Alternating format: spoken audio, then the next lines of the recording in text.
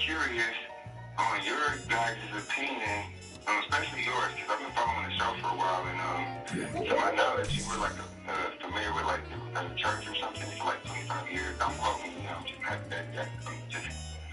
But also, I was just curious as to what you guys were actually talking about, which was, you kind of clarified it a little bit, but I was like in and out of the room, so I didn't get the whole conversation. But what would make a believer, somebody so strong in faith become a non-believer? And just to reiterate on something also you said earlier when you were reading the Bible, and the Bible says this and this and that, how come nobody mentioned discernment? You gotta have discernment to understand what you need to, and then whatever is misleading and confusing people, they deserve to get that.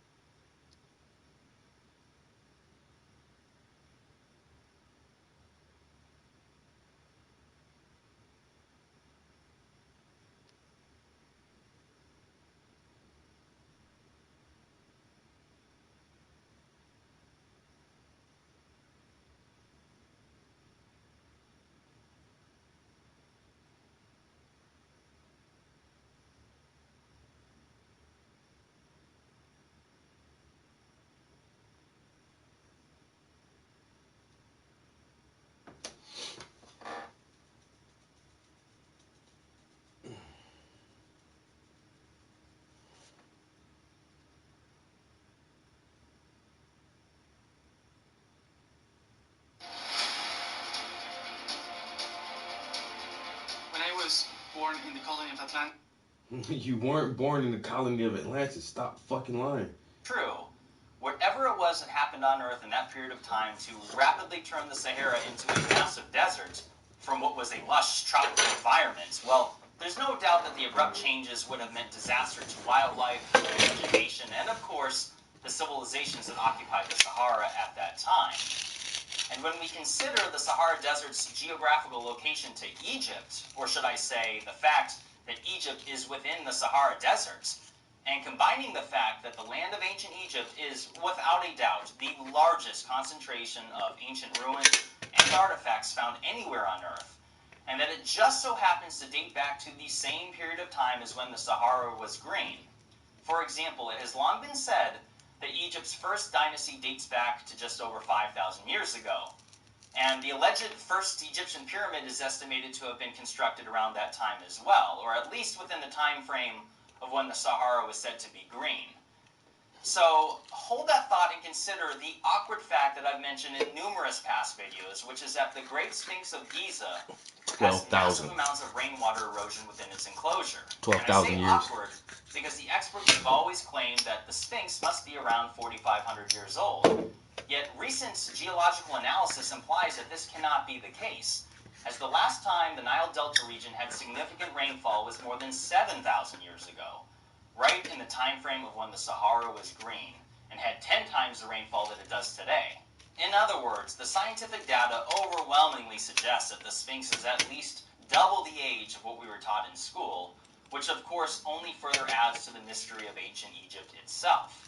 But think about what all of this means. The ancient ruins and relics that have been found from the Egyptians is concentrated largely around the Nile River. And this makes total sense, as civilizations exist where there's water. So combine that with the time frame estimates of when the Sahara went from a lush green tropical paradise to a massive barren desert several thousand years ago. Well, there's obviously a connection here. And going back to what I just pointed out regarding the ancient Egyptians developing their civilization along the Nile River, and while taking into account that the Sahara Desert was actually a hospitable environment made up of rivers and lakes at that same period of time, we should ask ourselves if the old legends stating that the Nile River once ran from west to east have merit. I mean, could this be true? Because let's not forget what Herodotus, the so-called father of history, had written and described in his literature at the time of 450 BC, which others later went on to create into a map after his death.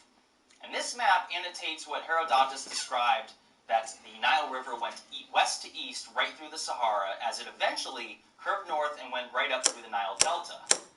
Notice how it originates in the Western Sahara, though, approximately in the land of what is now modern-day Mauritania, which just so happens to be the same geographical location of a massive network of ancient, dried-up rivers that were discovered by scientists in 2015.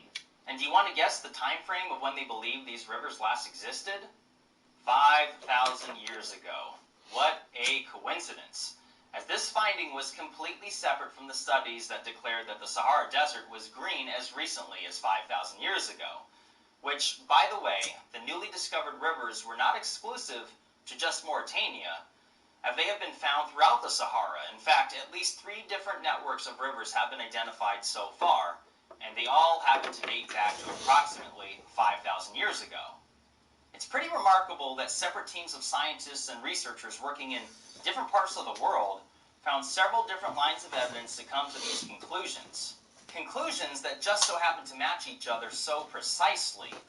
And the implications of this are enormous, because undoubtedly ancient humans would have lived and migrated along these networks of rivers that enveloped much of the Sahara, just as ancient Egyptians did so along the Nile River.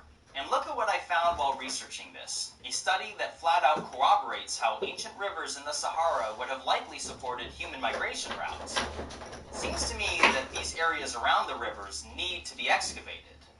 Now, take a look at this illustration of the network of rivers identified so far, and notice how it compares to Herodotus' map, which shows the Nile going east-southeast before it abruptly curves to the north. I find the similarity very interesting. Leave a comment and share what your thoughts are on all of this, and see if you see the comparison as well. But real quick, you'll likely remember me citing Herodotus' map last year in my 3rd video on Atlantis and the Rekot structure, as he had written and described the capital of Atlantis being located south of the Atlas Mountains in the Western Sahara. And later in this video, I'm going to share something very interesting with you that involves the Sahara Desert and the Rekot structure. People say I talk about some weird stuff, some far-out stuff. But how about that chair that you're sitting in? Is it solid? How weird is that? This reality is nothing like. But the point right now is that the latest scientific evidence shows us that a massive network of rivers traveled through the Sahara before whatever it was that happened to the desert, where it was then consumed with sand and long forgotten, not to be discovered until at least 5,000 years later. And speaking of being consumed with sand, here's something interesting to think about, which is the condition that Egypt was initially found when it was surveyed by outsiders in more modern times. Most of it was completely buried in sand for thousands of years. It's almost as if the actual people who created these mind-boggling structures were wiped out and erased from memory before others eventually arrived and made it their home. I mean, let's not forget that not one single hieroglyph or petroglyph shows anything about the pyramids. Literally nothing. Not one single one. Why is that? What's that about? I mean, hell, let's not forget the awkward fact that the modern language in Egypt is not even close to the same language that the dynastic Egyptians spoke. We have only made any sense of Egyptian hieroglyphs because of the Rosetta Stone. Just think about that. Could this be further evidence that 2 completely different civilizations lived there, thousands of years apart? Perhaps separated in time following the collapse of the Green Sahara? I mean, clearly something occurred in Egypt to erase so much and create the incredibly mysterious nature of this lost civilization that we debate so much about today. Much of which was somehow destroyed. Massive statues toppled over, and not only that, what on earth destroyed certain pyramids? There is more than one like this. An unexplained mystery that very few people are even aware of. And I say mystery because no, I do not believe that a bunch of angry people with copper sledgehammers did this, not for a second. However, that's a topic for another video that I'll certainly make, but getting back on the topic of the Green Sahara, it probably would have looked more like the Amazon than the desert that we see today. We really need to use our imaginations to wrap our heads around how different this area would have looked at that point in time, and what would that have meant for ancient human civilizations living there. And besides the vast network of rivers, I haven't even discussed the ancient dried up lakes that were in the Sahara at the same period of time as those rivers, one of which is said to have been the largest freshwater lake ever known to have existed. Ancient Lake Chad, which at one point covered nearly 140,000 square miles of surface coverage, or more than 360,000 square kilometers. To put that into perspective, all of the North American Great Lakes combined make up just over 94,000 square miles, or 240,000 square kilometers. Simply mind-boggling. And there were other massive lakes there as well, one of which, when at its highest level, covered more than 42,000 square miles, or more than 108,000 square kilometers. And it wasn't even discovered until later in 2010, but go figure, because look at what it looks like today. You would never know that anything was there at all.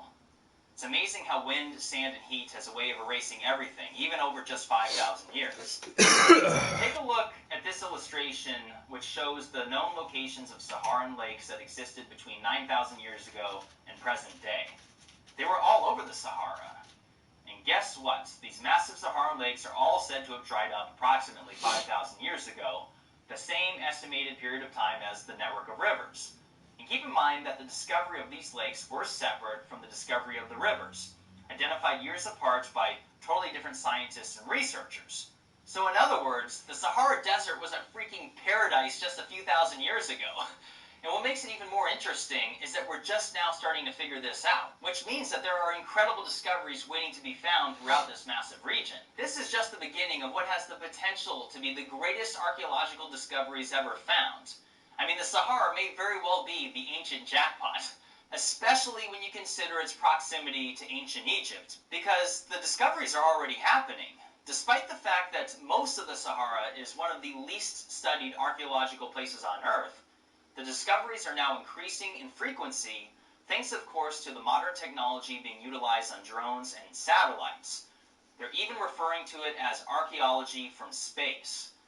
The high-altitude and space-borne radar technology is allowing scientists to conduct ground-penetrating radar that penetrates up to a few meters deep, and actually, that was what they were capable of back in the mid-1990s, so I have a feeling that the technology has developed significantly since then.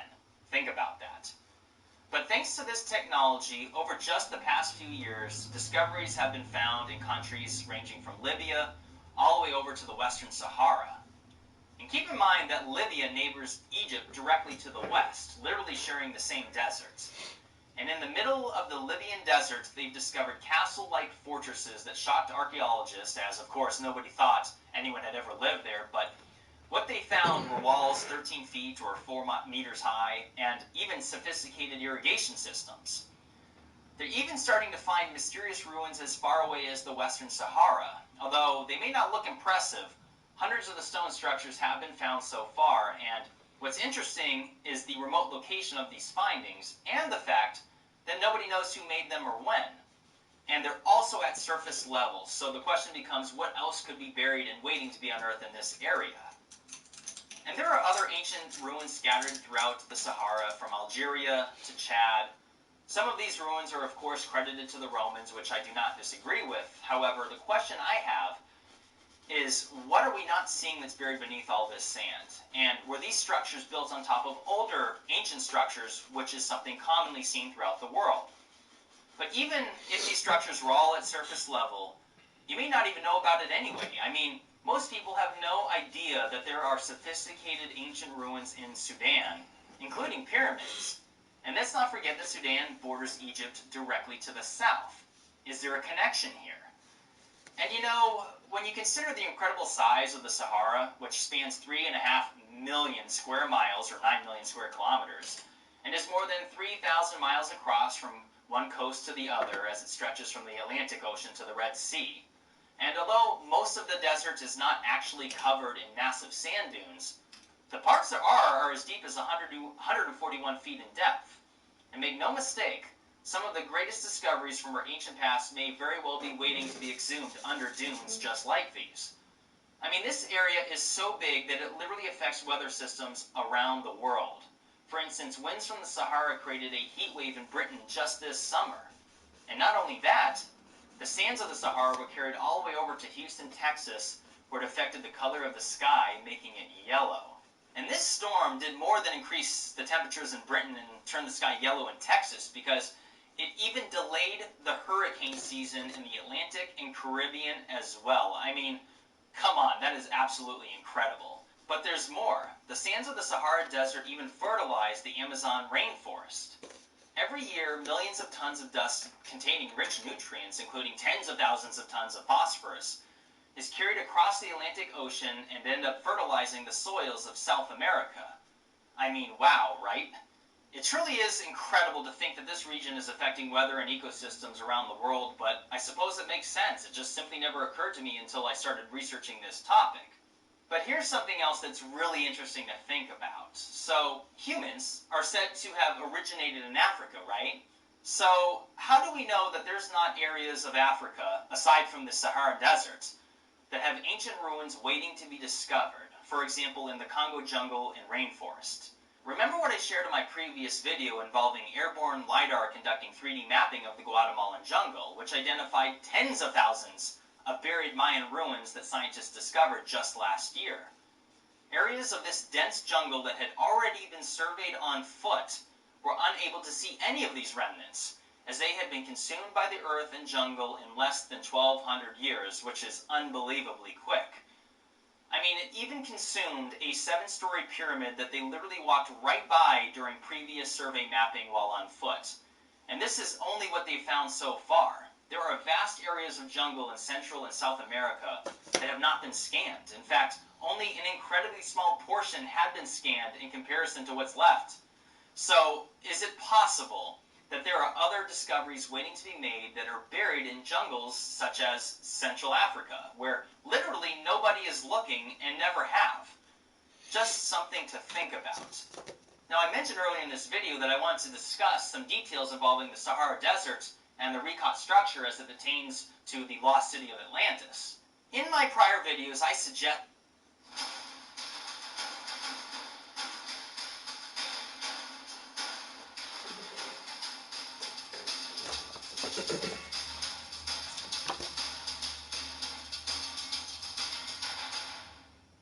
that North Africa appears to have been obliterated with tidal forces that may have originated from the Mediterranean Sea and flowed through the Rekot structure in Mauritania, which could have been what caused Atlantis' destruction, and that's assuming that this was Atlantis, as the legend states that it was consumed and fell into the depths of the sea. And by simply looking at satellite imagery, it's not hard to see the evidence of vast water erosion. Well, listen to this. In just the past few weeks, a shocking discovery was made that was based on a 20-year study conducted by scientists and researchers that proved that the ocean literally ran right through the heart of North Africa at one point in the past, allegedly tens of millions of years ago. And they're calling it the Trans-Saharan Seaway. And the implications of this are absolutely astounding. Just look at where it originates in North Africa and snakes its way through the Sahara, through the same location that I suggested in my prior video. And we now know that yes, this area that looks like water flowed right through it actually did.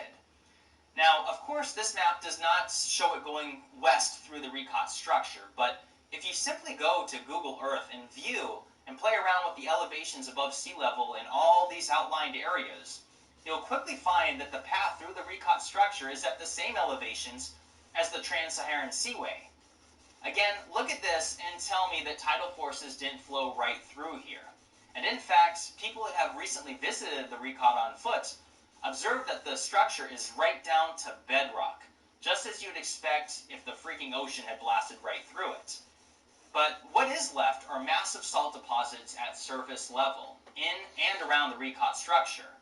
I did not include this significant detail in my prior videos because I wasn't positive on it at the time, but yes, it has since been confirmed. Without a doubt, the ocean was once here, so the question becomes when. And although there is of course doubt as to whether the Recon structure could be the location of the lost city of Atlantis, but I've since dug deeper and I've come across new information, much of which is unbelievably fascinating, and a few details that virtually nobody knows about. Information that will make even the skeptics of this location second guess and question what might be possible. But I'll stop myself there because there is a lot more to share, a lot more, and it's certainly debatable. So I'll have to make another video on the topic of the Recon structure in Atlantis, so look forward to that soon. And I'll also be making another video on Atlantis involving other possible locations such as Santorini and the Azores Islands and other places, so look forward to that. But the topic of Atlantis aside, what on earth is waiting to be discovered underneath the sands of the Sahara? I mean, mark my words, I'm telling you, in our lifetimes, there's going to be some massive discoveries that are going to happen in the Sahara that are going to blow our minds. Because if all of the Sahara, thousands of miles across, was green, tropical, vegetated with rivers and lakes, and humans originate from Africa, you can bet that people were living there. So the question becomes, what's there waiting to be found? But anyways, I'll close this up here. This is getting long, but I'm Jimmy. This is Bright Insight. Hit the like button and subscribe. And leave a comment and let me know what your thoughts are on all of this and everything that I discussed in the video. And without a doubt, there are other places around the world that are very likely to have an abundance of unknown ancient ruins waiting to be discovered, such as Central America, South America, and other places too. So anyways, guys, I'll leave it at that. Take care and look forward to another video coming real soon. Bye, everybody. When we see Pleiadian ships, we see a sphere of light, because the Merkaba moving so fast. The Atlantean civilization was the product of Arthurian people, but the first Atlantis was not about pyramids. It was about the temple within. They taught us how to relate with the world. Giants were the keepers of that wisdom, that information. The reptilians represented for us the negative and the positive. And we will explore in Anunnaki and how this created structure for the humans to transcend.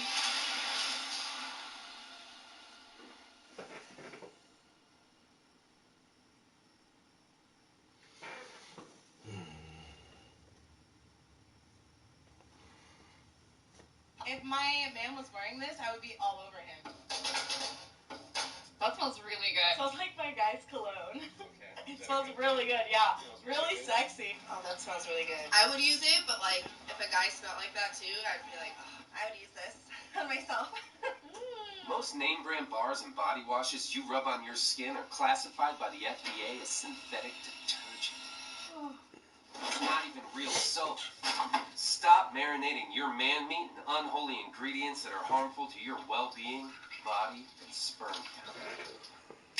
Start treating your body to the natural, nourishing, lathery goodness of Dr. Squatch soap. Get ready to step out of the shower feeling alive. I'm talking about natural, nourishing, cold-pressed, hand-cut soap for men.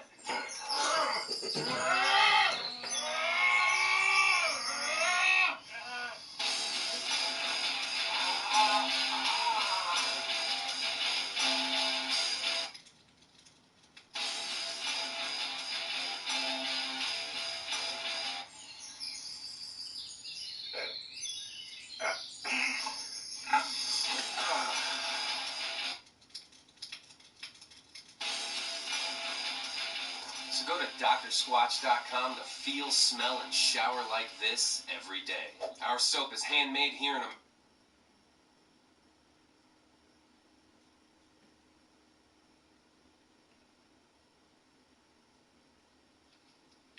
Makes it look like we're on a radio show. Yeah.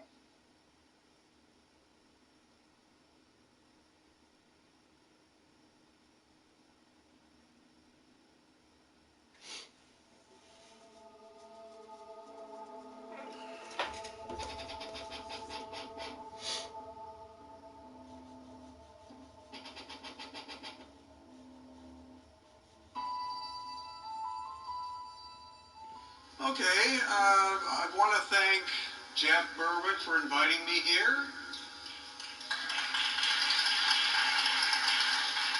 And I want to show you our history, but much more important, what we term forbidden archaeology. This is information and evidence that standard academics refuse to look at. And that's why it's important not to discuss things with academics, but to give it to you, the world, and have you decide. So, for example, this is Machu Picchu in Peru. And if you look at this picture, Machu Picchu was abandoned in 1535 by the Inca, and it was never restored. They left it intact. So when you look at this picture, you can see that the work on top is very crude, and the work below is megalithic. So that's a big difference in terms of construction. How could this be the work of one set of builders? Also, you notice the gaps in the large stones below. I was there with a geologist, and she said that would be the result of an earthquake of 9 to 9.5. So if this earthquake had happened during Inca times, then clearly the stones on the top would have fallen down. So what I'm going to be discussing is an ancient series of cataclysmic events that happened, destroying very advanced civilizations, and then the collapse of humanity. And it took 6,000 years before humanity could group back together again and create the civilizations we understand, such as Sumeria, Egypt, and the Indus Valley. People are not asking the right questions. They're not asking the right questions because they kind of think we already know the answers. Technology is... And again, the important work being done now is being done by independent researchers, not by academics. So here we have Stonehenge.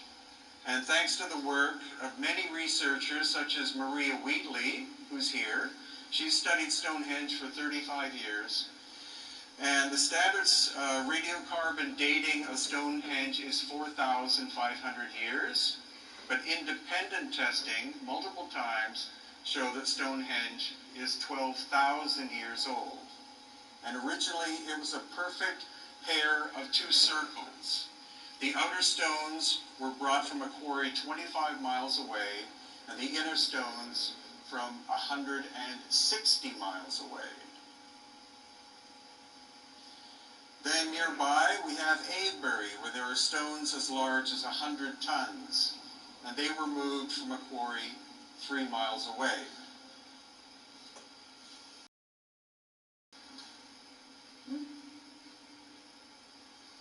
So, looking more at this cataclysm, of course we all know of the flood from the Bible, but there are more than 400 indigenous cultures that talk about a series of cataclysmic events that destroyed their world, whether that was an island or a continent or whatever, very much in the distant past. And thanks to scientific evidence, we're able to see that there was a series of cataclysmic events that happened likely from things that came from outside of our solar system, came into our solar system, and wreaked havoc. And also thanks to recent advances in technology, this, of course, is the mythical city of Atlantis. But thanks to modern mapping and things like that, a lot of attention is being focused on this, which is called the Richat structure in Mauritania. And some academics think it's a collapsed volcano, which is unlikely. Others think it's an impact from a meteor, which is unlikely. And actually Josh, who was just up here, is going to be going and exploring this place in person. So you can see it's a series of rings with ridges, and that's exactly the way that Atlantis is described. It's been measured at 23 kilometers in diameter, which is supposedly the diameter of Atlantis.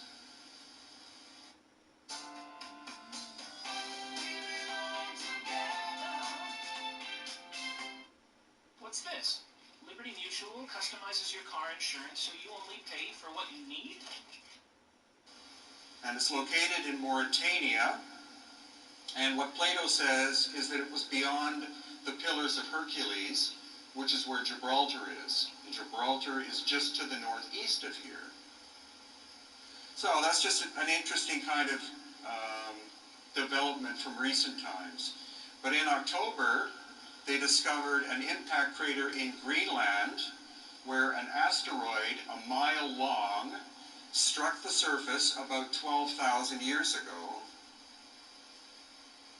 And this is the size of the impact crater that was created. It was made of nickel iron, and it hit with a force of 47 million Hiroshima bombs. So that possibly could have destabilized the planet, and that's what I'm going to be getting into. The big question is, why is our planet at 23.5 degrees? Why is it like this?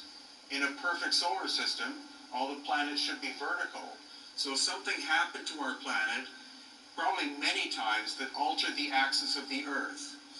And this is some of the evidence. We have the megafauna of North America, of which there were 120 species, and they all died off, all millions of them, over the course of less than 1,000 years. So that wasn't simply a climate change, it wasn't the destruction by native people. I think what happened is that this massive destructive event caused the axis of the Earth to shift very rapidly. And that's why hundreds of thousands of woolly mammoths have been found in Siberia with fresh buttercups in their mouths. They were eating food 1 minute, they were flash frozen the next minute. And so a number of different theories cover this. Work by Allen and Dallaire, who believe that a number of comets or comet fragments entered our atmosphere and struck the Earth and altered the axis. And they believe this happened about 12,000 years ago. And then following up on this is the work of Barbara Hahn Clow. And she believes as well that this happened 12,000 years ago and created an effect on what was left of humanity called catastrophobia. It was so devastating that it caused mental anguish for thousands of years. And she believes that the so-called caveman period is from 12,000 years ago to 6,000 years ago. That because of all of the devastating effects, those that survived had to find refuge somewhere underground. And again, 12,000 years ago. And then the work of Dr. Paul Laviolette with his superwave theory. And with this, he believes that every 13,000 years, the center of our galaxy emits energy that goes across the galactic plane. That includes radiation. So he believes the last event of this sort happened 12,000 years ago and included this energy going straight through our sun and sending pulses of plasma towards our planet, causing the vaporization or rapid melting of much of the North Pole, and then the sea levels rose by 350 to 400 feet very rapidly. That flood. And backing this up is the work of Dr. Robert Schoch, who again believes that solar outbursts happened 12,000 years ago that melted the poles very rapidly, rapidly rising the sea level and destabilizing the planet. So not just the asteroid striking, but suddenly you have ice turn to water, and that would cause the Earth to destabilize, and then finally it would find a balance point. And from that, I was able to write my own book, Aftershock, about these devastating events that likely took place over the course of 300 or 400 years. So the people are gone, the written records are gone, and what we're left are stone constructions. So this is in Cusco, Peru. And you can see on the right-hand side, super tight-fitting stonework of great precision. And then on the left-hand side, much cruder work, some stones being put back into place, and then when they ran out of that material, they had to find other stone to put in. And when we look at the first topographical map of the city of Cusco by the Spanish, you can see thin walls and thick walls. So that shows you around 1535 that this map maker was distinguishing between the megalithic structures, which are the thick walls, and the thinner walls, which are the Inca repairs. And you can see none of the megalithic structures are intact, so Cusco was hit by a devastating series of cataclysms.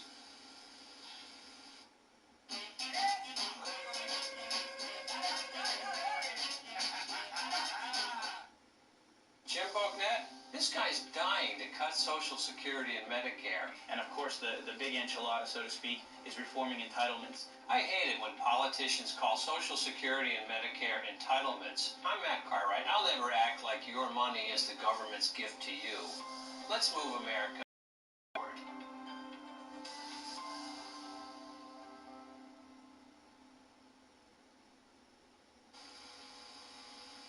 And then also in Cusco we have these polygonal structures. So what you're looking at is the early megalithic construction on the bottom, and then the Inca repair work above it.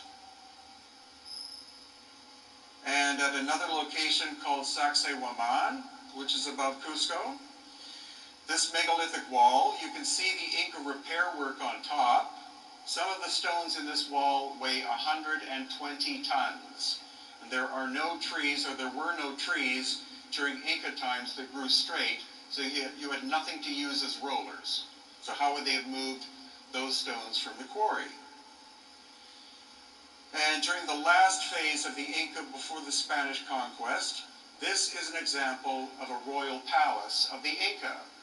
So you can see it's made basically up of mud walls.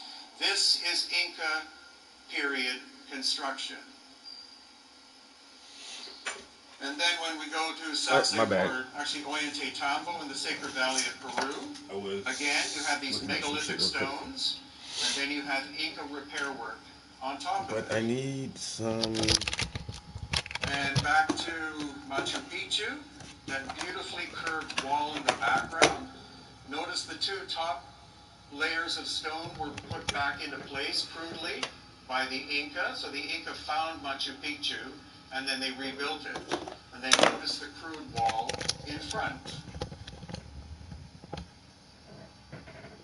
And also at Machu Picchu, a three-sided structure. The right-hand side has sunk down by 2 feet. And again, I was there with a geologist. She said that is a 9 to 9.5 earthquake. If it had hurt or damaged this wall this much, the rest of the city would have been devastated if all of this construction was done during Inca times. And this is a location called Sayhuite.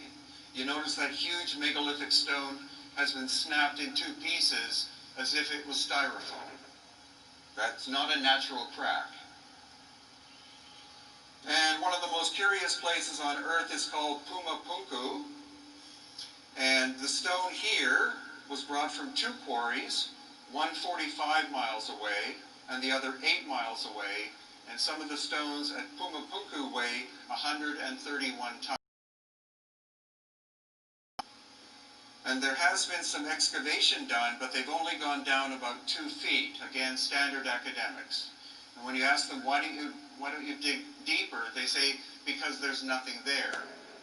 But independent ground-penetrating radar has found that there are giant chambers underneath Pumapunku that the government doesn't want excavated.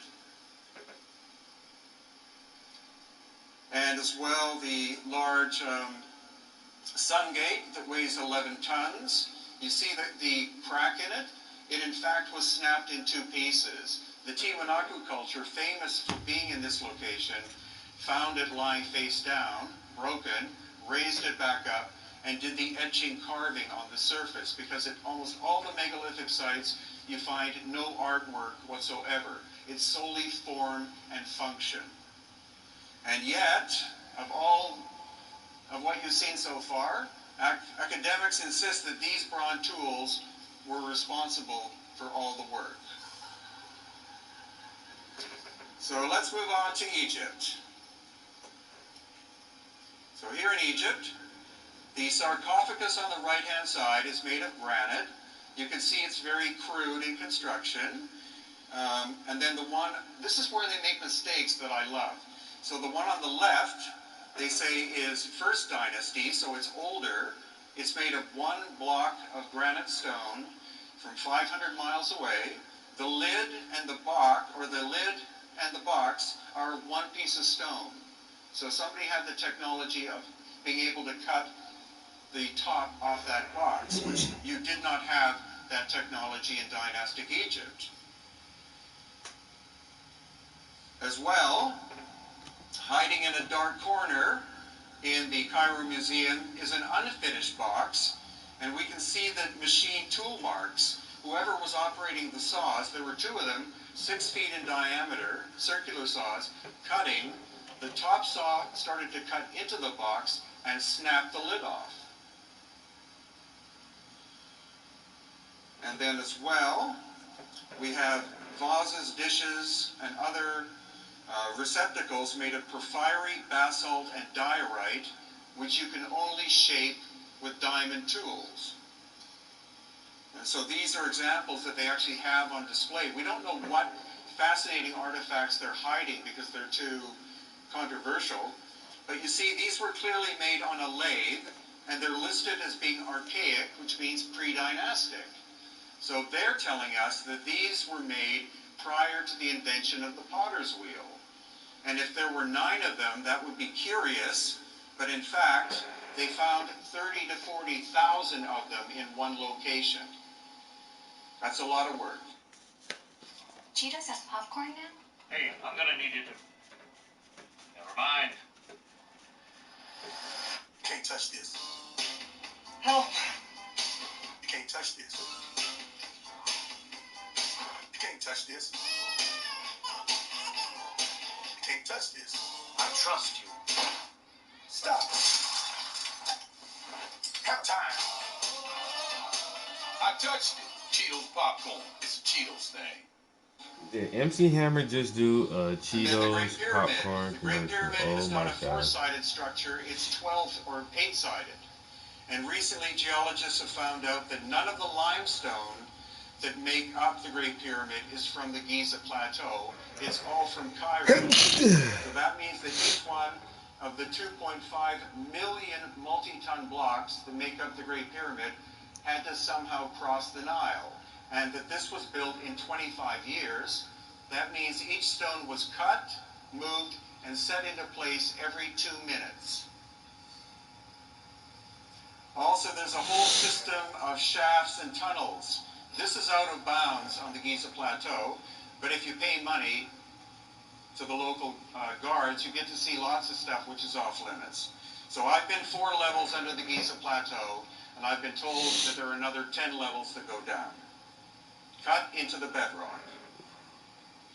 And we find abundance examples of saw marks, and also what's called the feed rate, which means the speed at which the saw was moving. So we had an engineer, and the engineer said that the saw was penetrating this basalt stone at 3 millimeters per movement, which is 500 times more efficient than a modern diamond tool.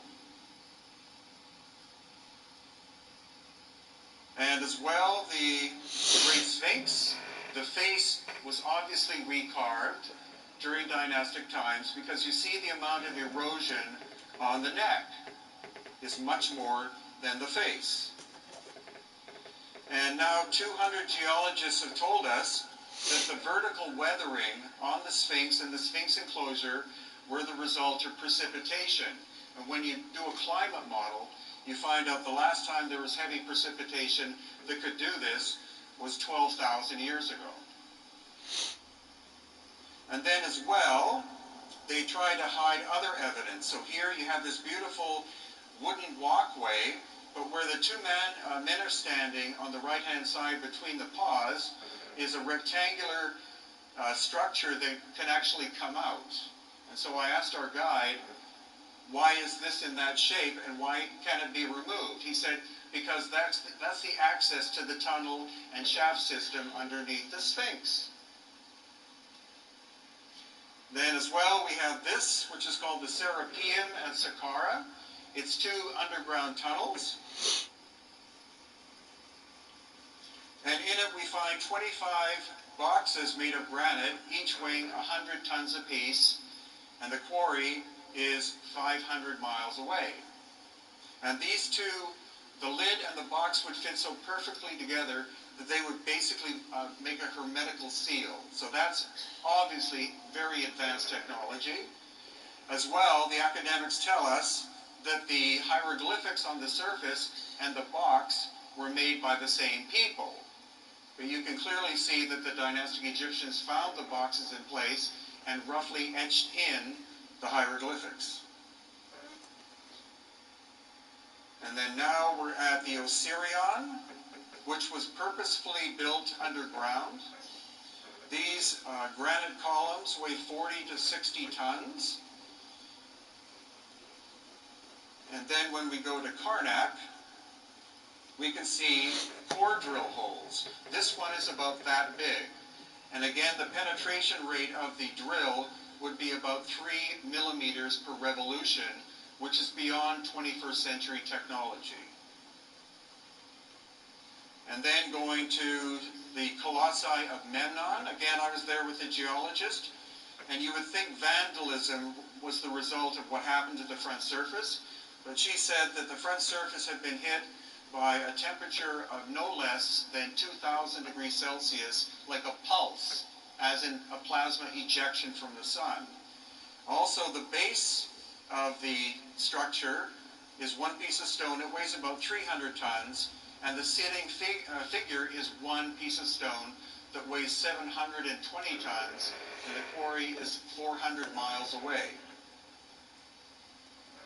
As well, in case you didn't know, this is the Valley of the Queens. We were able to travel underground in the Valley of the Queens for about an hour. And the Valley of the Queens and the Valley of the Kings are interconnected. So there's a whole tunnel system that goes underneath. The dynastic Egyptians discovered these shafts and tunnels and used them for funeral purposes. They did not make them, because some of the shafts are more than 500 feet long and 15 feet wide and 15 feet high. And then we have the unfinished obelisk, 1,200 tons. How were they planning on getting that out of its pit? And also a place you may have never heard of called Tanis. The way you get to Tanis is you drive through the Nile Delta for 2.5 hours through beautiful lush farmland. And when you get to Tanis, there are 4 plants growing. And when you walk the surface, it's like walking on the moon. It's like pulverized dust. What we found out is this is another location that was struck by some kind of massive heat force. And it's evidenced by some of the statues that they found. If you see the background there, that's the original level. They had to dig down to find Tanis. So you can see that this sculpture, the right-hand side, has been burnt by heat. And then this one, the toes are melted. This is another example. This is a piece of quartzite. The kind of pinky color is normal, but the discoloration is from a burst of massive heat. And then finally, in Egypt, this has only been open to the public for 2 years. It costs $3,000 to rent it for 2 hours. But the great thing is that Egypt has been one of the most secretive countries in the world in terms of you're not allowed to see this, you're not allowed to see that. They actually decided to open this up to make money. So Egypt is opening up this way. So I said, I don't care what it costs. We paid our $3,000, and this is a glimpse of what you get to see. So you enter into the bedrock, then you go down a ladder, 40 feet to the first level, and then this is my wife going down the ladder. Then you enter this chamber, which is about 15 feet by 30 feet underground, and you get to another big chamber that has 2 massive boxes in it. And then finally, you go down to the 3rd level, which is another 60 feet. So you get to go down more than 200 feet under the Giza Plateau. So that's the great thing. The new Minister of Supreme Antiquities is starting to open doors that have been rusted shut, open to the public, which thank God for that. And this is what you find at the very bottom. This is Yusuf Awiyan standing on a box. We're not sure how they got the box down the series of shafts, but then this pool of mysterious crystal water. As well, when you go to Luxor, you notice that it has this sudden angle. The upper area is the megalithic pre-dynastic. The lower area is dynastic. So between the pre-dynastic and dynastic times, that gives us evidence that the axis of the Earth suddenly shifted. Because all the sites are perfectly aligned to north, south, east, and west.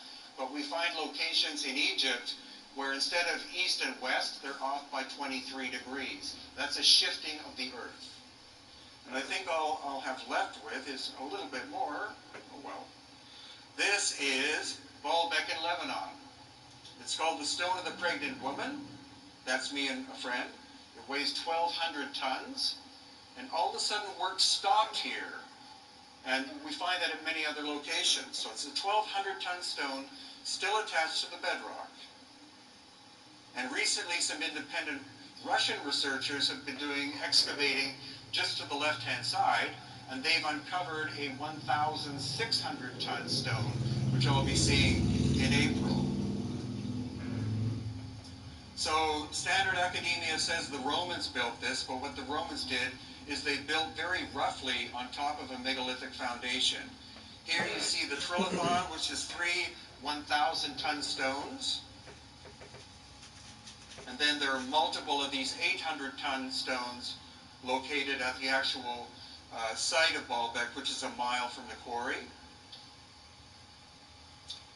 And then again, inside, you see the 800-ton stones with the rough construction by the Romans on top. And I guess all be allowed to do left is Petra. You all know this picture. This is 1% of Petra. Petra is 7 miles long, or 12 kilometers. It took us 8 hours to get from one end to another. And what you see are these massive chambers, like hundreds of them, cut into quartzite stone. So as you walk along, you see chamber after chamber after chamber. There are so many of them, they even turned 2 of them into bathrooms. And then this one, we can see the machining tool marks here at an angle. That's my wife. This is one of 5 chambers where 300,000 cubic feet of material was removed to make it. And when you get to the final end, again, look at the sense of scale of construction. This goes on for 7 miles. And there are sister sites located at what's called Little Petra, and also this is in Saudi Arabia. And if you didn't know, under the Western Wall in Jerusalem, there's a stone block that weighs 500 to 600 tons, not done by the sons and daughters of Israel, maybe during the Canaanite period. Then there's lots of megalithic stuff in Greece and Italy and Japan and Easter Island. And I'm afraid that's all I have time. But I hope you're mildly overwhelmed by what you were able to see. Thank you.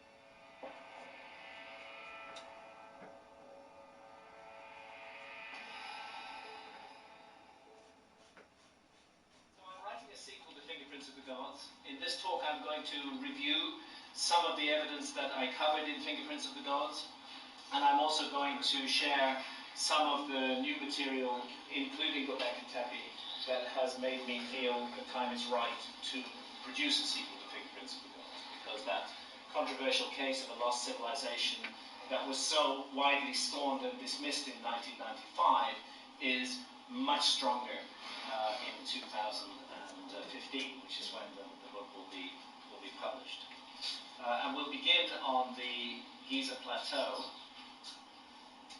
and with, of course, the last surviving wonder of the ancient world, the Great Pyramid, which I know many in this room have visited and been stunned by. And those are the statistics: 13.1 acre footprint, 6 million tons in weight, 2.3 million individual blocks of stone.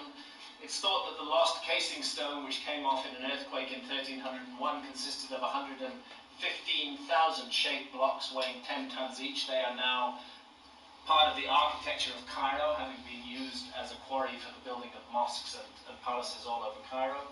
And that they covered an area of 22 acres, and the angle of slope is 52 degrees. And should you wish to climb the Great Pyramid illegally, this is the corner I recommend, which is the southwest corner. Bear that in mind. Egypt is a country where things can be done with money, and it is still possible to climb the Great Pyramid at night, and sometimes at other times just part with a few Egyptian pounds and take your life in your hands. 52 degrees, follow that corner, try and go up any other side, you're going to get lost. This corner, I've also been up the southeast corner, but it is much more difficult climb than the southwest corner. Seth and I have climbed the Great Pyramid 5 times altogether. The pyramids tower over modern Cairo, and you have this epic sense of a remote and mysterious past which hangs over that cluttered, noisy city. And Santa took this photograph from an Egyptian military helicopter hovering over the village of Nazlet al-Saman at the foot of the Giza Plateau. And we are right now northeast of the Great Pyramid complex. And it's a sign of how enormous these pyramids are, that the Great Sphinx is actually quite difficult to see in the picture. The Great Sphinx being 70 feet high and 270 feet long, and there is Sphinxy sitting there, gazing across the Nile Valley. Let's swing around now to the western side, and we're looking at the north faces of the 3 Great Pyramids here. We can see why Egypt is referred to as the gift of the Nile, since this is the Nile Valley, full of fertility and life, while off to the west is the sere and inhospitable western desert. There would be no life in Egypt were it not for the amazing fertility and gift of the Nile Valley. And again, here is the Sphinx gazing east across the Nile Valley. Come closer now, and forgive me if some of you have seen parts of this before on YouTube, but this is a story I really like to tell. Here is the north faces of the 3 Great Pyramids, where the true entrances of all of them are found. This is Mamun's hole, which was the and you can see that there is half a course of masonry left on the south side, stones left at the top part of the second pyramid. And you must envisage the Great Pyramid as at one time being entirely covered in highly polished limestone facing stones like this. And finally, we get to the very top, and there I am, a much younger man before my hip was replaced. But I still think I could leap up there like a mountain goat, thanks to the wonders of modern surgery. This was one of our illegal climbs. We did actually a couple of legal ones where you have to sign your life away at the bottom and tell the Egyptian police that if you have a fatal accident, you and your descendants will not hold the Egyptian government responsible. And you can see that there's a lot of graffiti cut into the blocks on the top of the Great Pyramid. Some famous names are there, including Gerard Mercator, the map maker who is responsible for the Mercator projection, who climbed the Great Pyramid in the 1500s. Just one step below me here, I found a very familiar name, which was the name P. Hancock, with the date 5th of April 1960. And this is the story I need to tell. Forgive me if you've heard it before, but my grandfather was called Philip Hancock, and he was a chaplain with British forces in the First World War in Egypt. So I had to think that that might have been my grandfather who left his graffiti there. But I could check it because my father had my grandfather's diaries, which were inscribed on tiny little diary books, dozens of them actually. And I called him out when we came down, and I asked him to fish out Grandpa's diaries, which I knew he kept in the drawer in his desk in his study, and to search for the date 5th of April 1916. And I heard him rustling through the pages, and finally he came back on the line, and he said, "Yeah, I found it, but there's just one line here." I said, "What does that line say, Dad?" He said, "Climbed Great Pyramid today." So I do feel a connection. So sadly, my father passed away in 2003. Samantha and I took him to the Great Pyramid in 1999, but he was already in quite an advanced state of cancer at that time and was unable to climb the pyramid, although I know he would have loved to do so. So the Great Pyramid stands on latitude 30 degrees north. This is not a random latitude, of course. It's 1/3 of the way between the equator and the North Pole. According to Egyptologists, it is a random latitude. Everything about the Great Pyramid is random because it was created by semi-savages who were incapable of thinking logically about anything. So it's an accident that it's situated on latitude 30 degrees north. It's also a kind of accident as well that it's just almost perfectly aligned to true north, within 3/60ths of a single degree. This is one of the reasons why I don't feel I need aliens to explain the Great Pyramid. Because aliens who had the technology to cross interstellar space would have the technology to align this monument perfectly to true north. It's almost perfect. It's incredibly good workmanship. As human workmanship go, it's uncannily good. But I don't think it's interstellar space technology. Likewise, the side lengths of the Great Pyramid vary by as much as 7 inches. That across 750 feet isn't much either. But again, if you were interstellar traveling aliens and you built this, I think you would get it spot on. I think it bears all the hallmarks of human workmanship of a very advanced level, much more advanced than history gives credit for in the epoch of 2500 BC. So it's just 3/60ths of a degree off true north across that whole 13-acre footprint. And it really takes astronomy to align the monument that precisely. It tells us that the builders were astronomers. This I went into in Fingerprints of the Gods, and I think it's highly significant that the dimensions of the Earth are built into the dimensions of the Great Pyramid on a scale of 1 to 43,200. Again, Egyptologists are aware of this, and again, in their way, they say that it's a total coincidence and it has no meaning whatsoever. But if you take the height of the Great Pyramid and multiply it by 43,200, you get the polar radius of the Earth. And if you measure accurately the base perimeter of the Great Pyramid and multiply it by the same number, you get the equatorial circumference of the Earth. And it's interesting that Isaac Newton in the 1600s had an intuition, or perhaps it was based on his studies of ancient texts, that the dimensions of the Earth were coded in it. My dream is to help people understand how the universe operates so that each person can find their own unique purpose within the cosmic plan. Yeah, whatever, bro. Whatever. My dream is to help everyone to figure out how the universe works. They could scale up the Great Pyramid and get the dimensions of the Earth. John Greaves was not able to do an accurate measurement because the pyramid was covered to a great height in sand at that point. But it's interesting that Isaac Newton had that idea. Certainly, in 2500 BC, when this monument is supposed to have been built, it is held by mainstream academics that nobody had knowledge of the dimensions of the Earth. Indeed, did not even know that we lived on a planet. But there you go. In all the centuries of darkness, when we did not know the dimensions of the Earth, and indeed didn't know that we lived on a planet, really, All you had to do was measure the Great Pyramid, scale it up by 43,200, and you would get precisely a printout of the dimensions of our planet. It's one of the ways, along with that orientation to true north, that the Great Pyramid speaks to the planet on which it is placed. I don't think it's coincidental at all, because this is not at all a random number.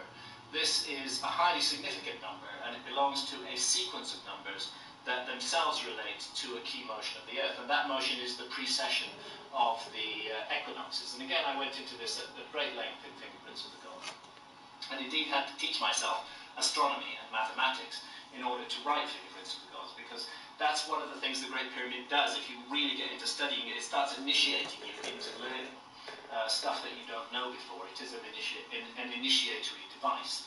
At any rate, the precession is thought to be caused by a wobble on the axis of the Earth, caused by the competing gravities of the Sun and the Moon.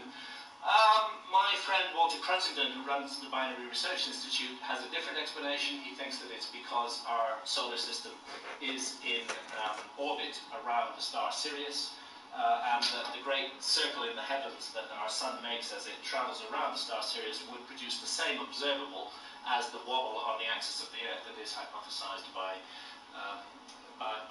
geographers today. But let's just go with the wobble theory for the moment. And what it is, it's rather like a spinning top, which when it's slowing down begins to do this. And what it means is it's most observable at the pole star. Today our pole star is Polaris.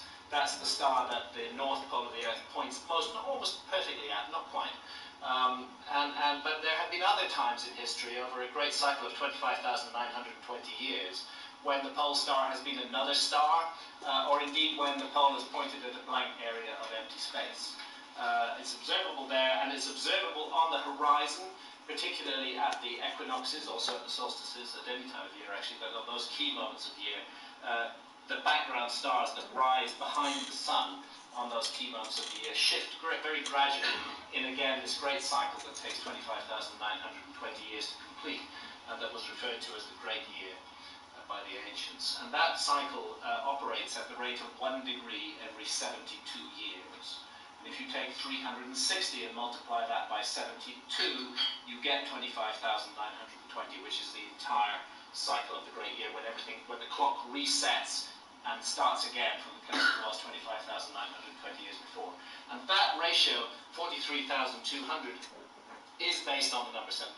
It's exactly 600 times the number 72. So I would say if the ratio was 1 to 57,815, it would be less impressive than it is at 1 to 43,200, because that is a significant ratio relating to a key motion of the Earth itself. And furthermore, it belongs to a series of numbers that are found in ancient mythology all around the world.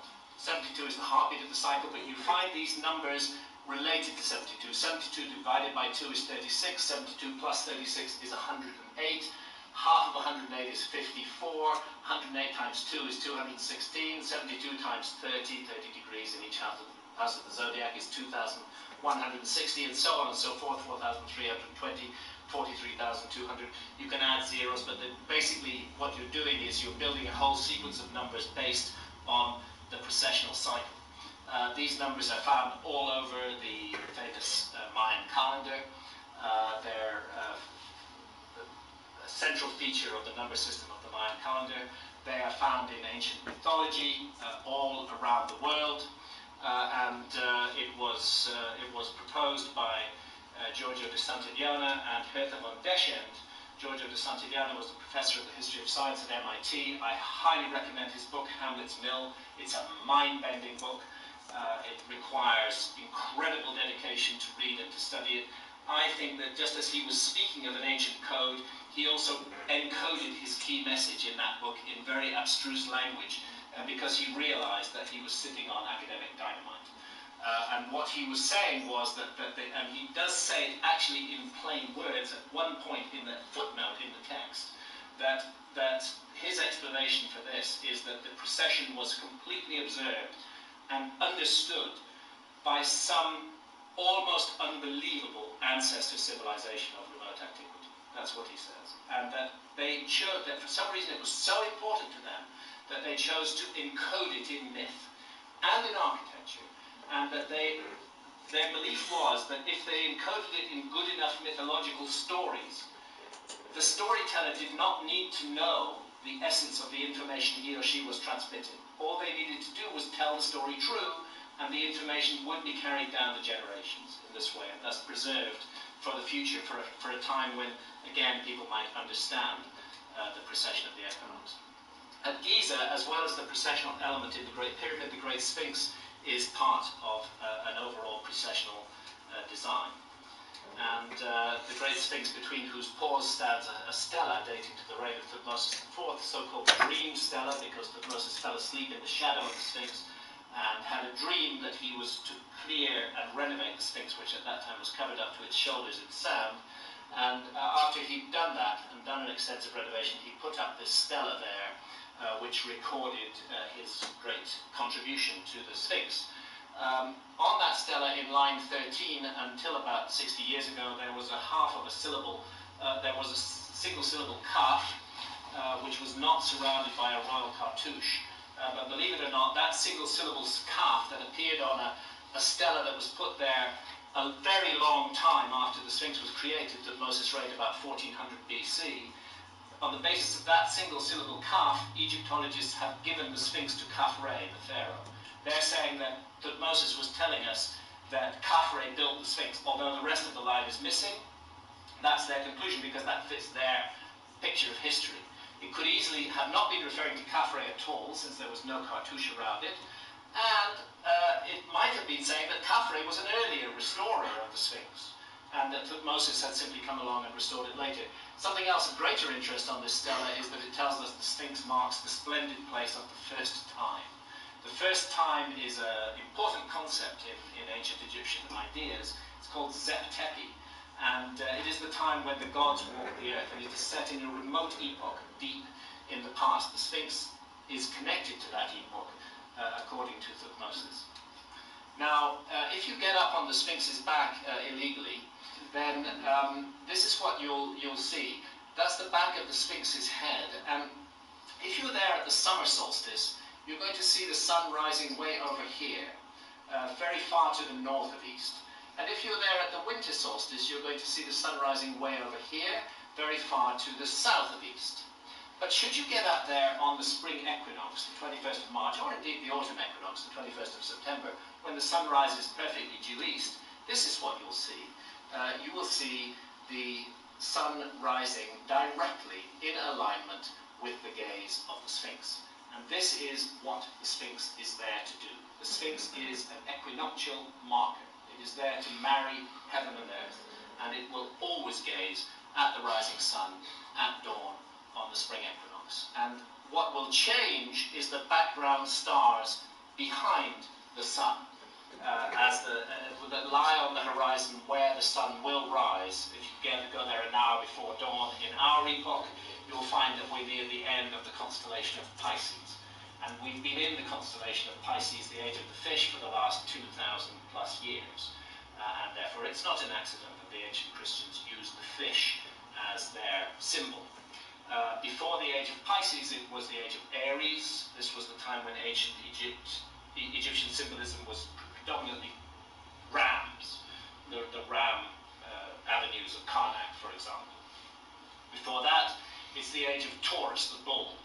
We have the Apis bull ceremony in ancient Egypt, and the symbolism of bulls is key in the previous precessional epoch. And in our time, we're just on the cusp of Aquarius, of Pisces and Aquarius. And that's what it means by the song, "We live in the dawning of the age of Aquarius." We do indeed. We're not quite there yet, as we all know, but we're on the cusp. My name is Joe. I'm a sustainability science researcher at Amazon. Climate change is the fight of our generation, and the biggest obstacle right now is we're running out of time. Amazon now has a goal to be net zero carbon by 2040. We don't really know exactly how we're going to get there. It's going to be pretty hard, but one way or another we're going to reduce our carbon footprint to net zero. I want my son to know that I tried my hardest to make things better for his generation. We're in one of those cusp moments in human history as the zodiac tells our story, and it certainly feels like a cusp moment today. So the procession operates in the opposite direction through the zodiac to our annual passage through the zodiac. Instead of going Aquarius, Pisces, Aries, Taurus, Gemini, Cancer, Leo, it goes the opposite way. Leo, Cancer, Gemini, Taurus, Aries, Pisces, Aquarius. And it does so at the rate of 1 degree every 72 years, and the total of the great year is 25,920 years. And as my good friend and oft-time co-author Robert Bauval has, I think Robert's contribution to Egyptology is enormous. And I think in future generations he'll be recognised as a genius who really cracked the essential code of the pyramid. I personally, no doubt, I know Andy disagrees, but I'm personally in no doubt that Robert is correct about his Orion correlation theory. The constellation of Orion was seen as the celestial image of the god Osiris, who presides over life and death, the king of the netherworld. And it's highly appropriate that his image should be placed upon the ground in this extraordinary site, the Giza Plateau. And Robert and I working together on Kepler Genesis in 1996, precessing the skies using astronomical software, which is something that you can do very easily. In ancient times, you had to have an incredibly gifted mind to envisage the changes in the skies, really good math, but now with computer software, anybody can do it. And there's just this really interesting thing that happens at dawn on the spring equinox in 10,500 BC. Actually, it's pretty good between 10,000 and 11,000 BC. Precessional changes operate very slowly. And that is that just at the moment that the sun breaks the horizon, with the constellation of Leo the Lion housing the sun at that time, at just exact moment, that exact moment, like the two arms of a clock, the constellation of Orion is crossing the meridian due south. The meridian is the north-south line that divides the sky above your head. Constellation is crossing the meridian due south just as the sun strikes the horizon. Therefore, we don't think it's an accident, and we don't think it can be explained away in any other way. That at this time, you have a lion-bodied monument gazing at its own image in the sky, and you have the three pyramids on the ground in a very close resemblance to the pattern of the three stars of the belt of Orion, as you would intuitively draw them if you looked at the sky and made a drawing of the three pyramids of the ground and then laid that drawing flat on the ground in front of you. We don't think that this is an accident at all. We think it speaks very strongly of the correctness of the Orion correlation and of the role of Leo, and the whole thing appears to be an attempt to bring down heaven to earth, as above, so below. Not in the epoch of 2500 BC. You'd have to be astronomically illiterate to build an equinoctial marker in the form of a lion in 2500 BC. If you were going to build that equinoctial marker in 2500 BC, you'd have to build it in the form of a bull, because that's the age of Taurus. And it's absurd to suggest that they would have made a lion equinoctial marker at that time. But that's what we have. And since Osiris was said to have ruled in Zet-Kepit the first time, we shouldn't be surprised that the astronomical layout of the site hints at extremely ancient origins. I think that they're using precessional astronomy to draw attention to the epoch between 10,000 BC and 11,000 BC, between 12,000 and 13,000 years ago.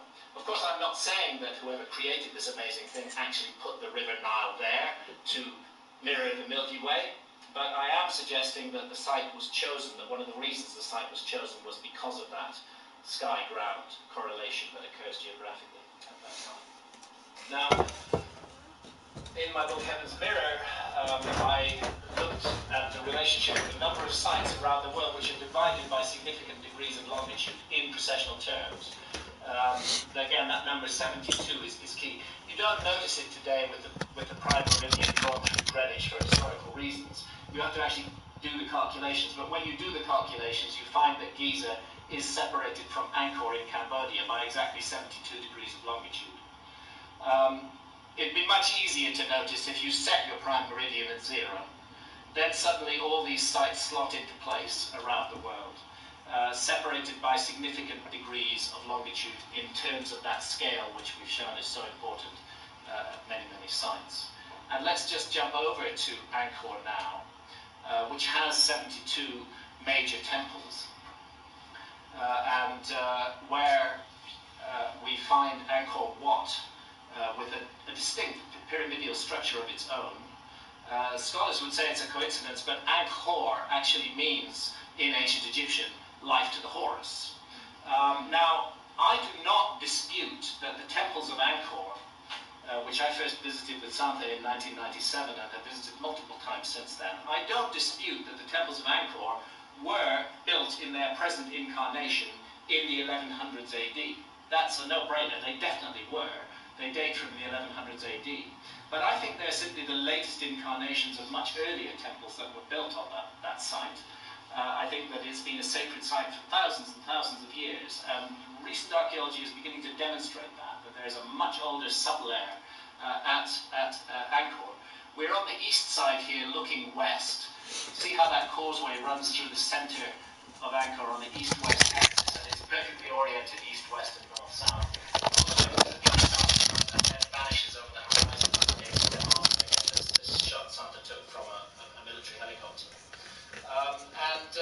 Interesting thing happens if you stand smack in the middle of that causeway, roughly there, at dawn, on the spring equinox, the same time that the Sphinx marks, the same time of year that the Sphinx marks. If you stand there at dawn and look east at the rising sun, you see it peep up over the central tower, roll up the side of the tower, and finally sit perfectly squarely on top of the central tower at dawn on the spring equinox. And of course, that's when you understand whatever else Angkor is meant to do is definitely meant to speak to this moment.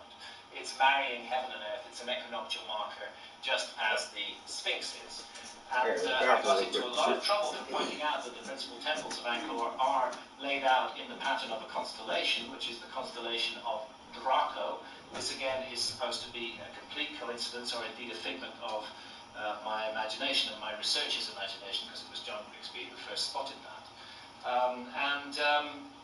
Actually, I don't think it is a figment of the imagination. The relationship between the constellation of Draco and the key temples of Angkor is very strong, and it even extends to the temples down near Roloas, and it extends to the western Mabon, where we do see Cygnus coming into the picture, it involves a number of peripheral stars as well as the key stars of Draco. And what's really fascinating about it is that the correlation only works perfectly on the spring equinox between 10,000 and 11,000 BC, the exact same date that Giza prints out.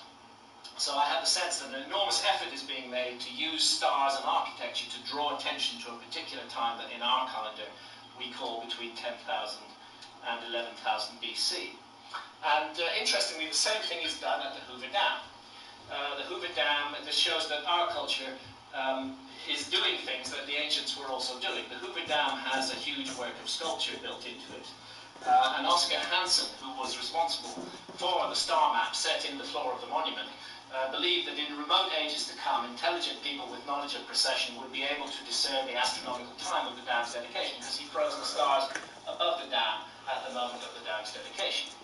Now, in a sense, I mean, who gives a damn, when the Hoover Dam goes up? But what this tells us is that the idea of using a universal language of astronomy and architecture to speak to certain dates is perhaps not so strange as it might seem at first, because we ourselves do it. After all, you cannot predict in 10 or 12,000 years' time that the language you speak will be understood by anybody.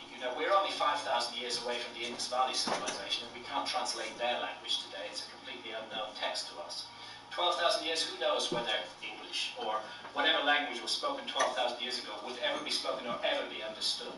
Or even if it was, if any inscriptions would survive that length of time.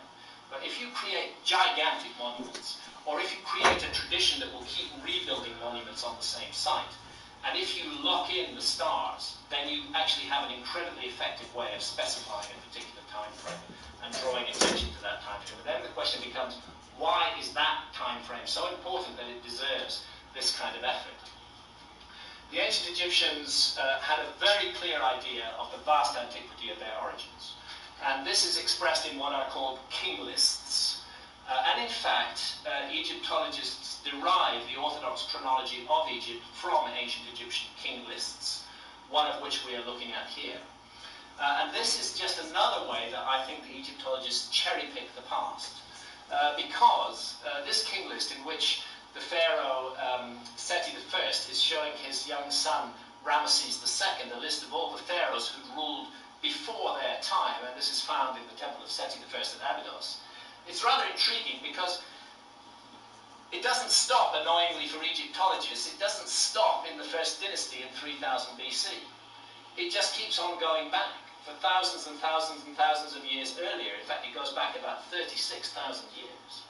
So Egyptologists, they say that stuff earlier than 3000 BC, they were just making that up. That's all myth. But the stuff from 3000 BC down to the end of ancient Egypt, we'll buy that. That's history, because that fits with our prejudices about the past. Clear sense of a remote antiquity in the ancient Egyptians' story of themselves. And I personally think that the ancient Egyptians knew more about their own past than Egyptologists do. Behind the temple of Seti I is this amazing structure, the Osirion, which is about 50 feet lower and which was covered in sediment until the early 1900s when it was exposed and excavated. This temple has been given to Seti I because it's very close to the temple of Seti I. And because there are a couple of, down in this corridor here, there are a couple of inscriptions that relate to Seti I. My suggestion is that Seti I, and I'm not the only person to make the suggestion, that Seti I indeed did know that temple, and he did put some inscriptions in that corridor, but I don't think he built it at all. I think it belongs to a much earlier time, and to a very different style of architecture, a megalithic style of architecture, that we do find elsewhere in Egypt. There's the entrance gateway to the Osirion, and we have to ask ourselves what's involved in moving blocks like this. And in answer to that question, the Egyptologists will tell you thousands of slaves laboring in loincloths, but I much prefer this idea, really, which is a little bit of magic, a little bit of cacao, a little bit of psychic power, a little bit of sound, the stuff that we read the ancient Egyptians telling us about in their own traditions of the movement of large blocks, that it wasn't done with mechanical advantage and leverage at all. Other megalithic sites that we find, like the so-called mortuary temples on the Giza Plateau, giant blocks of stone, in some cases, in the case of the mortuary temples, weighing 200 tons, and then the Bali Temple, where there are several blocks weighing 100 tons, and others in the range of 60 to 80 tons. The Bali Temple, attributed to Khafre. Well, a statue of Khafre was found upside down in a pit in the Bali Temple. That's about the only reason to attribute it to Khafre. Who says he put his statue upside down there? Maybe that was dumped there by some later culture. Who knows when? The claim of Khafre's association with the Bali Temple is very slim. But I do, of course, accept that the ancient Egyptians were involved in the Bali Temple. I think they were involved in it. I think the granite work inside the Bali Temple and the way the granite is fitted to the much older limestone walls is the work of the ancient Egyptians, but I think they were working on a much older site. And here is the Sphinx, and here is the Sphinx Temple, here's the Bali Temple. If the Sphinx is older, which is the very strong suggestion of the work of Professor Robert Schoch, who was first brought to Giza by our friend John Anthony West in 1990, John had an intimation, actually from the work of Schwaller de Lubigs, that the Sphinx had been weathered by water, and he thought it would be a good idea to bring a credentialed geologist to explore that possibility. And so he brought Robert Schoch, and Robert Schoch very quickly realized that the Sphinx was indeed weathered by water, not the way John had thought. John had thought there'd been some kind of flood lying in here, but what Schoch realized was that the water weathering was caused by precipitation, as he was outlining in the talk on the bus tonight, and that thousands of years of heavy rainfall had so much shit going on in here, man. I want to take a picture in front of the canvas just because it is a big ass fucking canvas, but I'm trying to figure out like, should I put a shirt on or should I just take it like I am now, like fuck it. Is this how I am in the studio? And if it's older, then so are these temples. Because these temples are built out of limestone blocks that were cut from the trench that surrounds the Sphinx. In fact, the Sphinx's core body was created by removing this area of limestone and building it up into these temples here.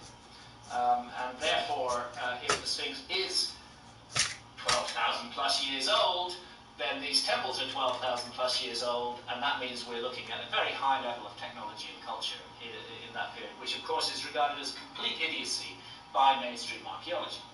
And one of the killer arguments against the older Sphinx back in the 90s was, show me one other site which is 12,000 years old, which is built out of megaliths.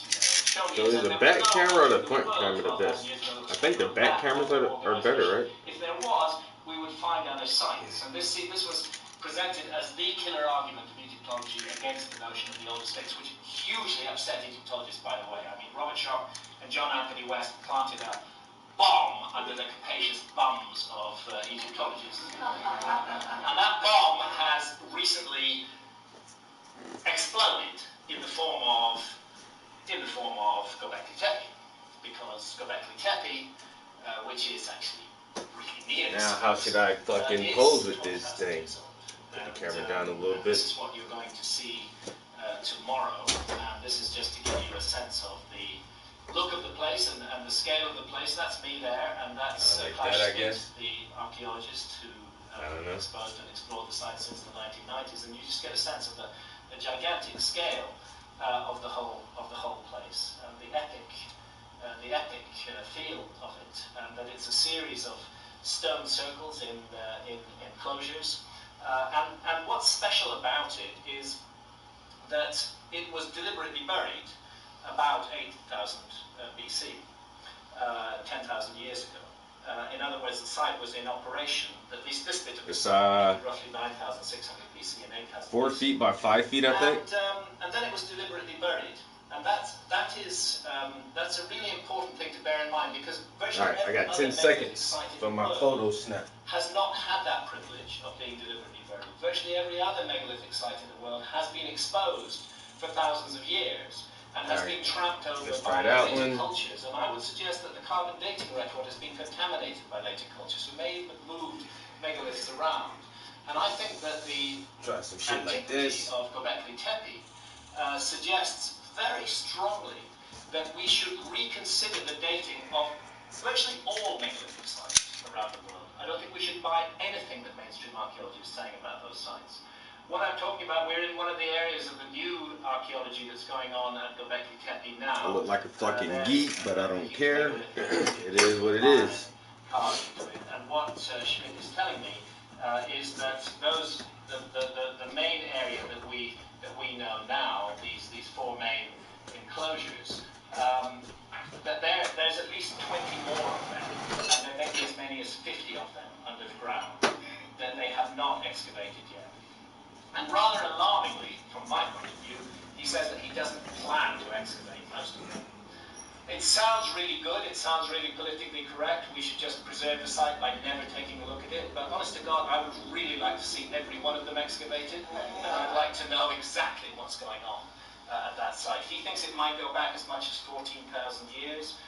He expects, because this is his paradigm, that the older material will be simpler, because one of the puzzling things about the site at the moment is that the very oldest material is the best, and the younger material is much poorer in quality. So he hopes he's going to find a standard evolutionary scenario. I suspect he's not going to find that. I suspect the oldest material is going to remain the best at Göbekli Tepe. And this is the unfinished megalith. You can see the T-shaped form of it, and I'm in the picture just to give a sense of scale.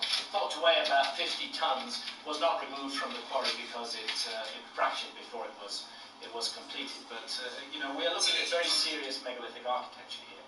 I think we should be reconsidering Baalbek. I wish we were going, but none of us want to have our heads cut off on YouTube. This is not perhaps the moment to go to Baalbek. Sant and I have made provisional plans to go back on the 28th of December or thereabouts. Hopefully things will be a bit easier then. We just don't know, what's going on with these gigantic megaliths from Baalbek, which underlie the Roman Temple of Jupiter. I think it's a bit arbitrary of archaeology to give this whole temple to the Romans. And I would suggest that there's a strong possibility that it is a two-phase construction as well, and that the Romans simply appropriated a much earlier megalithic site and built their temple on top of it. And again, if we go back to Göbekli Tepe, you look at the generally circular pattern. If my man was wearing this, I would be all over him.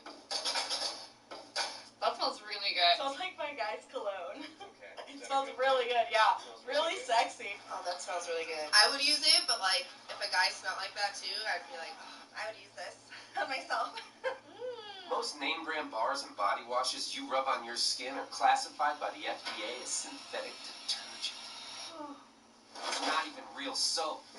Stop marinating your man meat in unholy ingredients that are harmful to your well-being, body, and sperm count. Start treating your body to the natural, nourishing, lathery goodness of Dr. Squatch soap. Get ready to step out of the shower feeling alive. I'm talking about natural, nourishing, cold-pressed, hand-cut soap for men.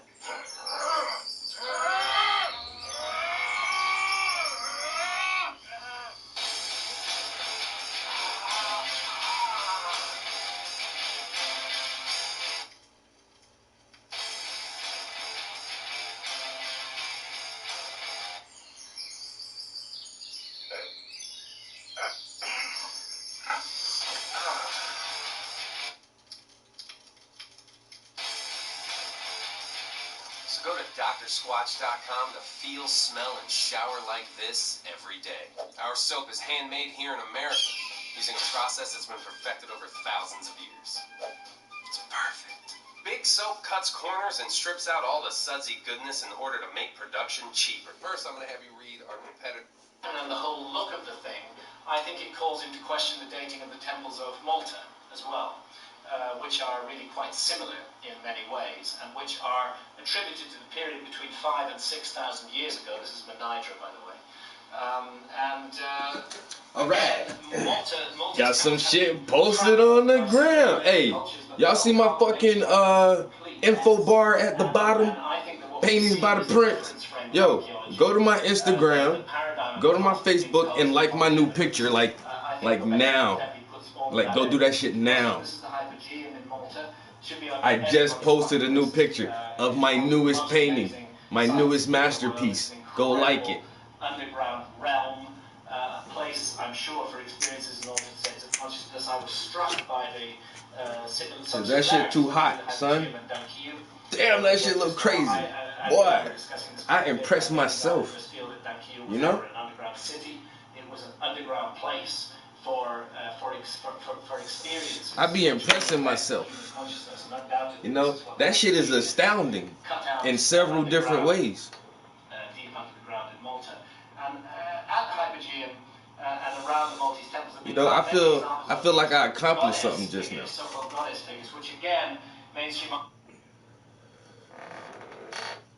I feel like I just gained an achievement. You know, one of those hard achievements too. One of those rare platinum achievements. That's what I just did, man. I just made history with that shit, son. You know what I'm saying?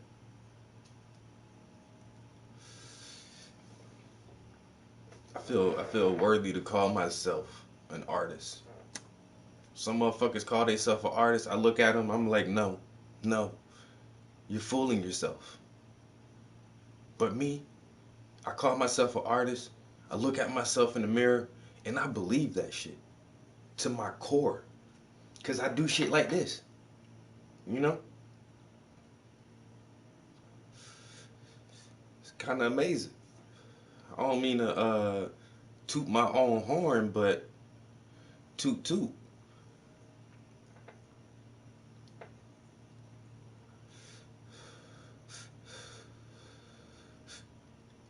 Y'all want to see it up close? I do. I want to sit here and look at this bitch all day.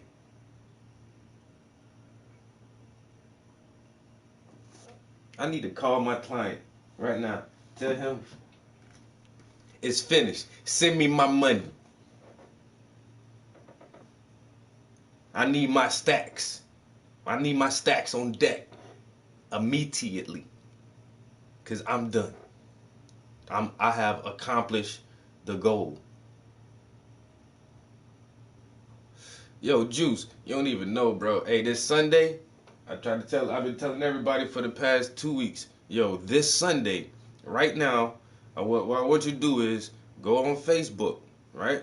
Go to your Facebook page. Cause I'm gonna do the same thing right with you guys. So look, we about to all do this together. This the level. This my new level I'm on right now, bro. Let's go to Facebook. Let's go to your search icon, like the little magnifying glass, cause you're trying to find some shit. And then you want to look up. What you want to type in, right, is State Museum, S-T-A-T-E. Oh, so I already looked it up. So you look up State Museum of PA or the State Museum of Pennsylvania. Either one, State Museum of Pennsylvania. You go to their Facebook page. Here, the State Museum of Pennsylvania. Whoa, look how big that shit is at the top, son. My painting is right there. Oh my fucking God, bro. Look how big that shit is on the State Museum's social media site. God damn, I didn't know it was going to be that big, bro. They just posted that shit. I haven't even seen it look like this yet. So immediately, soon as you go to the State Museum of Pennsylvania's social media Facebook page, you see my artwork right there in the fucking middle, yo. Big as shit at the top. Okay, so what that means is, here, getting excited for Art of the State since the State Museum remains closed due to COVID-19 pandemic. So I gotta share this right now. So no, go back. Here's all the links, and I guess that's the link right there. This Sunday, and they have a link right here. So this Sunday at 2 o'clock, you can see my art again all over the page. Art of the State. All the way at the fucking top border. I'm a screenshot this bitch and post a picture to my goddamn shit. Yo, fuck that. But this Sunday at 2 o'clock, if you go to the State Museum's page, it's going to be on their Facebook and their Twitter. They're going to have the award ceremonies for this year's Art of the State for the state of Pennsylvania. It's a statewide contest. If you're a resident in Pennsylvania, you can enter into the contest. It is juried, and there is cash prizes for this shit. But one thing they do each year with their statewide art show is the State Museum of Pennsylvania purchases one piece from the show to add to their private collection. This year,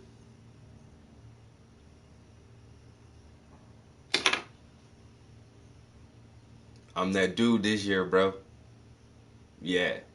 They've been letting me know like a couple weeks ago, called me. It's like, yo, Mr. Prince, we're going to buy your painting to keep in the museum's catalog from here into forever. I am officially a part of a museum collection. The State Museum, not some rinky-dink local little shit. The State Museum of Pennsylvania. Pennsylvania being the first capital of the United States of America. A lot of history here. And, so for 2020, I am the best artist in Pennsylvania.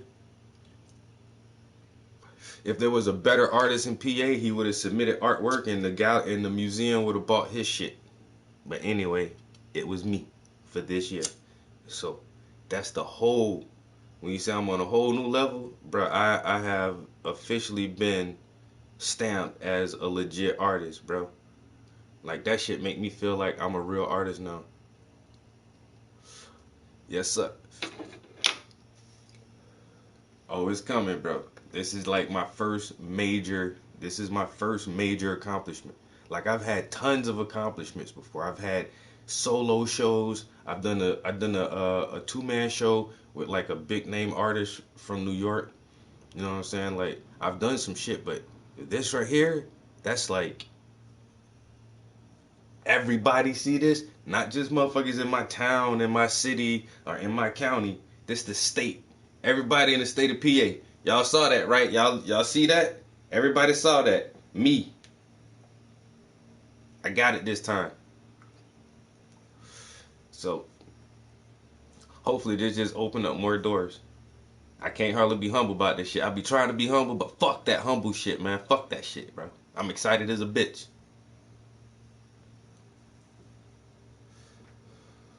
Cause I feel like I'm playing catch up hard body, bro. I dropped out of high school in 11th grade. Matter of fact, when I was in high school, I ain't even passed art class, nigga. I failed that shit. My art teacher was pissed off. The last time I took, it was like advanced art 3 or some shit. Like, I don't know. I made it a lot. I passed the ass of art classes, but like the last art class like that I took in high school right before I dropped out, yo, my art teacher's like, I gotta fail you this year, Travis. She was mad as shit. But anyway, man, I wanted to fail in art my last year in school. Wanted dropping out of high school, playing around in the streets, fucking around doing thuggish ass shit for a decade. For like 10 years after I dropped out of school, bro, I wasn't shit but like some street dude, yo. That's all I did. And then I got into my art, and it's like, fuck, why ain't stay my ass in school? Why didn't I go to a university? Why didn't I pursue this legitimately from the start? You know what? Why did I go a race so fucking hard? You know what I'm saying? And leave my passion. And this shit has always been with me since a kid. And then once I got back into it years ago, it's like, fuck, I gotta play catch up. I gotta make up for all the time I was fucking off. But I go hard body with my art now, bro. And that shit is paying off. Like practice, patience, passion, and persistence. You keep that shit up, something to happen. Something gonna pop sooner or later. You just gotta keep doing that shit. And now, right now, shit about to start popping for me, bro. Cause I really try this shit, man. I really do. I really do try this shit, man. I just wish I would have never stopped doing that. I wish like I said, I would have went to a fucking art school somewhere.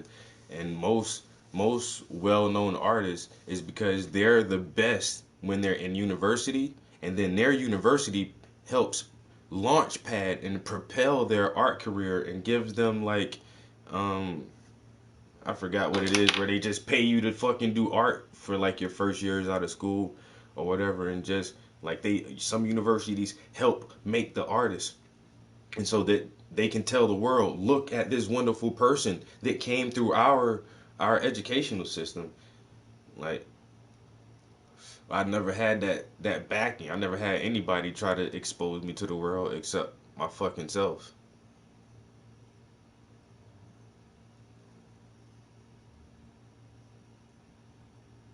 A day?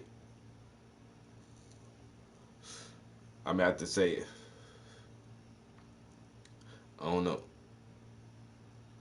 Cause some days I don't paint at all. Some days I only paint for an hour.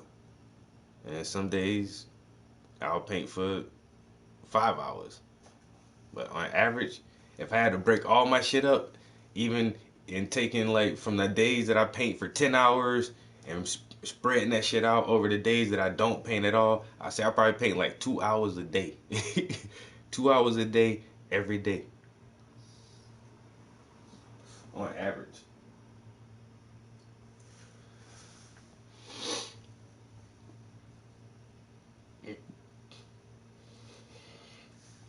No, I still working 9 to 5. I wasn't feeling well this week, yo, so I didn't go to work this week. It's getting close to the end of the year. I got a fucking bunch of time saved up anyway, and I was literally, today is the first day I'm starting to feel better. But like, still kind of stuffy a little bit. I just told my job, like, yo, I don't feel good. I won't be in the work today. And it's like COVID still, and I work in an office building. Most everybody's working from home anyway. You know what I'm saying? I'm one of the few people who go to the office every day, but I just go there to go there. Like literally right now my job pays me to do nothing. I just have to be at the office. So like in the mornings, I sit at the front desk, and then if anybody does come into the office, because once again we got very few people who come to the office, I gotta like do the little fucking temperature thing. And I do that until 8:30, and then our secretary comes in, and then when the secretary comes in, she takes over the front desk because that's like her job. But you know, and so then I go sit at my desk, and I YouTube for a little while, and I look up some cyber hacking tips and stuff, and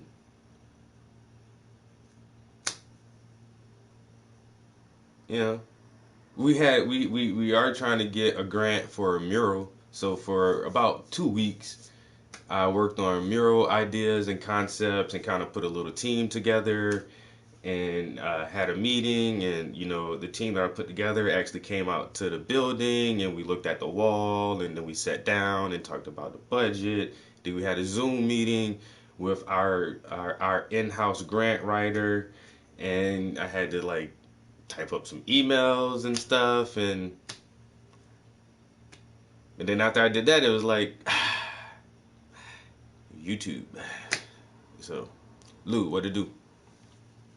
Yeah, so my job is fucking nice, but like right now, like I said, it's not a lot for me to do, and I honestly wasn't feeling well, so I just like took this week off. And even though I wasn't feeling well, like I can sit up. I'm not like dying, you know what I'm saying? I'm not fucking heaving over, hurling everywhere. So still not feeling well with like some body aches and congestion and headaches. I still was up in here in the studio, fucking working because I just picked up a new commission. So I wasn't feeling good, but I still wanted to get that commission started because the guy had already sent me a deposit. Then he sent me a deposit for another commission here that I gotta start now, and this is a commission, and that's why I wanted to finish this one, and so I can get paid for that. And so like, even though I took most of the week off from work, I still been home like working. So, but trying to make this my full time.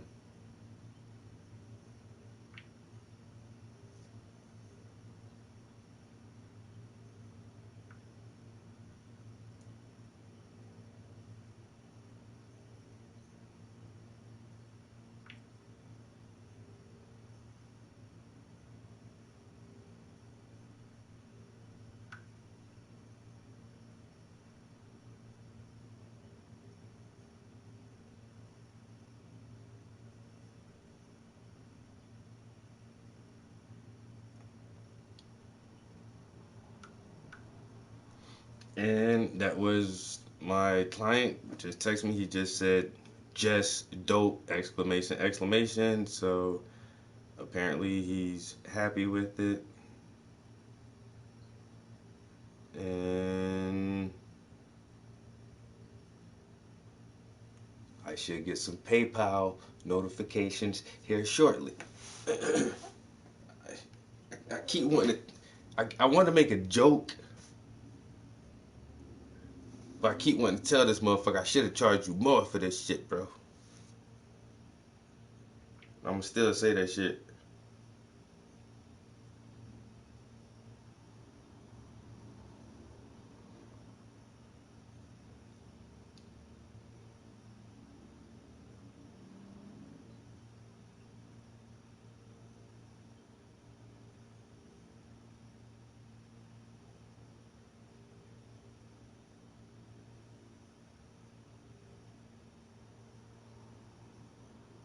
It's hard to say that shit in a text without sounding like a fucking dickhead. Yeah, I'm not gonna text it to him.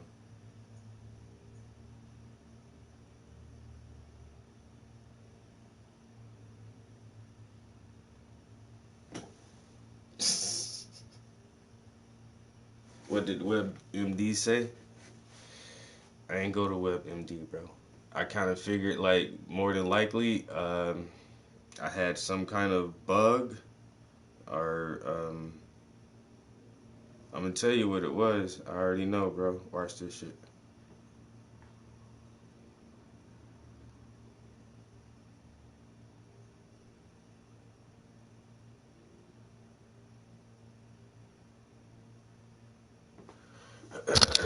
This is what it was right here.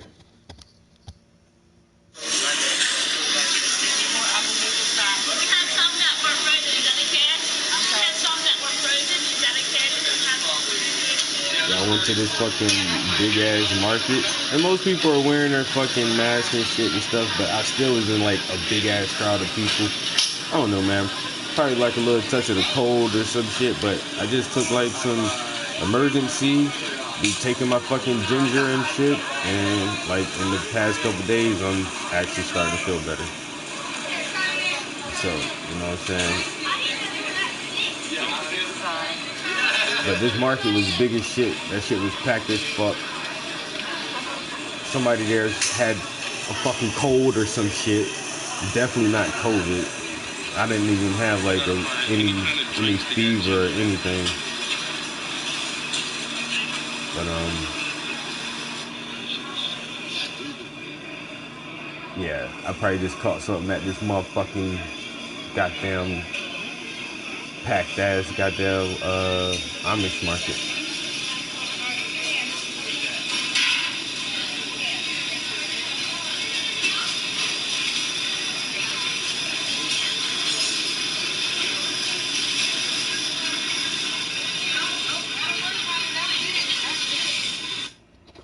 There's ass people there. Ass kids. You know what I'm saying? Ass fucking kids. And I was like, I don't know, I bought a lot of shit though. I bought some shea butter and some oils and some food. And I bought a man purse. Don't fucking judge me. So what?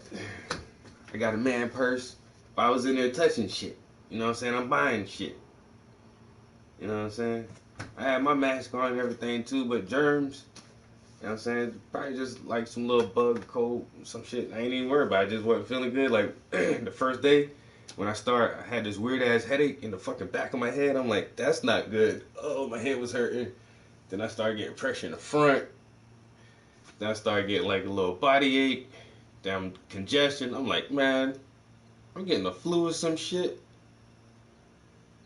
And then like the next day it was just like, yo, I don't think I'm coming to work today. I don't feel good.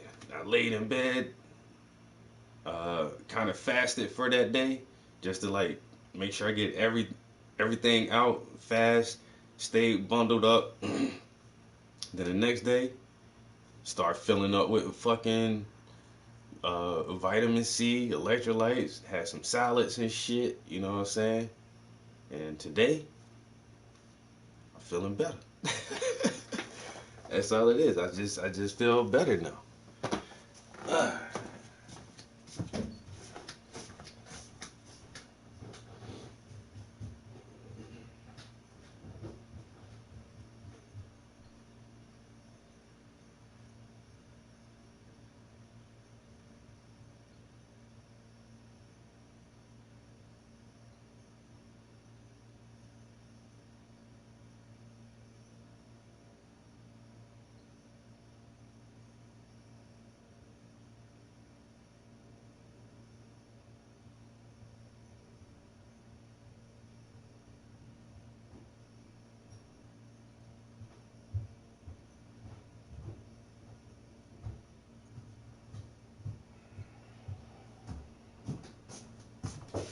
Look, guys, don't be afraid of the man purse.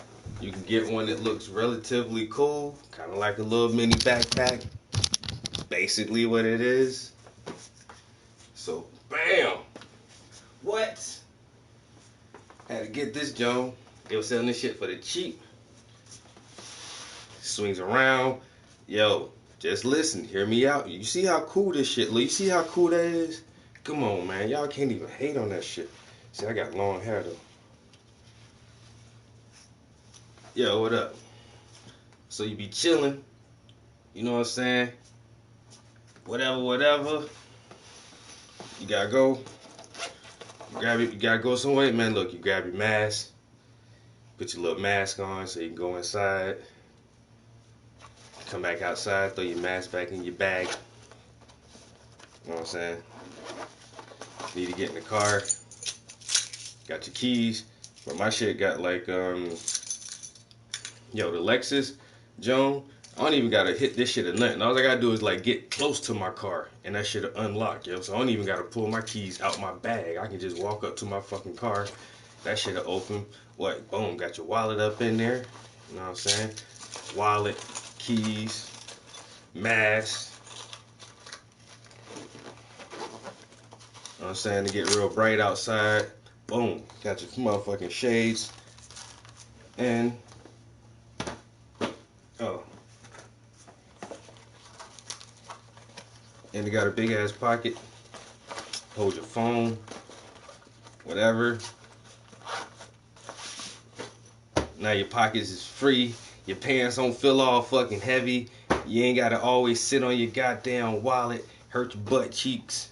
You know what I'm saying? You ain't gotta be digging for your phone. Know where I put my phone, where my keys at. Did I bring my mask? Everything in your goddamn in your little backpack, man. Y'all gotta get one of these, man. These shit's hot. You know what I'm saying? That's how I know, like, at the Amish market, I was in there touching too much shit, yo. Got fucking sick from that shit. Yo. That's all it is, yo. It's a baby backpack. That's all it is. Motherfuckers like, oh, the man bag this and the man purse. Yo, they some shit that really look like a pocketbook. They look like a woman should be carrying that shit. But not this shit, yo. This shit feels tactical. You know what I'm saying? I feel like I took this shit from like the little camel packs. Y'all remember them shits? The little backpacks. It's actually a water. It's like a little book bag, but it got a water pouch in it. And on the strap, it had a fucking straw. You just pull your straw out and sip your little water. But that's for motherfuckers who go like hiking and shit. You about to be hiking for like an hour, 2 hours. You know what I'm saying? Take your little camel pack. So you ain't got to carry your water all in your pockets and shit. The shit be on your back like a camel. You know what I'm saying? Them shits was hot. And so I gotta get something else to clean these fucking blasters, yo. But I don't know, recently, even before this, yo, like when I started my job last year, because I'm almost 2 years in, I ain't gonna lie, I normally do like factory work and shit, and even when I was working in the factory, motherfuckers carry a backpack. I had a book bag with all my tools and everything in that shit. Then I started working in the office. Now I gotta carry a laptop and paperwork and goddamn clipboards, and so I got a nice ass, like, computer bag, you know what I'm saying? But that shit kind of feel like weird too. Even though I keep my keys and my wallet and my damn laptop bag. And then I start looking at like messenger bags, cause I like Fossil, yo. Even I got my wallet is Fossil. Most of my watches are Fossil. I had a pair of Fossil glasses one time, so I was looking at like Fossil messenger bags, and they got some nice ones too. Them shit's expensive as fuck though. The one I like, yo, is this two-tone brown leather messenger bag, yo. Motherfucker want like $399 for that shit. I'm like, man, that's just a hyped up ass laptop bag. Like, I'm good. I seen this little shit. Motherfucker said, what, $15 for it. I'm like, word, let me grab that shit right now. I was gonna get two of them, cause they had one that was, it was like, most of it was like a light tan, and then it had like brown accents on it. Then it had a camouflage one, and it had an all red one. I was like, let me just get the black one, yo. Yo, I want to freestyle for the king.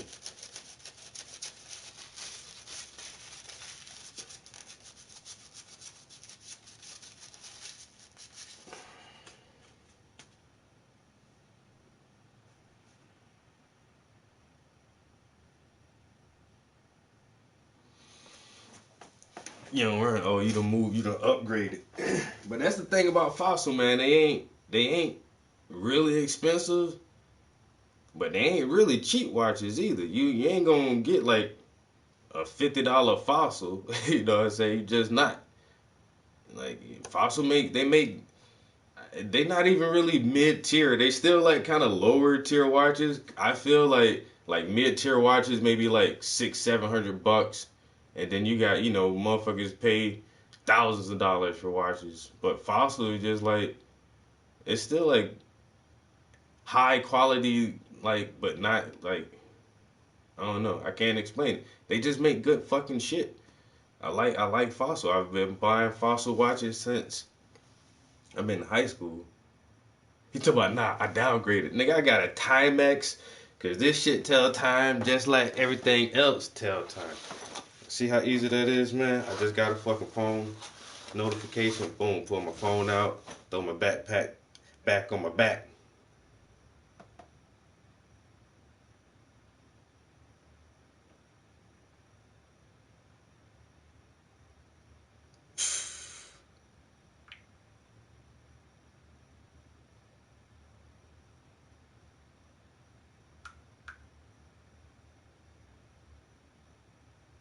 Yeah, and that's kind of average for a Fossil watch. That's kind of average. You're gonna pay about $200 on average for a nice one. They do like they go on sale and they be having like some nice watches for $100, like $130. But if a new model come out, if a new design come out, or them shit's like $300, like $200, $300 on average.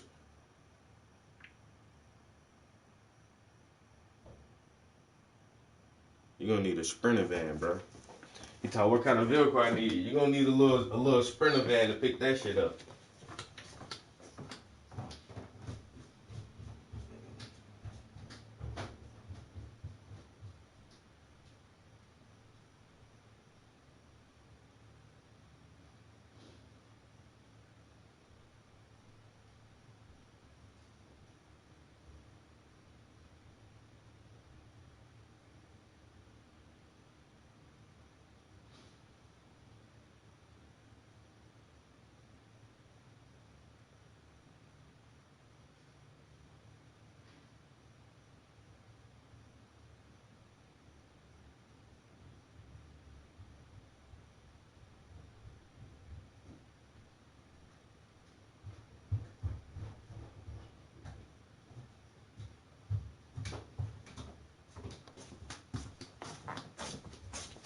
Yeah, so right now I only have 4 watches, but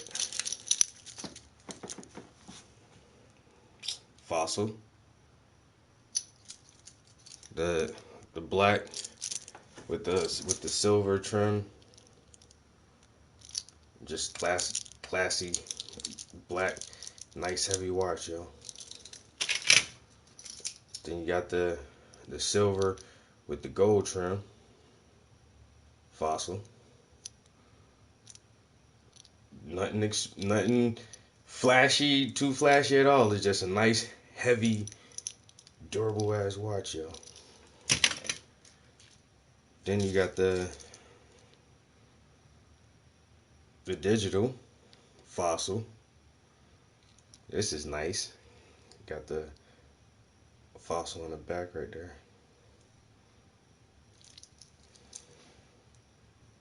Got tons of faces too. It's hard to activate that shit. Open up with the robot eyes. And then this is my perpetual motion Tommy Bahama. Like, it doesn't have a battery. You just wind it, and as long as you're wearing it, it'll just like keep itself going, yo. It doesn't like take a battery. This is a kind of expensive watch too, yo. That shit is big and chunky.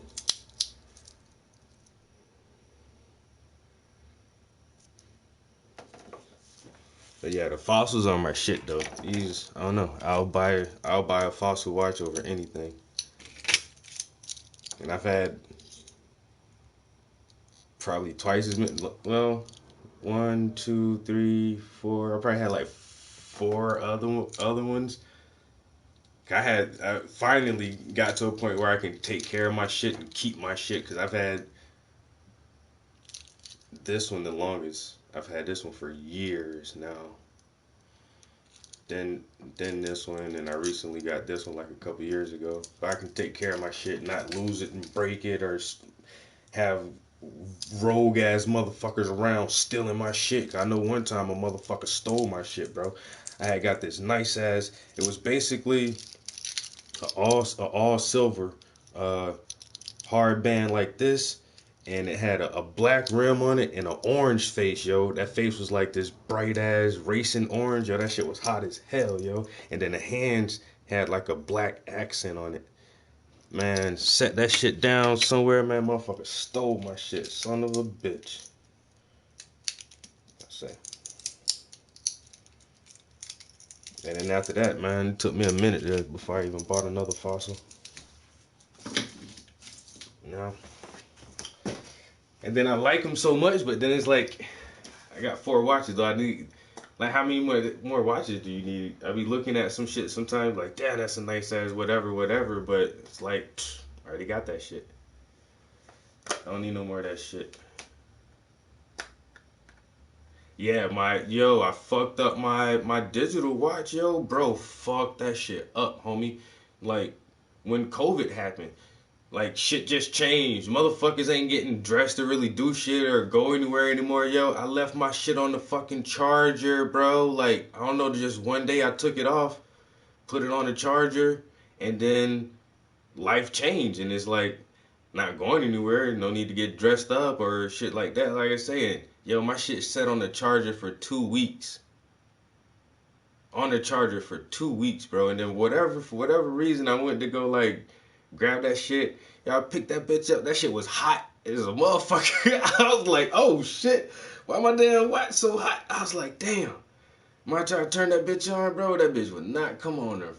Done fried the hell out that shit, yo. Fried the hell out that bitch. I was mad as a motherfucker, yo. Left it on the charger for 2 weeks.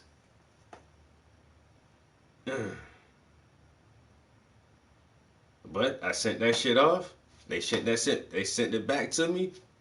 Free of charge. Here's your watch back. It works now. Like, thank you. I was crying over my goddamn digital watch, bro. I ain't gonna lie. Like, no. That's my smartwatch. Well, I got that shit fixed, though. For the low. Got that shit fixed for the... Oh, and I got... Yeah, I've been treating myself to some shit lately. I got one more new thing, too, yo. I got that camel pack. I mean, that, my man backpack.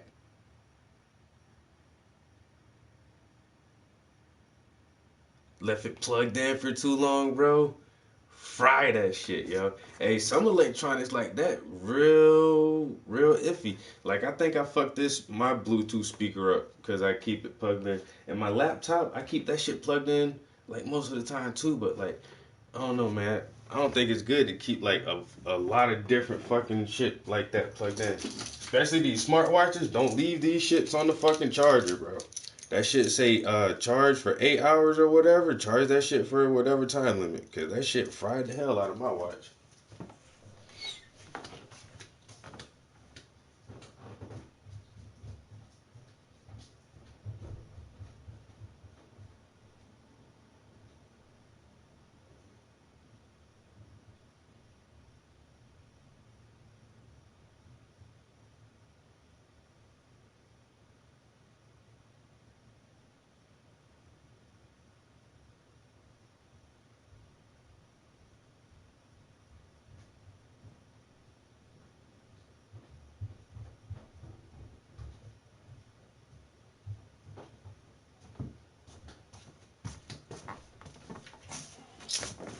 And I had to grab these Jones too, man. They called I don't know, something pro. Man, next time I guess I'll do shoes, bro. Grab a pair of these. These motherfuckers super comfy. I see why everybody talking about this shit. But like the patent in this shit, or whatever this shit made out of. Feel like some goddamn spacesuit material or something.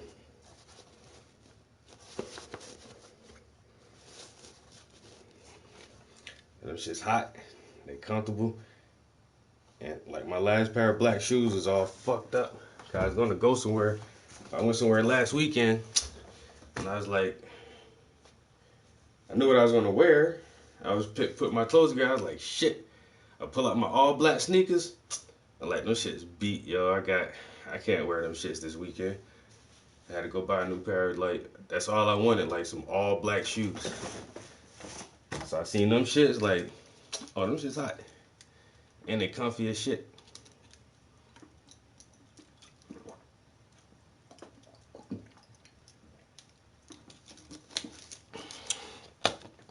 Alright, so did everybody go to my Instagram? Go to my Instagram, Paintings by the Prince, and like my last post that I put up. It's a post of this paint and me standing next to the painting so people can see how big the painting is. So go, hurry up, man. Go like my shit, man. Make that shit pop. I need everybody to know about this piece right here, because this shit is amazing. This shit is like stupendous even.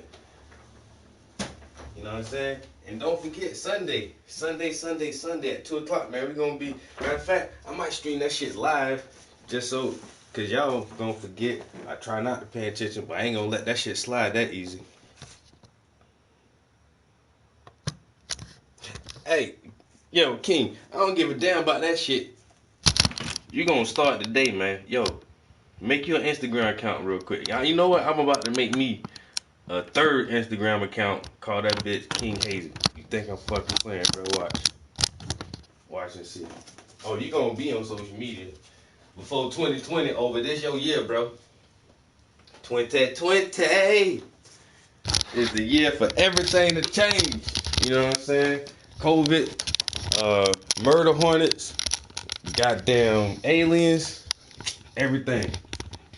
Social media, this nigga say he on Instagram. 2020. Damn, bro.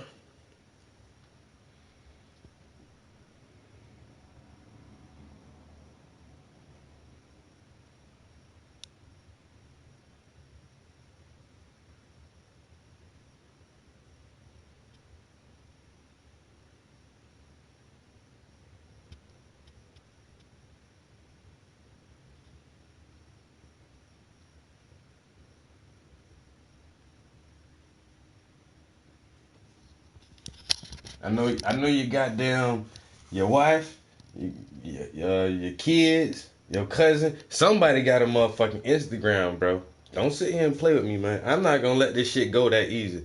I ain't never been on social media.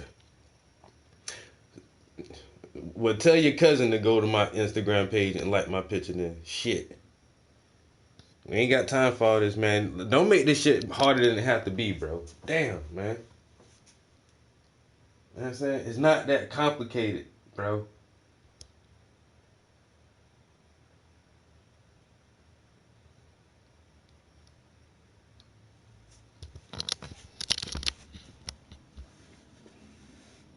I mean, it's just a couple 100,000 brush strokes. I ain't even exaggerating. You know what I'm saying? Because it's layers on the layer, and the one layer, then the one layer. And then the other layer on top of that layer is actually on top of a layer that's on top of a layer. Because it's green, blue, but then it's blue, white, but then it's dark green, dark blue, then it's white, blue, then it's white, white, then it's green. On top of that one, on top of that, on top of this one. And then it's yellow.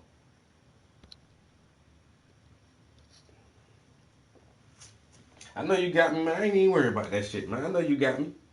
I just had to say it out loud so everybody else can hear it. Let's get to the point. The point is 2020. 2020. Hey, man, this shit is, 2020, man. I feel like I'm living in the future, son. Sci-fi, nigga.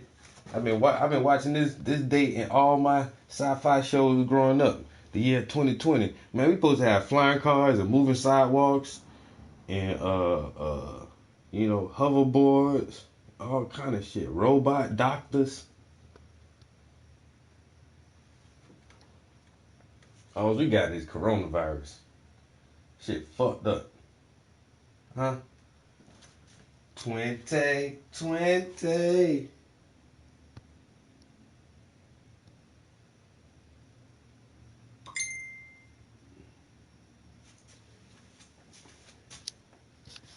I get notifications. Hold up.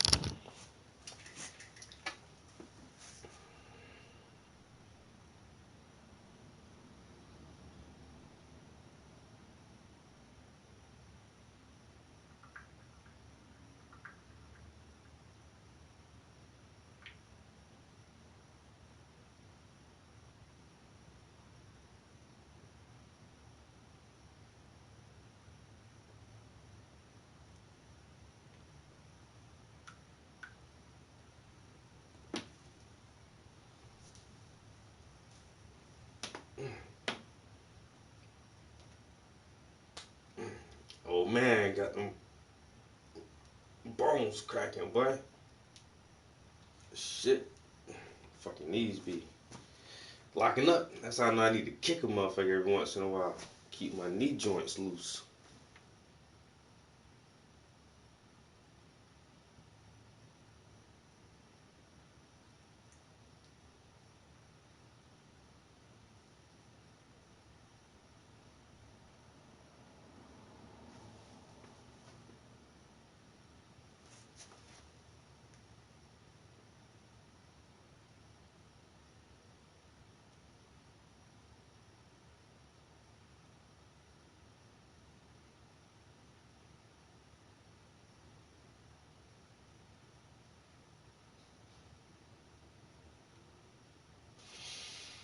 Alright. Trying to coordinate a pickup date, and how can he? I told him he might need a little Sprinter van, but if you just rent, I mean, like a regular minivan, or even just like like the U-Haul, a U-Haul van, that should have fit in the U-Haul van.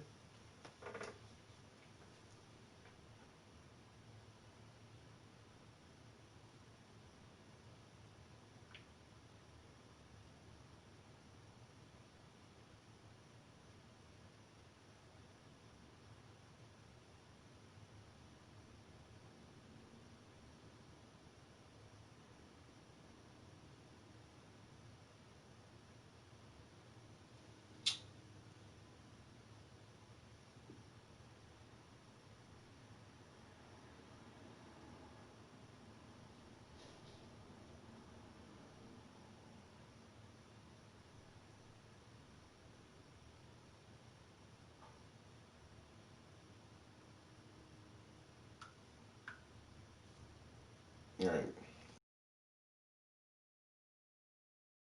I feel like it'd be cheaper for him just to rent a vehicle and come.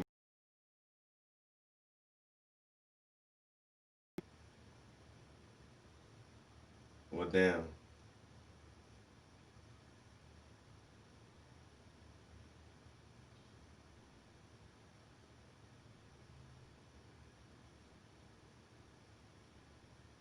It all depends on where he coming from too. 'Cause I think you live in North Carolina. But if you rent a U-Haul van from North Carolina to come all the way up here,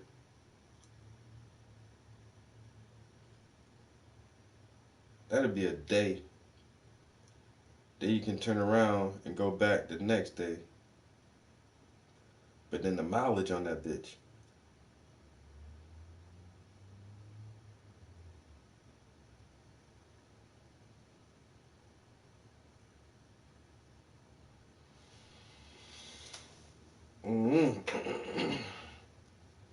The mileage on that motherfucker, that shit might add up quick. It might, I don't know. It's hard to say. I'm kind of scared to even take this shit to motherfucking to UPS and ask them how much. What's the estimate on the motherfucking shipping?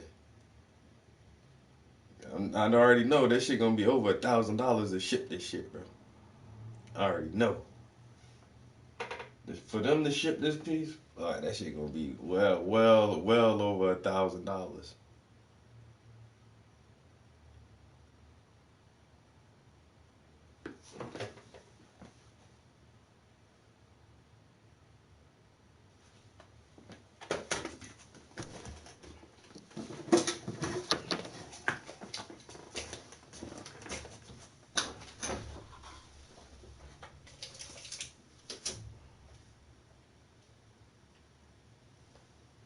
That's 1.5.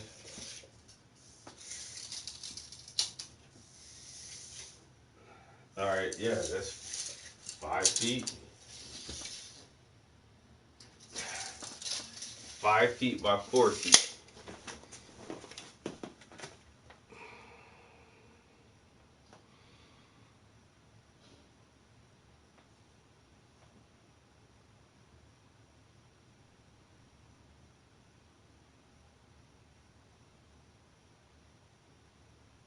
Wow, is that early still? My bad. I was about to call UPS, but they don't open for another half an hour. Oh, the other ones are already open. The one I go to opens late.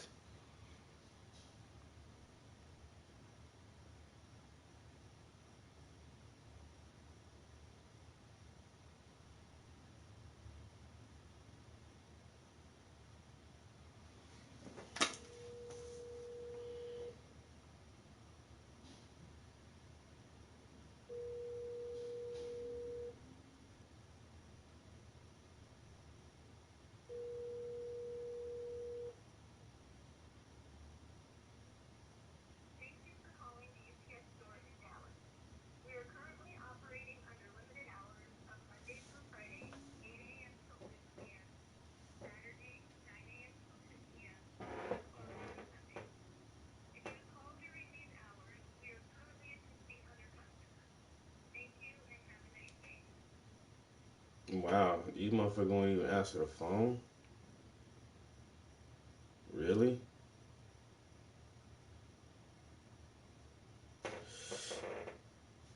I was gonna see if I can get an estimate. A 5 foot by 4 foot by 1.5 inch canvas. How much you gonna charge me?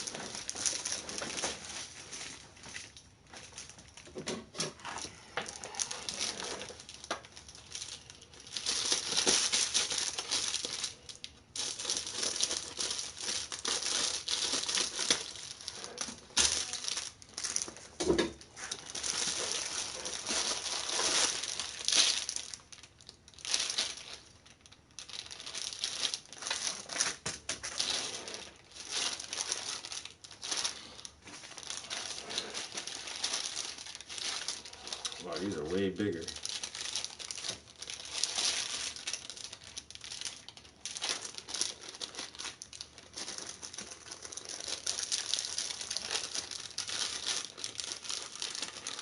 Oh, wrong end. Shit.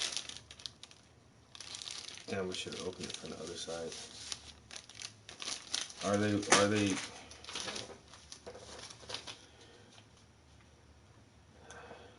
Nope. They're not exactly the same. So I want this.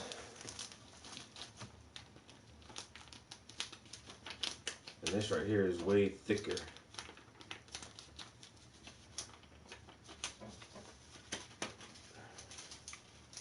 This right here does feel like thin and cheap.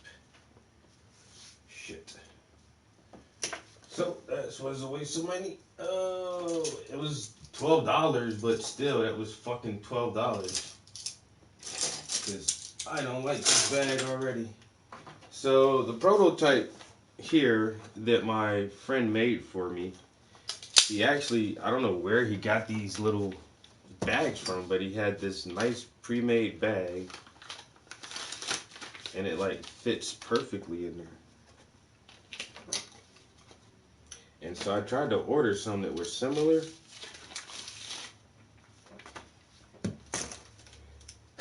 And I can already tell they're not going to work because they're not the same shape and size. Nope. And it's not even, these bags aren't even like tall enough to close up. I thought I measured that shit better than that. So now I have to order bags again, and now I have 100 of these with nothing to do with it. Live and you learn. Hey, measure twice, cut once. Always remember that. Measure twice. I don't know why I ordered that size bag. Fucking shit. I always try to go that way, but it's easier to just set it down and do that.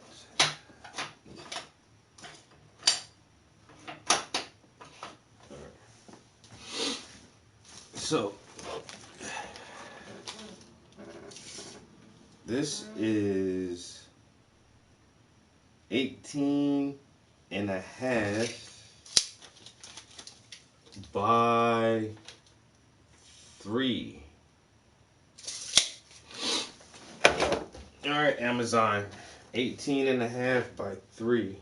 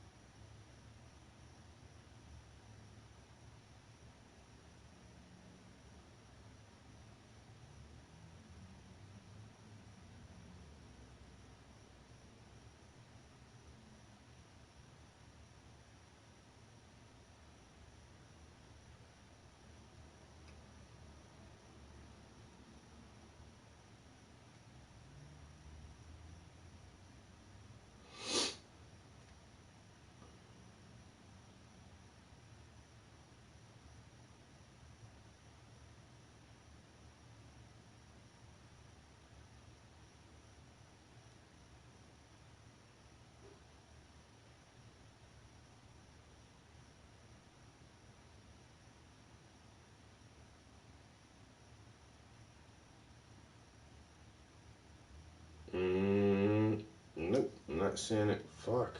Where did this dude get this shit from, yo?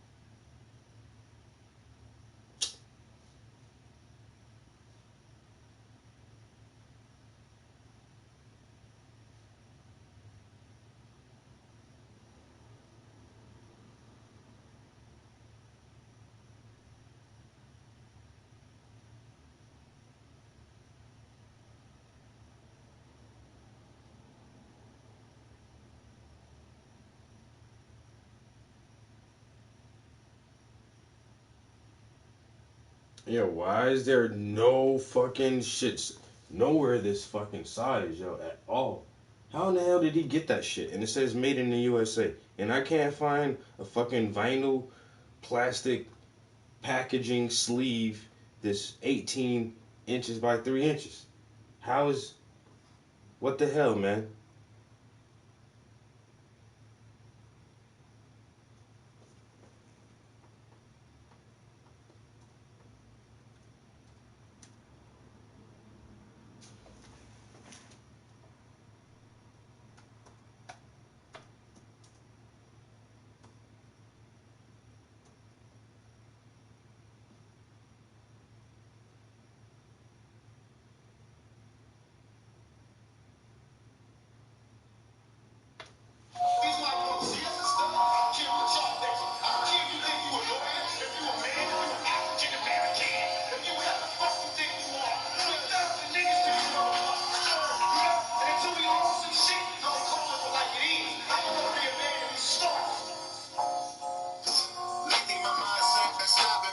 trying to keep up and stay steady with life's velocity. Been peeping game, life is just monopoly. Stuck in my thoughts, but that ain't never blocking me. What should be understood, I am a young prodigy. Dedicate myself to this craft, hope it acknowledge me. People say my words prophetically in a prophecy. Mastering my mind and increasing my power, G. Tapping into something greater. Writing my life thoughts and plans down on the paper. I gotta be smart, I'm trying to invest in some acres, buying up properties. Gotta know the game and keep doing it properly. Not worry about the haters or cops trying to knock me. They say it's certain ways to get to the top league. Telling y'all now, something about me. I stay true and do right by my people, my philosophy. While I'm stuck in this matrix, having a realization, needing self-preservation. My dedication got me on the thin line and only need the greatness. It might be crazy, but it's real sacred. There's only strong legacies I plan on creating. When it comes to my ideas, people so evasive, so I do it on myself. And trust into the universe, speak it all into existence, everything gon' work. I'm on my way to winning, I'm putting myself first, not thinking of the worst, not putting it in the air, but I will stay aware. Let nature take its course. Rap is a blood sport, I'm the lightning hitting the source. I'ma strike the world and give them everything thorough. I'm not a crab in the barrel, I'm only here to grow. And one thing I know, I am my old soul. My higher self really taking control. You know, I'm only here to show the world what I can really do. You know, and really bring to the table. Show me that I'm something different. You know, gotta give the world your all while you here. That's just my goals. I was smoking on all of my ambitions, a whole different mode, new condition. I just need y'all to listen, let me further explain the situation. I'm a being people top 5 conversation. I'm only getting bigger, bringing a new stigma, a strong enigma, a polarizing figure. I come from the hood, I live the true reality. Had to be smart with a warrior mentality, bringing real energy, a real entity, real authenticity. I'm about to make a lot of history, just off unique sound. I've been soul searching, a black God was found. I just wanna make it out to get the world some gems. I got a legacy to go cement. I'm a full blast the game until I'm at my end. I told y'all I'm a vicious go-getter. This is the goals of an ambitious spinner. You know, I really got visions of this shit. You know, I really see myself going far in this game. So, you know, it's all about making your mark while you're here. You know, you gotta show what you can contribute. So it's like, you know I'm a great. I want everybody else to recognize this. And I want people to recognize they great.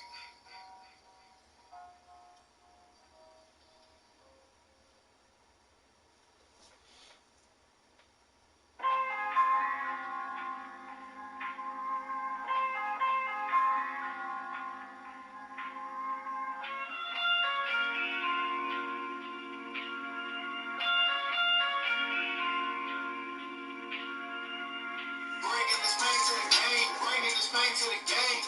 I'm about to go and establish my thing. I'm gonna establish my thing. This is all for the brain. Yeah, it's all off for the brain. Bringing this pain to this game. Establish my thing. This is all for the brain. Bringing this pain to the game. Bringing this pain to the game. I'm about to go and establish my thing. About to establish my thing. This is all for the brain. Yeah, it's all off for the brain. Bringing this pain to this game. Establish my lane, this is all for the brain. I was really out here running the streets, and as of lately, I've been really on chill. I'm trying to make sure that I can make a master plan to go and really make a meal.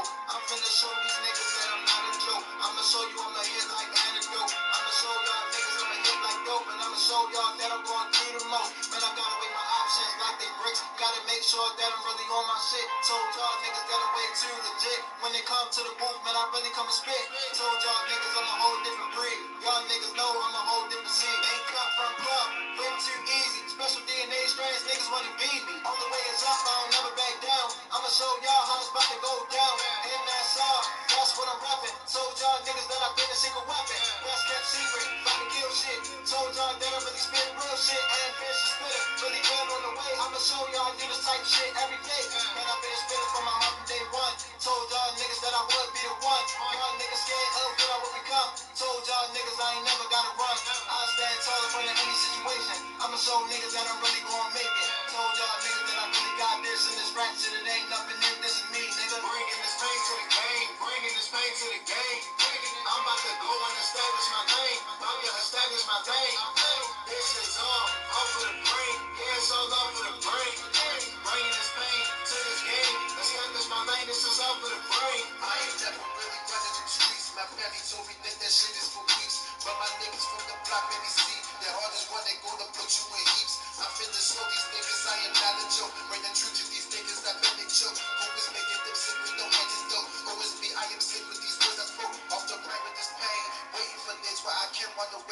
Yo, this shit is killing right now.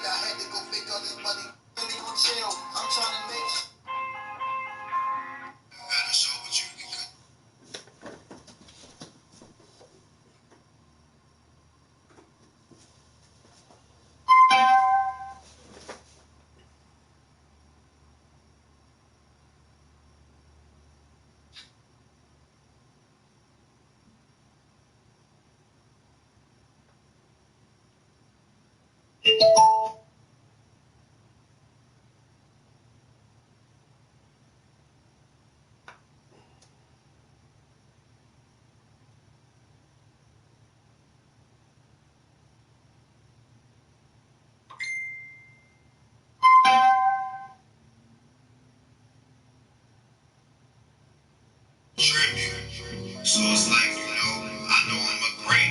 I want everybody else to recognize this. And I want people to recognize they great.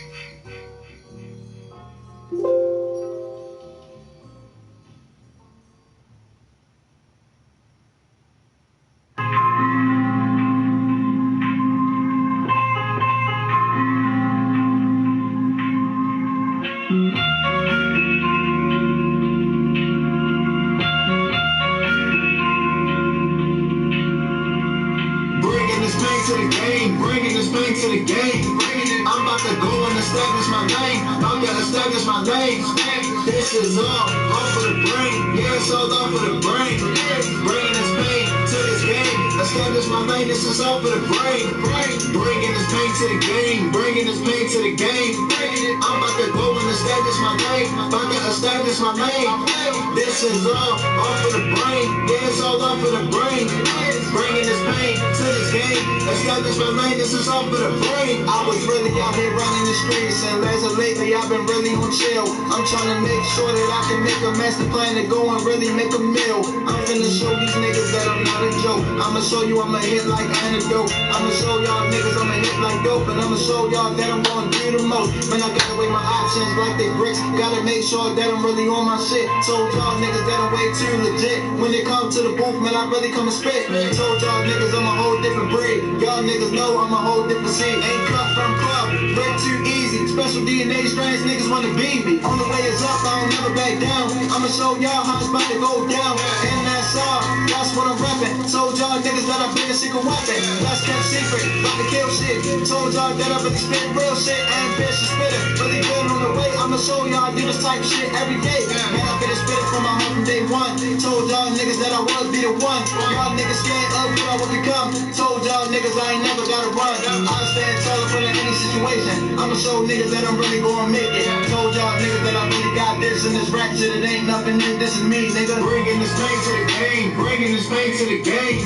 I'm about to go and establish my name. I'm gonna establish my name. This is all for the brain. Yeah, it's all for the brain.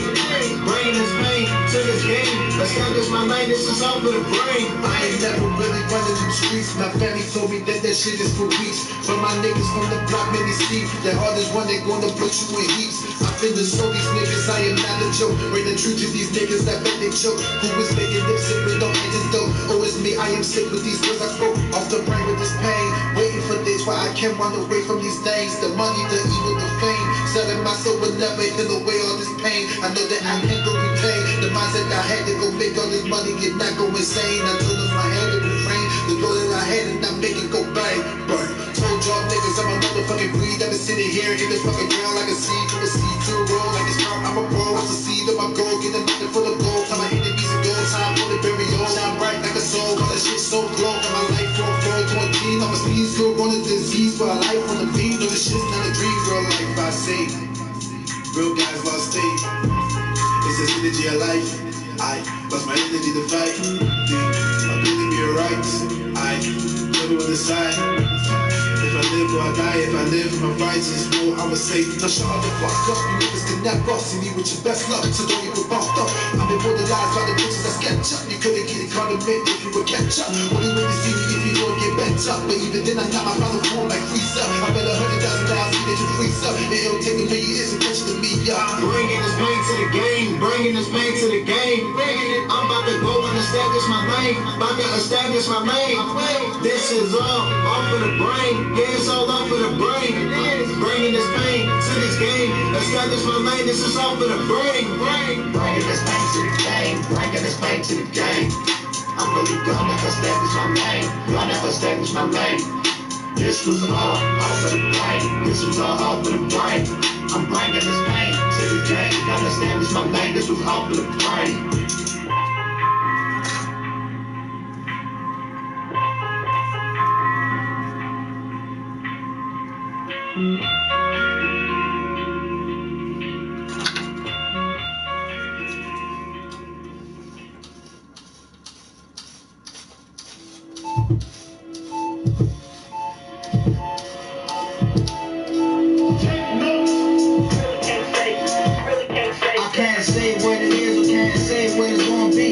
For a fact that I'm here to make history. A Baltimore nigga, I'm the lion on the throne. Told you I've been chilling by myself all alone. Told y'all niggas I don't even need a gimmick or an image. I just never stop representing. I'm in that song to the death, and that's a fact, nigga. Hold up. Yo, this ain't your average style. I ain't your average rapper. Never been an actor, always been an adapter.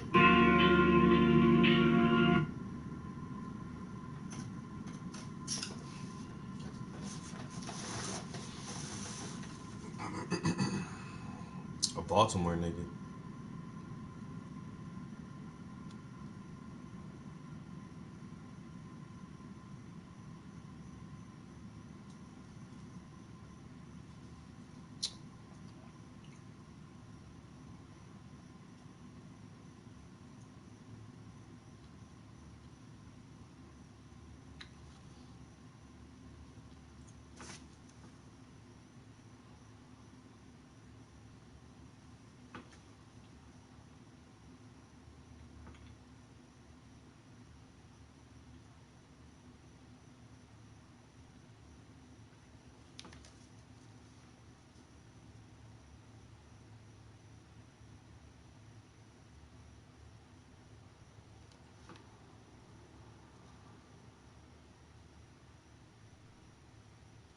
Why am I shit like that though?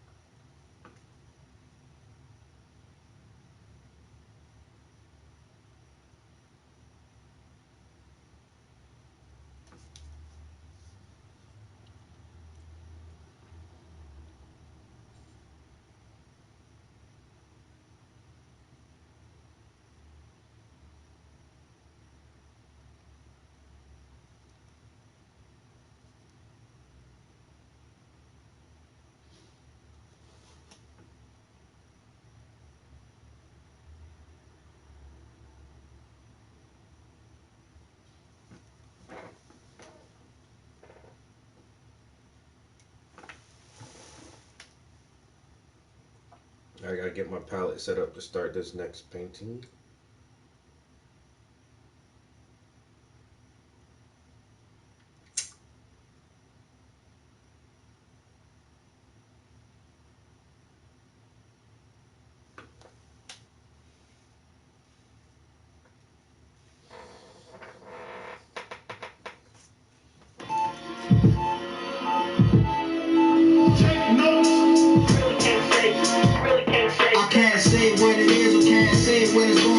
I know for a fact that I'm here to make history. A Baltimore nigga, I'm the lion on the throne. Told you I've been chilling by myself all alone.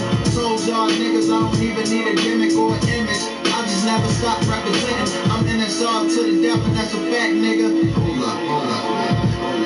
Yo, this ain't your average style. I ain't your average rapper. Never been an actor, always been an adapter. Told you niggas that I do it alone. Man, I swear that I'm really in my motherfucking zone. When I get up in the booth, it feel like my lifeline. And sometimes I learn shit from the life of crime. You gotta be smart if you wanna stay alive. And you gotta stay sharp if you really wanna strive. Use your street muscle, use your mind as a weapon. This life of crime, it gets you caught up in a second. Niggas don't live by code, they move reckless. Can't trust your surroundings, now you feeling restless. Gotta make sure you stay by yourself at all times. Stay militant and stay with your fucking grind. This street shit, it can't get fuck around and keep your mind on the millions. Sitting back, reminiscing, and you thinking. A lot of motherfuckers hate you all for your greatness. You can't rush shit, you gotta really be patient. Gotta be by yourself and really stay stationed. Look, these motherfuckers gonna step you in the back any way they can. Even your own family and your friends. Trusting anybody, I do not recommend. I speak from experience, I am not delirious. When I speak the truth, a lot of niggas get curious. Told you that I'm different, man, I'm real fucking serious. I wanted the bracelets coming up in this game. I told you niggas I'm different, man, we not the same. Look, I give a nigga the blues for trying to steal my bread. I put a green light on his head, showing y'all niggas what it really is for the kid. A lot of motherfuckers hating cause I handle my bit. Yo, I be sitting back chilling, militant, playing chess. I'll show you niggas how the fuck it is, I'm really nice. I ain't stepping on toes, I'm stepping on throats. You try to play with me, nigga, your life is a hoax. Man, you rap niggas wasn't really ready for me. Since day one, I've been myself a young little G. Niggas don't really know what I'm bringing into this game. A lot of niggas out here about to be put to shame. I told you niggas this rap style not average. Got the style of a natural newborn savage. Telling y'all now I'm about to take another avenue. Because this game is about to fucking be collateral.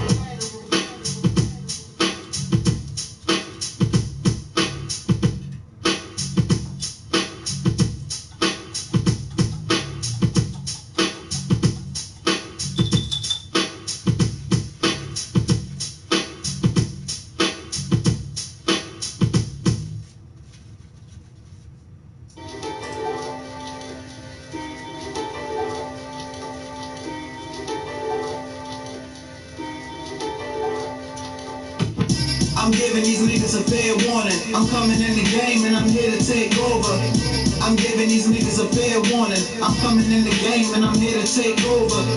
I'm giving these niggas a fair warning. I'm coming in the game and I'm here to take over.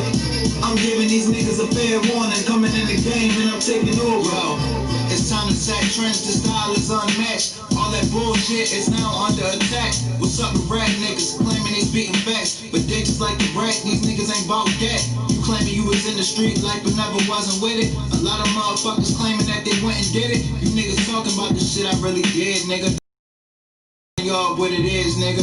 God flow, I got an omnipresence. I was a young nigga in the streets moving reckless, but now that I learned all my fucking lessons, coming into this game with a different message. Young nigga really trying to count his blessings. I see how it is now, man, I'm really manifesting. Seeing what it is, I'm about to take it to the top, nigga. Better stop playing, I ain't never gonna stop, nigga.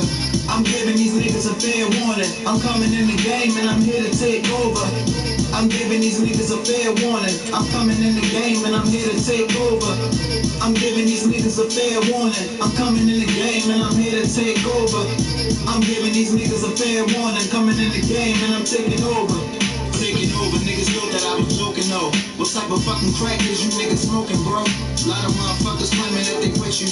Motherfuckers hating cause they know that you official. I done seen a lot of shit get crazy cause these niggas be shaky. Can't trust a motherfucker that's real biggie. I'm telling y'all now the street shit teach you lessons. Look, listen to this. Yo, it be the illest niggas that'll pop the guns, but the humble niggas that pop the guns quicker. I'm telling y'all now that this shit is not a game, man. You can't trust a snake, man. The street's not the same. Niggas talking like they got love for you. Niggas claiming that they gon' ride for you. Man, a lot of niggas told me that shit, but they wasn't gon' ride and they wasn't on shit. So I had to sit back and do my own fucking thing. Had to get away from motherfuckers that move strange. A young nigga been through it, I've been facing this pain. Fuck it, I'ma be the best man, I'ma bring all this pain. I done been through it all, but a nigga tryna chill. I done seen life situations get real.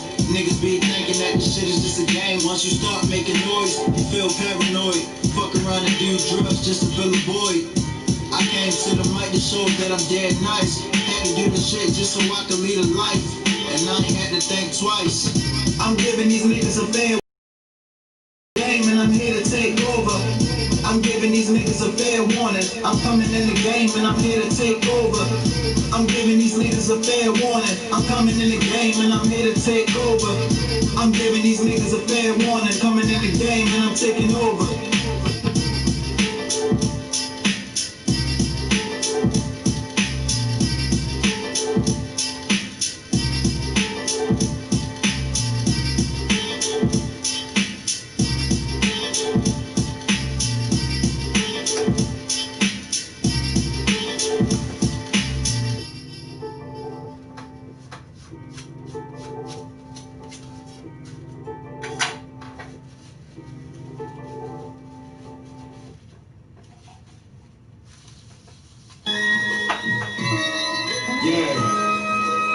back at this shit again. It's time to go the fuck in. It's infamous knowledge, nigga. Yeah.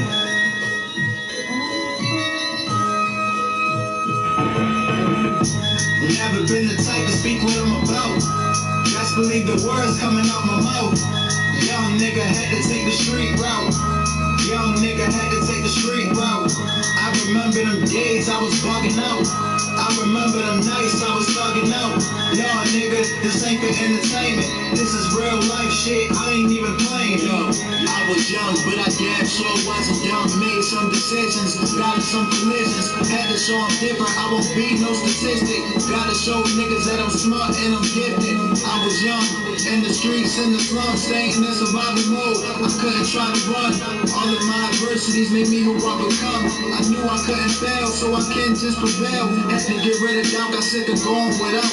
Had to jump in the life, a couple niggas can vouch. When shit got hot, I felt my gut intuition. Niggas talk about prison, it's a one-way ticket. I swore on my soul I wouldn't give no admissions. Stay sharp, no slipping. I won't add to tradition, cause I got a life and I got a nigga, gotta balance the shit. I turn my talents to gifts. Jumped in the life, knowing where this shit will lead me. I made a promise to myself, won't let the streets defeat me. The blind lead the blind, these niggas won't lead me. I stay by myself, I lead by example. Going through shit that I thought I couldn't handle. Had to get the money and really make it scramble. Had to make investments, had to do this music shit. And I'm going in the booth, I gotta do this shit. Never been the type to speak what I'm about. Just believe the words coming out my mouth. Young nigga had to take the street route. Young nigga had to take the street route. I remember the days I was bugging out. I remember the nights I was thugging out. Nah, nigga, this ain't for entertainment. This is real life shit, I ain't even playing.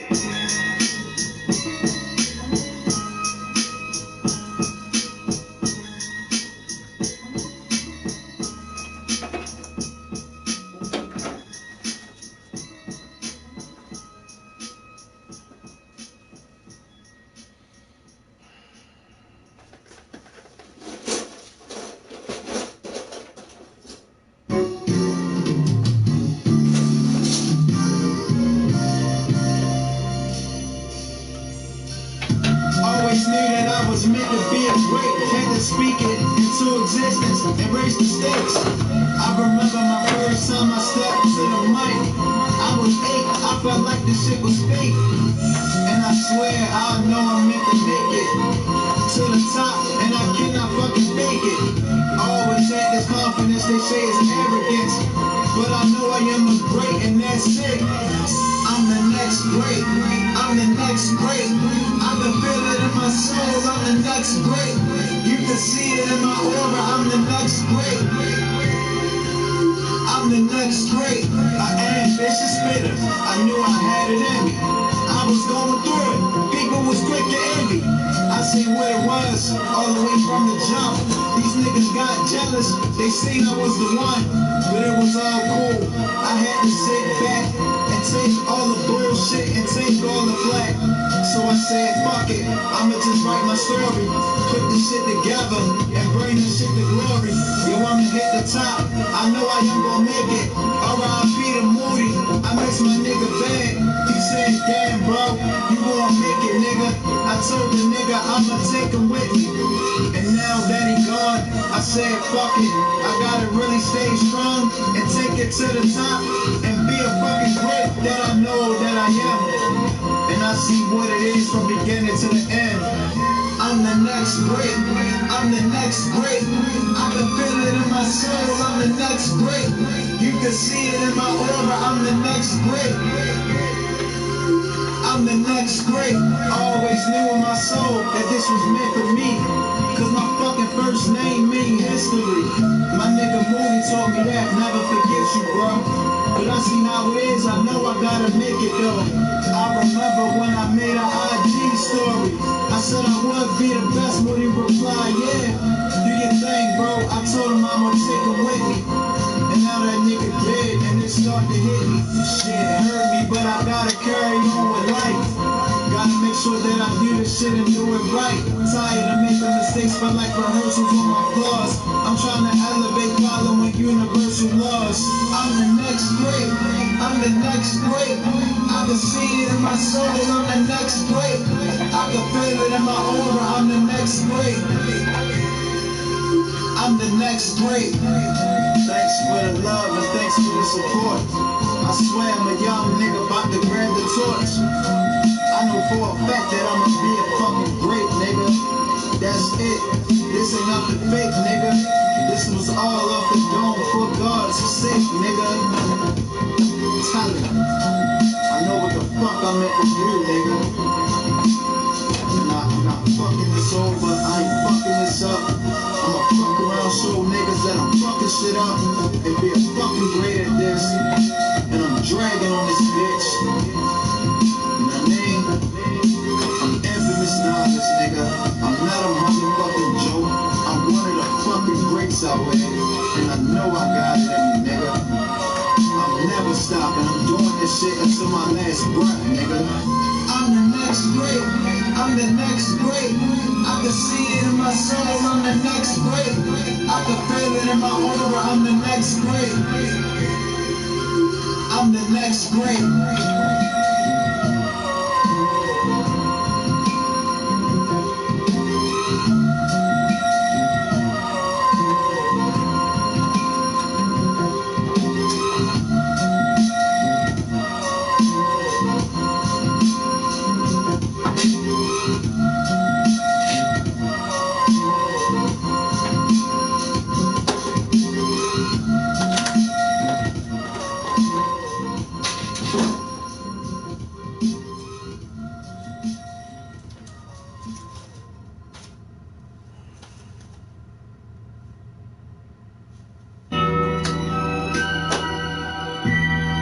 Yeah.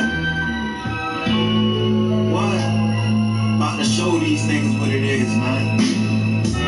About to show these niggas what a real virtuoso is. You hear me? It's simple as knowledge. Yeah, listen. Look. So many life questions on my talents and how to use them. My conscience tell me for my answers and all the music, if it get confusing. Make sure you work hard and just stay sharp. You the illustrator and the author. Make sure the consumer get their mind bothered. Put your pen to the paper and release all the anger. You know you writing doom shit when your mind start blinking. Don't even worry about it. This shit not sinking. Something going to take off if you keep doing right. So when you get frustrated, don't ever lose sight. Sometimes I think to myself, will the world feel my words? My conscience tell me calm down, it's just your bad nerve. You gotta understand, the demons trying to get you. Keep writing what you writing. This shit stay official. Keep the hunger. Don't slack, make sure the verses ain't whack. And always say key to the feedback. You know, I remember when I was a young nigga, sitting back with the OGs. They was all talking about this hip-hop shit. You know, they wanted some shit that they could fuck with. So I was just like, damn. I heard the beat, heard the lyrics, I found out you could do it yourself. And you know, I grew up always wanting this shit. When I was young, I wrote classes from the start. I grew up with a strong heart and street smarts. Getting hurt left and right, I was stuck in my thoughts. I ain't know much, but I always played my part. Sitting back, thinking how I need to master the art. I got lyrical fuel in my heart, stepping up the dark. My potential on these instrumentals ain't coincidental. The shit I spit is more legal than venom. But I ain't dumb, ain't no label gonna leverage me. And I ain't worried about being no celebrity. I want longevity, and a real legacy including equity. Ain't nobody gonna step up here and flex with me. I swear they want me to be ruthless and atrocious. My flow, lyricism, and skill is ferocious. I'm a virtuoso. Take notes, bitch. If you was to hop on my mic, you'll start joking. You know, I know for a fact that I'm destined for this shit. I was a young nigga in the studio with the OGs. They was all talking hip-hop. I remember my first time stepping in the booth. You know, I was just spitting at the mic just to do it. But I feel like that day I said a prophecy. You know, I was only 8 years old when I did that shit, and I'm determined to do this shit. When I look in the mirror, I see a worldwide figure ready to deliver crazy lyricism with a stronger increase. It's the wisdom my father told me prove my greatness instead of proving points. Show your will to have skills, stay ill, keep shit real, get people the thrill and satisfaction. I gotta work hard, take action for pleasure. Always killing, never gonna practice. Do this shit and stay on point, showing on the average. Giving the game heavy damage they can't digest. Get the money and so whole lot of stress. This life is a test and a journey, that's why pain is born. Answer our lives to leave us torn. But I'm overcoming obstacles, smooth and hitting hard like coke, throwing up a pain nostrils. Keep working hard cause the goal is not impossible. When I get on top, I'm really being unstoppable. I'm a virtuoso when I'm gifted and committed. People try to get in my way, but I'm a winner. Eating this rap shit for dinner. Damn, going hard from the start to the finish. At the shit, and it's really working. I had to manifest it, my intuition working. The limelight close, I just gotta keep searching. I'm splurging, niggas want handouts, they leeching and they lurking. I'm on a different mindset surface. Niggas all in my face, saying that they deserve it, but they ain't understand me when I was hurting. People used to always treat me like I was worthless. Over the years, man, they tried to defeat my purpose. And I don't fuck with niggas that want the picture perfect, cause they'll get you locked up or killed if it's worth it.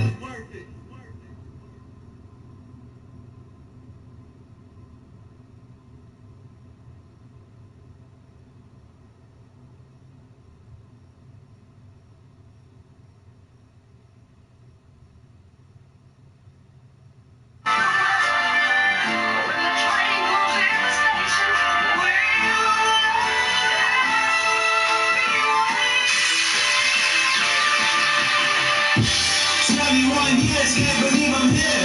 I done been through it all, blood, sweat, and tears. I was born 1 pound, wasn't supposed to make it. Look at all the risks that I'm fucking taking. 21 years, can't believe I'm here.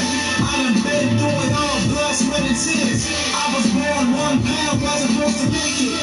Look at all the risks that I'm fucking taking. I'm calculating, I'm a risk taker. Can't believe I'm here. It's blood, sweat, and tears. I'm really 21. I've really been the one. And I'ma show you niggas what I will become. I'm infamous, modest. This is meant to be. This is history. They can't fuck with me. A lot of niggas jealous and all in their feelings, cause they know what's up. I've really been the realest. You want hip hop? Let me get the honors. It seems as a lately I've been reaching nirvana. All I want is peace. Tension is release. I've been saying out these streets, I'm really meant for this. I'm doing this. I'm pursuing, nigga. This is meant. Never stop representing. I'm NSR. This is something you should be commended. I'm going hard. Greatness is awakening. People go off limitations. I got unlimited greatness. A lot of niggas want me to lose. So I went downstairs to fix me some breakfast, which is some turkey and rice, some collard greens, and some lima beans. Is what I'm gonna have for breakfast this morning.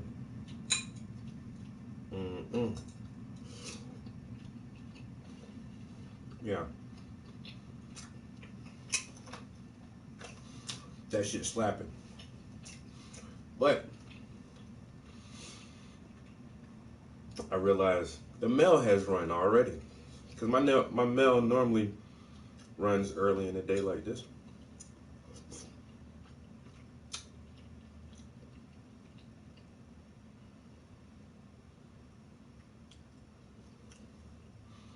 Oh, Knowledge got them bars, yo.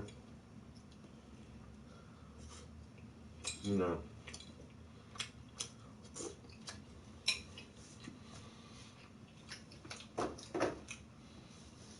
But went to check the mail. Boy. And what do I see?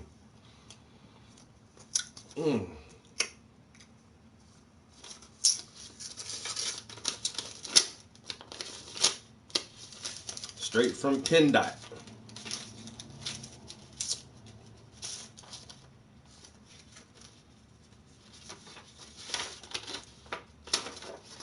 Car title.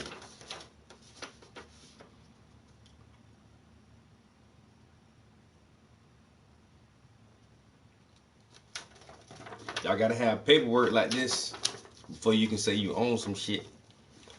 Motherfuckers got cars, but no title. Motherfucker got a house, but no deed. I go pull the deed out of my house right now. That shit in my name. Car I just bought, finally got my title in the mail. It's my fucking car. I love shit like that. Thank you for the paperwork, Commonwealth of Pennsylvania. I've been waiting on that shit to come for a couple weeks now. Let me get my paper. Motherfucker know that shit mine. The motherfucking Lexus.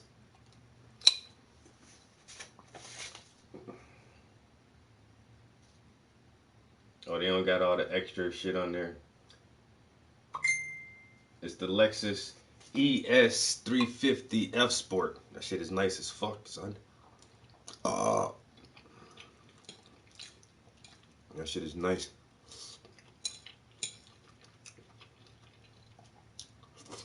And then I got something else in the mail from Pennsylvania. Department of what? Collection and distribution. So I don't know why, but child support keeps sending me money back. I must have overpaid my child support or something, because this is the second time child support has sent me money. This what it feel like, baby mamas out there? Huh? I feel good getting this little check. That's what it feel like to get a child support check every month. Just money just pop up in the mail. Here you go. I don't know how much I overpaid, but I hope they give it all back to me, because I like getting these little checks every month now. My child support check. Yo, the Lexus, bruh, like I said, you seen where I was at, yo. You know I was down by the harbor, bruh. We got that bitch on the turnpike, nigga. Boy, I know about 120 on the bitch. Hey, I'm even just, kind of ashamed to say it. But I mean, it got 160 on the dash. I ain't even get close to the limits. You know what I'm saying? I ain't even get close to the limits. But I pushed that bit 120 though. I ain't gonna lie, nigga. I'm on the goddamn turnpike. Boom, flying by car. Boom, boom, boom, boom. Get out my way, bitch. Yo, shit ride like a dream.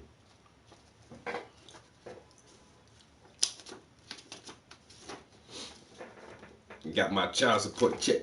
That shit feel funny as hell to say that shit, yo. I got a child support check in the mail. Yes, I did. Overpaid that child support, huh? Give my money back.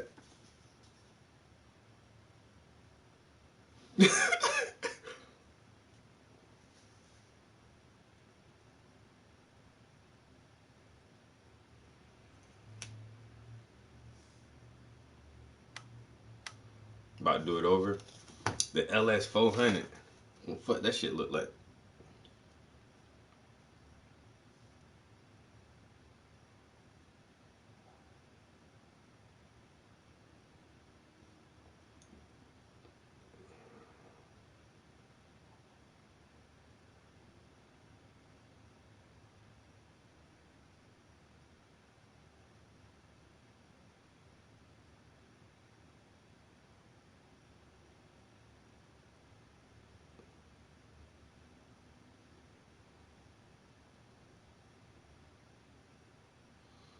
That shit look nice. Even, especially the new ones, but I got an old one though. My shit old as shit. It's mine's though. The paperwork says it's mine's. I'm just about to upgrade my fucking radio and that shit. Put like some touchscreen navigation backup cam in that shit, and that's it. That's all I'm gonna do to it. It's already tinted up. I ain't really no big rim type dude. I don't need no rims on that shit or nothing. But I'm definitely gonna put a more updated tech in there. I'll say navigation and shit. At least do that. But that shit gonna be like damn near stacked. I don't know. They just keep sending me more money back. They're not saying like, oh, we owe you this. Like, if you owe me, then that's something else too. If you owe me so much, just give me all that shit back at once. Just give me a lump sum. How much is it? $1,500? $2,000? $5,000? How much do you owe me? And they just sending me like what I pay each month is like they sending that back to me each month. Wayne, what up, bro?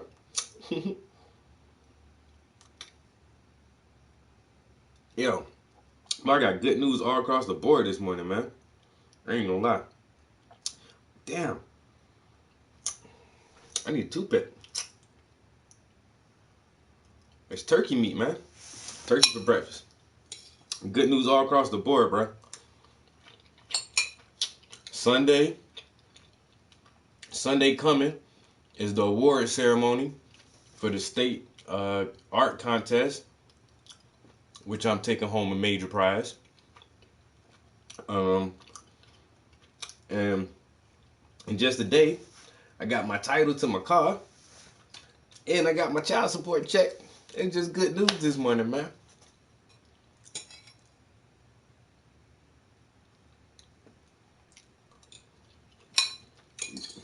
I might have to do that. Lil Navisimo, you must be deal with this issue a lot, bro, because you seem really concerned about it. Oh yes, sir. Appreciate it, man. Thank you. Oh, it ain't up no more. And I just finished the painting this morning, a commission. Just started another commission a few days ago, and about to start another commission now. Man, during this COVID quarantine crisis, I'm making money hand over fist with this thing, man. This shit need to keep up for a little bit longer, man, until everybody realize they need to buy some art, yo. Oh, that's what's up.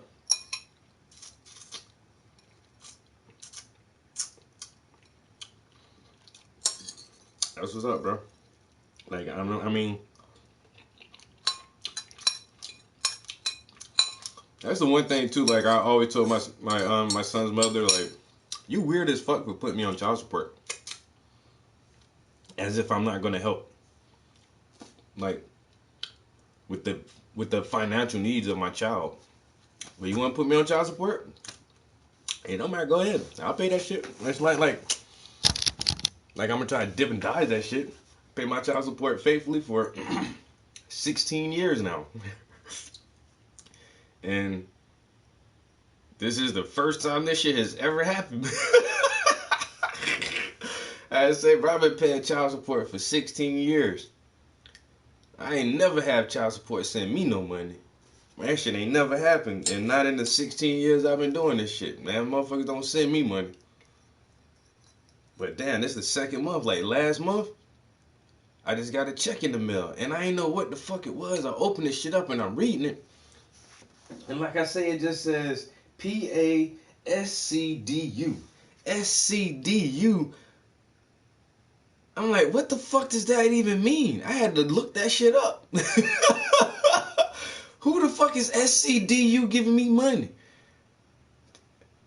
Child support? Oh, wait a minute. That's not how child support works. I pay child support to the mother, and it comes out of my payroll account, you know? But somehow, this shit is working in reverse now, and I ain't mad at it. You know, because I ain't gonna lie. Like I said, took a little trip the other weekend, and I spent a little more extra money than I thought I was gonna spend. I was having fun. I was enjoying myself. It was a good time, and I was in good company. So, I splurged a little. And then what happened? Child support check.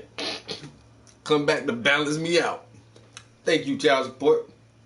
I might go buy me a new shirt today. This how women be feeling when y'all get child support. Girl, I'm about to get my nails done. I'm about to get my hair done. That's how I feel right now. I got child support check money. I'm about to go buy me a new polo shirt. Fuck that. I should go get me a pair of shorts. And a shirt.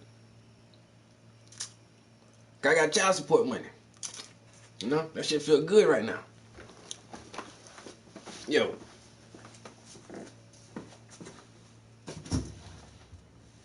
Chris, what up? Shit feeling kind of super right now, man. I feel extra. I feel a little extra this morning.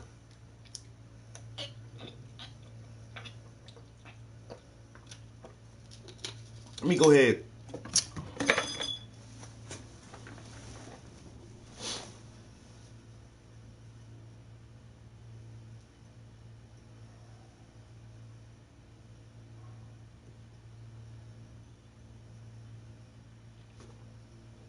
Whoa. 27,000. Whoa. Hey, baby mama. About that lawsuit settlement. We need to talk. Cause I think they added an extra zero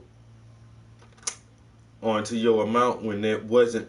No, it was an extra zero. So we need to discuss some things. Cause that sounds like too much. And the more kids you have, the more you pay. That's only got one. Learned my lesson. You know, one. Bitch, never happen again with none of you bald-headed bitches out here. Never. You won't get me, bitch, and you won't get me. Ever. That bitch got me. You got me? You got me, bitch. You got me. I love my kids. Man, I love them to death. But your mama's a hoe.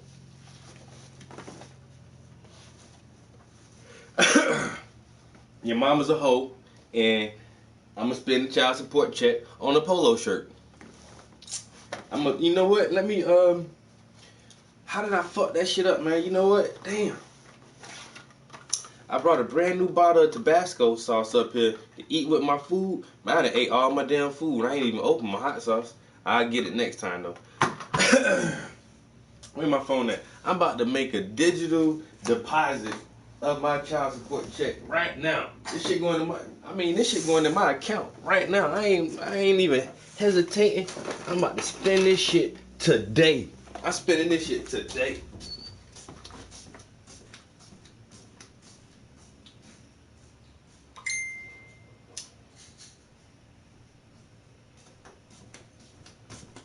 I think it's a fucking game. Child support money.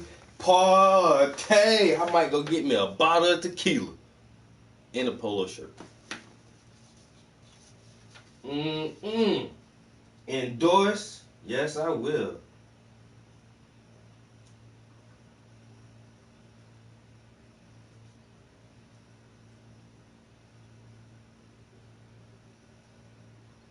For mobile deposit only.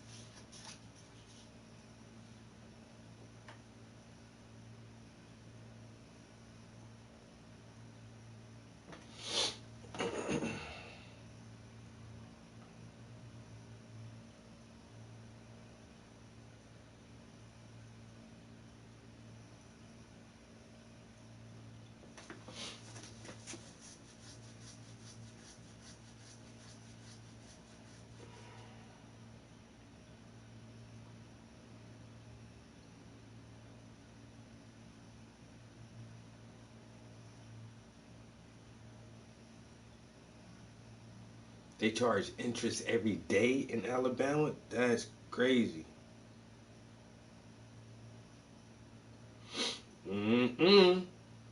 That's in my account, boy.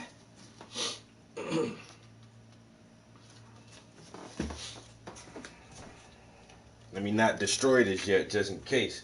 I need a paper trail.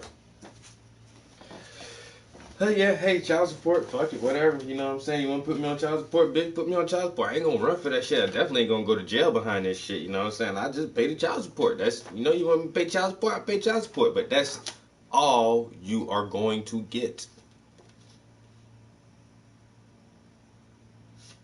Nothing extra.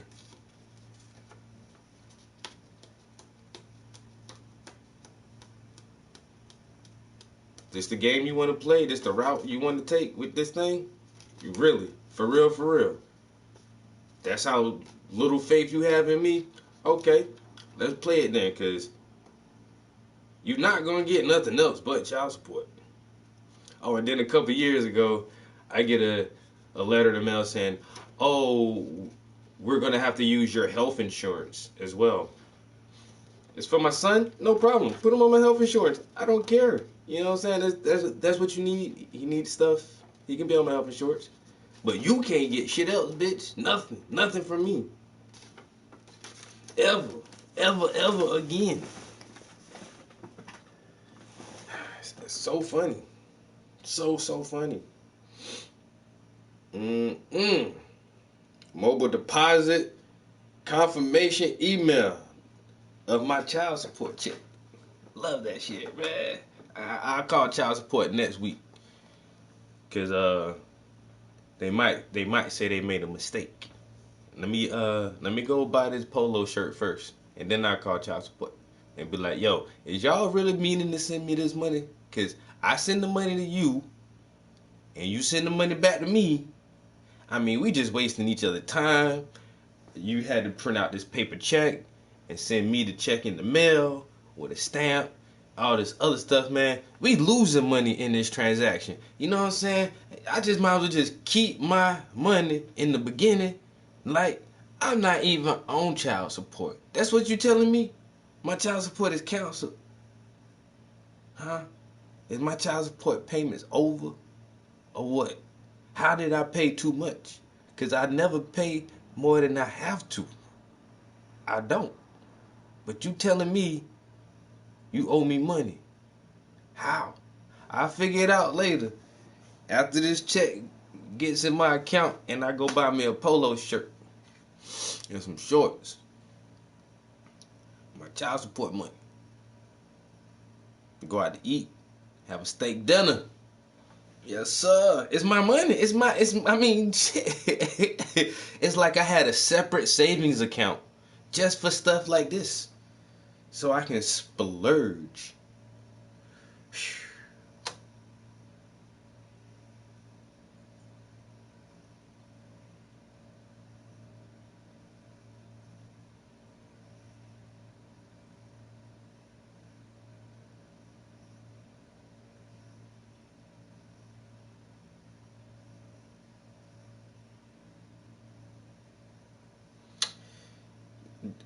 Hey bro, I'm opening up a gift shop in Scranton around mid-November. Wanted to do an opening celebration and wanted to see if you would be interested in having some of your art on display. I don't know.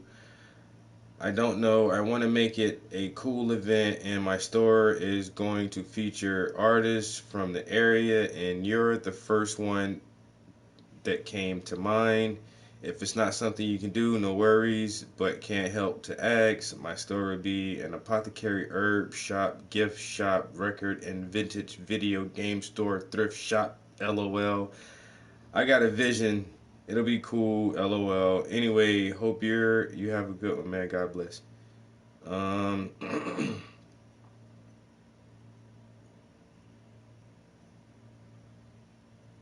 The name seems familiar, but for some reason I can't place this guy.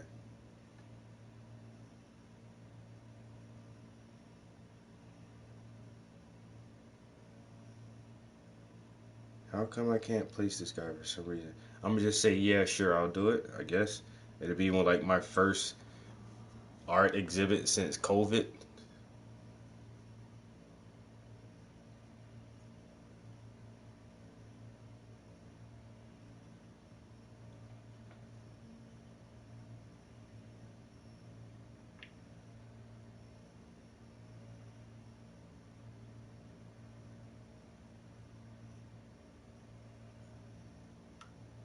Shaman, what up, what up?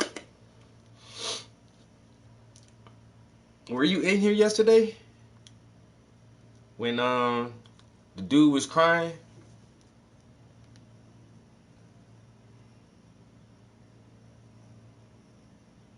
Was that yesterday? I can't remember, man. But anyway, I wasn't gonna even, I told the motherfucker I wasn't even gonna say anything about it because it ain't none of my damn business to even talk about that shit, bro. But then he was in here whining about it, and then like some other people came in, and then he wound up getting banned from my stream. But somebody said that, who was the dude, man? He came in here and said, yo, Trap, can you tell Shaman to unblock me? Because he said, let George Floyd rest in peace or some shit, and then you blocked him for saying that shit. Whatever, man. Hey, I don't even know why I brought it up. I don't want to start like this a long, whole drawn out controversy about this shit again, but you pissed somebody off is basically what I'm trying to say. Welcome to my stream. What up, homie? But you be pissing people off and blocking people and shit, man, and they come over here and crying to me and telling me to come cry to you. Man, what y'all be doing to these people, bro? I'm just a humble art streamer. I don't be trying to get caught up in the beef, man. You know what I'm saying? Y'all got me mixed up in the beef and shit, bro. Like, what? Who said what about my cousin? Huh? Antoine.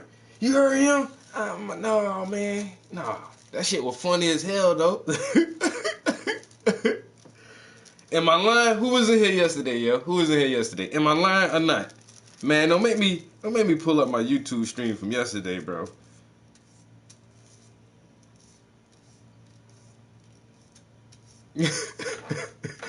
Yeah.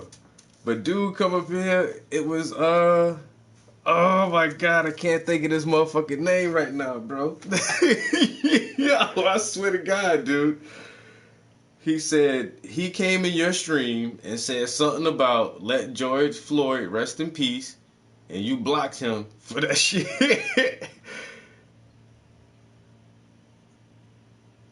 Yeah, and he say you block him for that shit, and then he come in my stream and he say, yo, Trap House, you'll tell Shaman to unblock me. I said, man, tell him what the fuck I look like. A goddamn go-between? Wait a minute, man. What happened? Nah. See, what we not gonna do is, we not about to do this go-between shit. Cause that shit, man, too funny.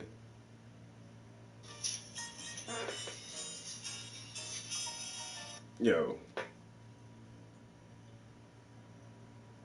Wet paint, throwing that shit on there heavy. Like mayonnaise. He was in the army. He actually made it into the army, did a 1-year deployment. What is? Which means, is this it? Or was it the day before yesterday? I don't know. I streamed so fucking long yesterday. I streamed for like. Keep in mind that it's not just this region of the world. The digital copy. Before.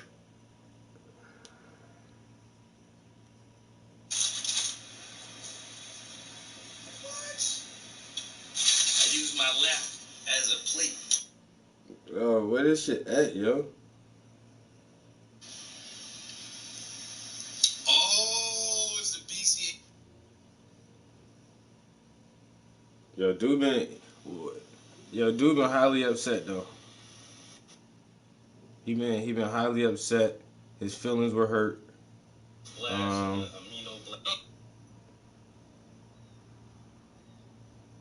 I'm trying to find where the fuck this dude name at, yo.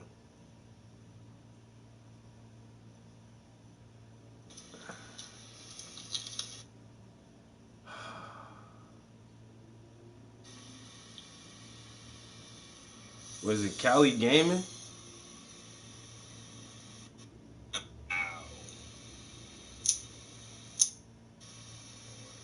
Wig Splitter. Yo, that's his. Just by you saying that. Yo, I swear to God, yo. Yo, dude named Wig Splitter, but he said his other name is OG Gambino. The shaman.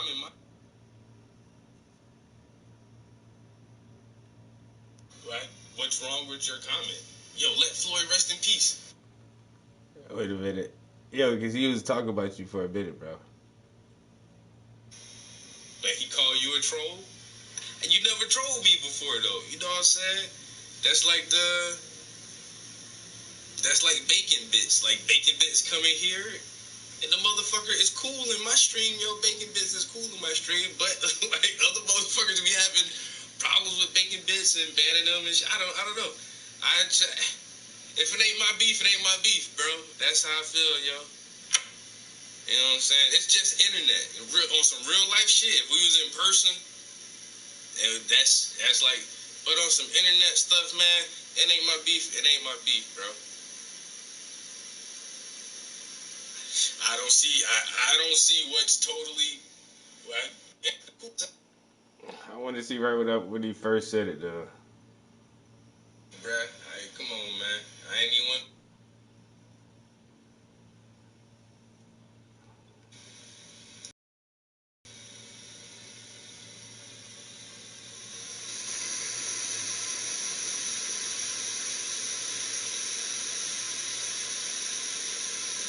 I'm looking at that shit, bro. I'm confused as fuck. You can see the confusion in my face. Like, what the fuck is this dude trying to say? Oh, Shaman 420? Hey, bruh. Come on, man. I ain't even want to be in that situation. I ain't about to cross communicate for you, bro. I got love for you. You know what I'm saying? You know, hey, that's the thing too. Like, man, come on. I can't.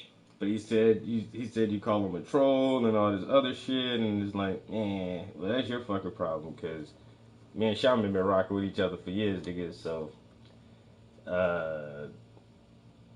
you gonna have to take that shit up with him yourself or whatever, bro. You know what I'm saying? He was salty, feelings hurt. And that shit don't normally happen. Motherfucker come my stream doing some shit like that. But you come here talking about tell Shaman I said this and... Wait, who the fuck are you?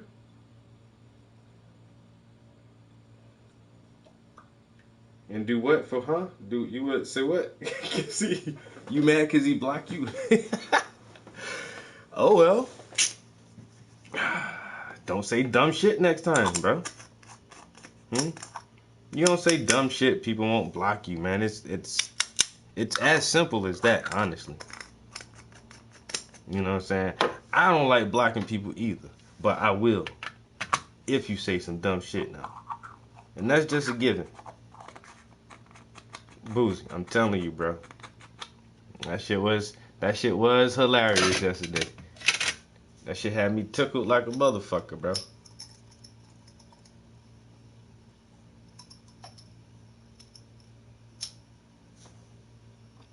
He said his name was OG Gambino is the name you blocked, but then he come in my stream and it was a different name.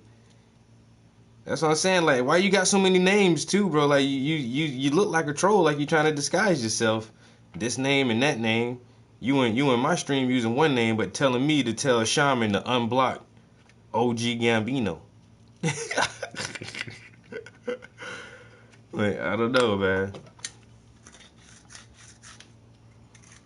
I don't know. And I told him I wasn't going to tell you, but I still told you anyway. Because the shit is so funny.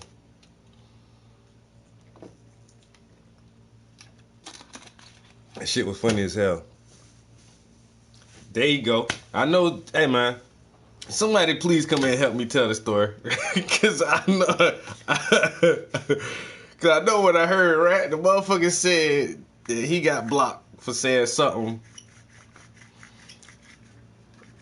Talk about let George Floyd rest in peace. That's all he said. He said, look, man, that's all I said. And then Shaman blocked me. I don't know why.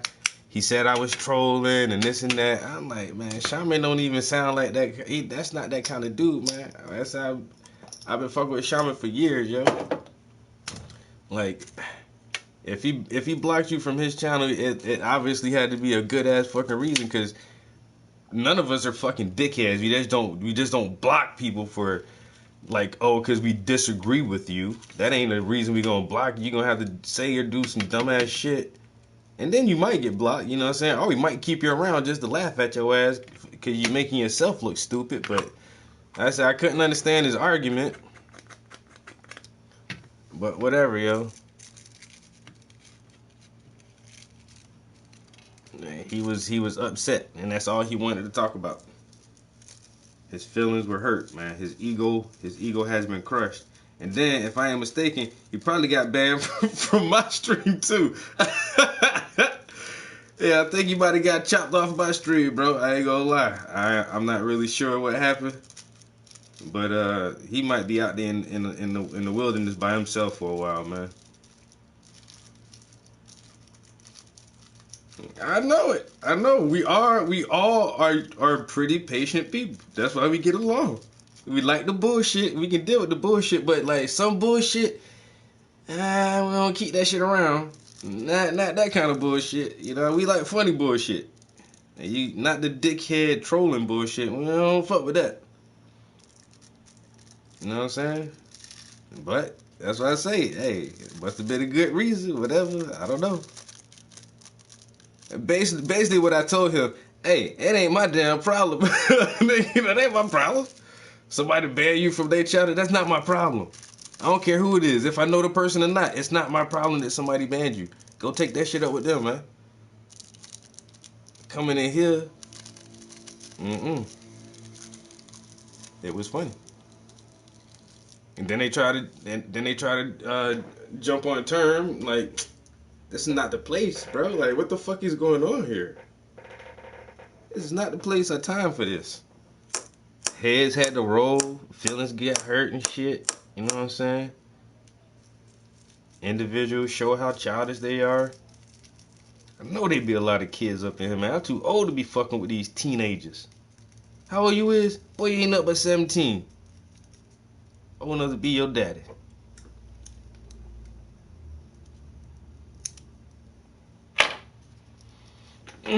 But back to my child support check that I just deposited in my account. That shit feel like, ooh, ooh, ooh, ooh. Sounds like free clothes. Gotta get some, and not free because it's my money. It's my money. I mean, it was my money. I worked for the money. I gave the child support. They gave it back. What am I supposed to do? Say no? Nah, child support. Look, y'all just go ahead and keep that. I know it's a little bit over, but, you know, out of the kindness of my heart, hell nah, give me my motherfucking money back, bitch. The check got my name on it. This child support check got my name on it. It came to my house. Boy, I'm about to spend this, bitch. That's my money. My money. Ooh, ooh. Feels so good. Bought my weed for the week.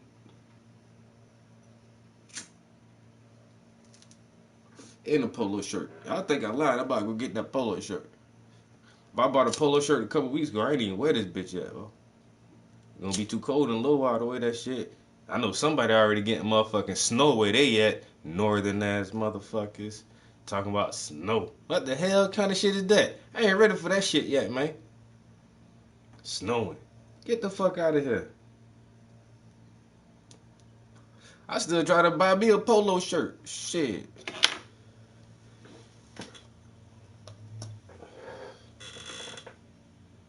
I'm gonna go get this polo. Ooh. I say, I got a polo shirt. I just bought that bitch. I ain't even wear it yet. You know what? I'm about to go buy another one. Cause child support.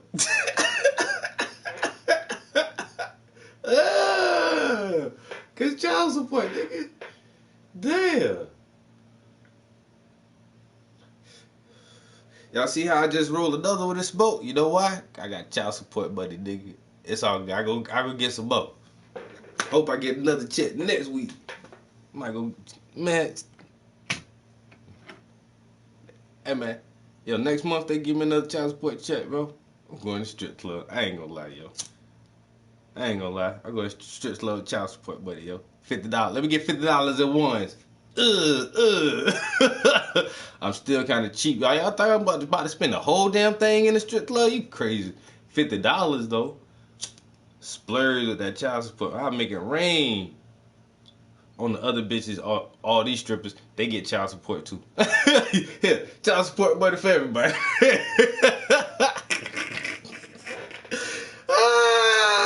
Shit, this shit so, I don't know why this shit so funny to me, man. This shit is ballin', nigga, bling bling, bitch. Bruh, I'm about to go to the strip club. Oh, child support, nigga. Damn, everybody got child support, but you want $10 here, bitch? Here, you get some too, bitch. Your baby daddy, he don't look like he paying child support. Huh, bitch, get $20, bitch. Child support, buddy. Everybody. Shit. I'm the king of the council, nigga. How you do that? I pay myself child support.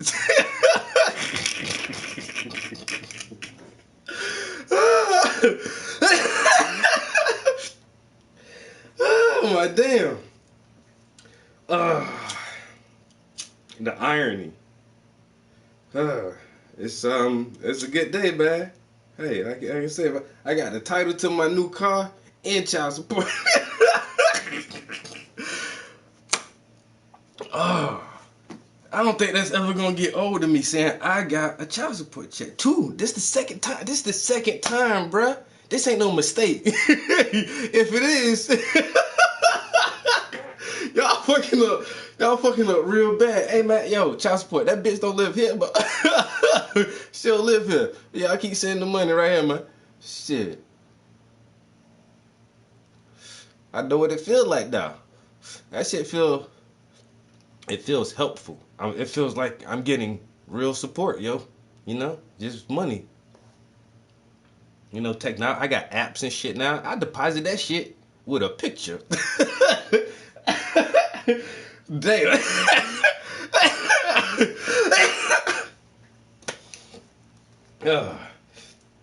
Deposit my shit with a picture, nigga.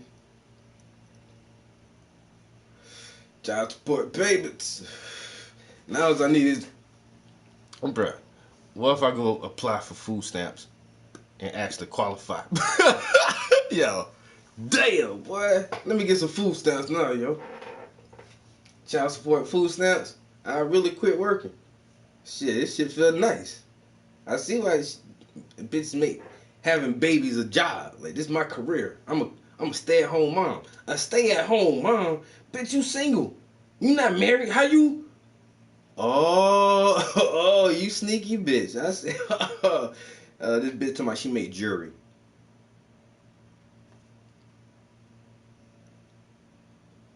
I'm a stay-at-home dad. I make paintings.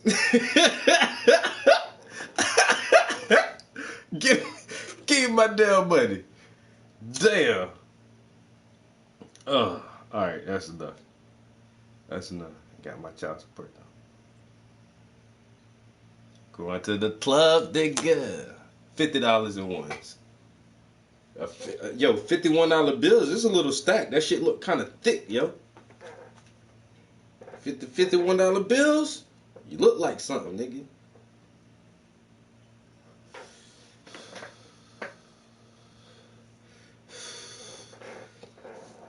I don't know how this shit happening, but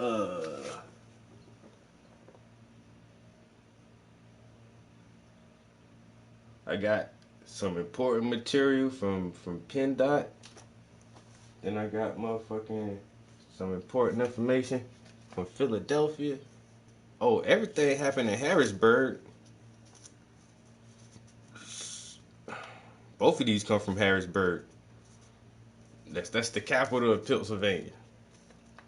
That's what's up, Harrisburg. I might have to move to Harrisburg because that's also where the State Museum of Pennsylvania is located, is in Harrisburg. And the State Museum bought my painting this year. And I am an official member of a museum collection, which is in Harrisburg. which is where I got my title and my child support check from. Harrisburg is popping, yo. I gotta move to Harrisburg, nigga. they got everything, man. Harrisburg got everything, man. What's up, Harrisburg? What y'all city property taxes look like? Harrisburg. That shit, just the name of it is starting to sound attractive to me. Harrisburg. You know, I'm like, Harrisburg. Sounds like a nice, stable place to be, you know? Especially when they give niggas child support checks. Y'all ain't even gotta mail it that far. I live right here now, right down the street from the post office. I'll come pick it up. What day? Tuesdays? I'll be there on my lunch break. Get my child support. I need that.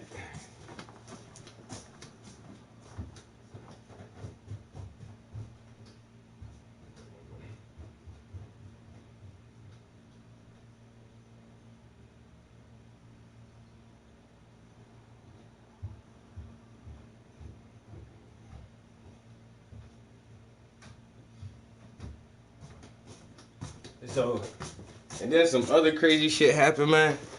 Like, I drove my truck the other day, yo. My motherfucking transmission slipping in that shit. I ain't gonna lie. That shit about to tear up on me.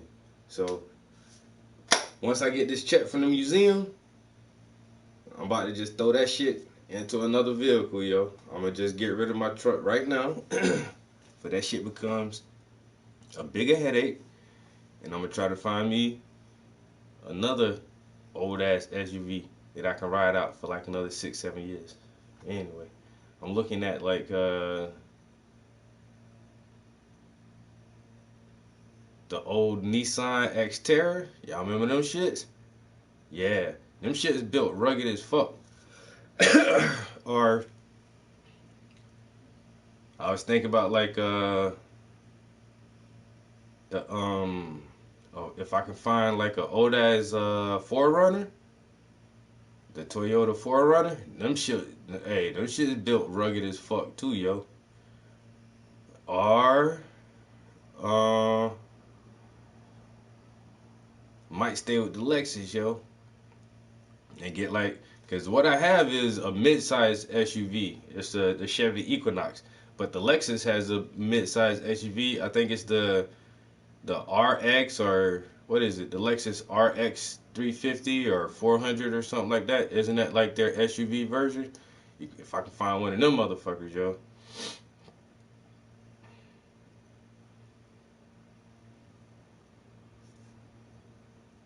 The 4Runner solid. Yes, sir. What, you got a truck? Blunt, what you drive, bro?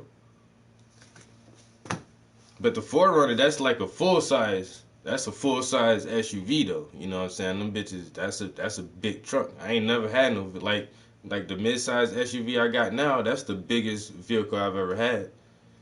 But so I went and then I like the only thing is like the painting I just finished.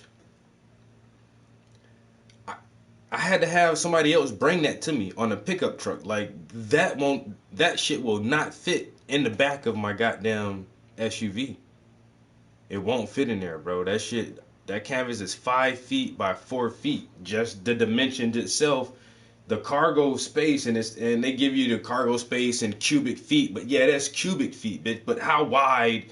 And it can slide in, but then right past the hatch is the wheel wells come into the back of the cabin, and so that cuts out a large chunk of the fucking space where the wheel wells are. And that's why like the full-size SUVs, they sit up higher and the wheel wells are outside of the cargo bay itself, so that cabin area is more cubicle and more square, so you can slide shit in there. And that's why I was thinking, like, should I get like a older Explorer or the 4Runner or some shit like that? The Santa Fe. Oh, you upgrade. You just got some new shit. See, I can't get no new shit, bro. See how my credit score work, right? Hey, you know what I'm saying? So I get 10 years old but good condition. That's it, man. You gotta get 10 years old but good condition, and I'll ride some shit like that. So I'm looking for like a 2010, a 2011 something, maybe 2011 Ford Explorer. No.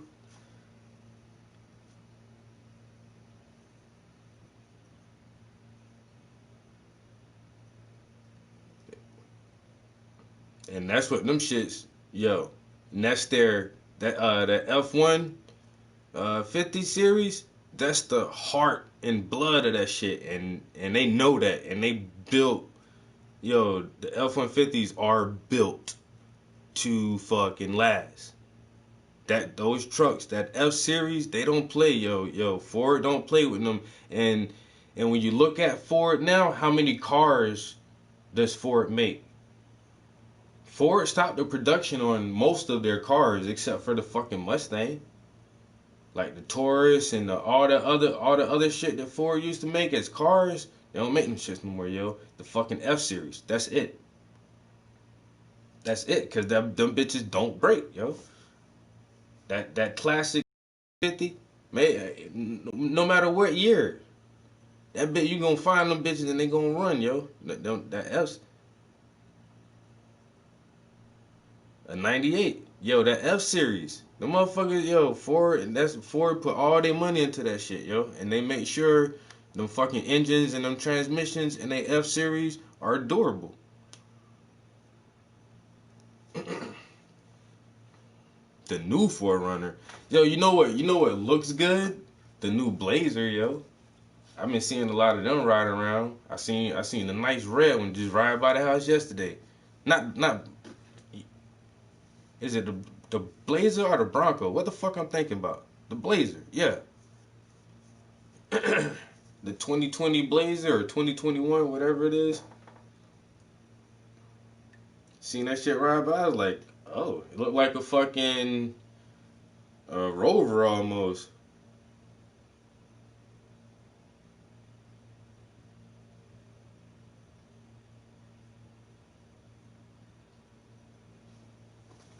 What?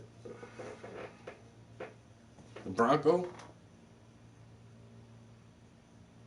And now they say they're gonna make the Bronco with a fucking bed on the back like the Jeep Gladiator. Cause the Gladiators are so fucking popular. And as soon as they put them bitches out, I see them shits all the time. They are.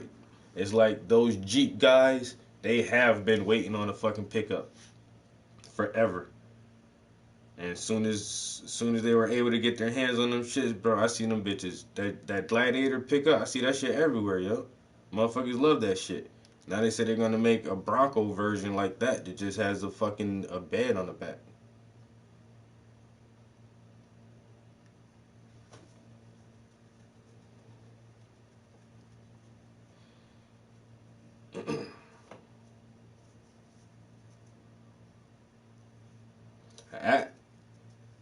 I actually like how that shit look too, yo. I ain't even a Jeep dude. Like my favorite Jeep is the Grand Cherokee. I like that shape of that SUV, like that regular boxy, the Wranglers. I don't like them shits, yo. Motherfuckers got the doors off, the windshield off. They drive and hang halfway out that shit, man. Like nigga, a leopard gonna jump in there and eat your ass, man. That shit don't even make no damn sense, man. Put some doors on that motherfucker, man. But then you see that Gladiator, though, and that shit's like... Yeah, I like that. This shit looks nice. Big ass husky pickup.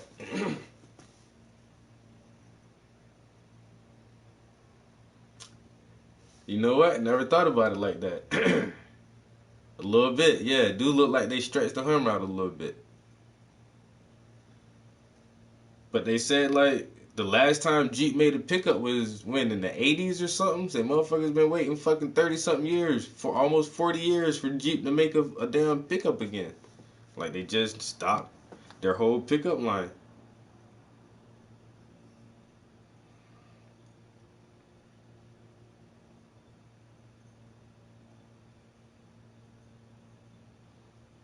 Alright, I'm gonna search for. So I use this shit right here. Car Gurus. Wipe that off for you guys.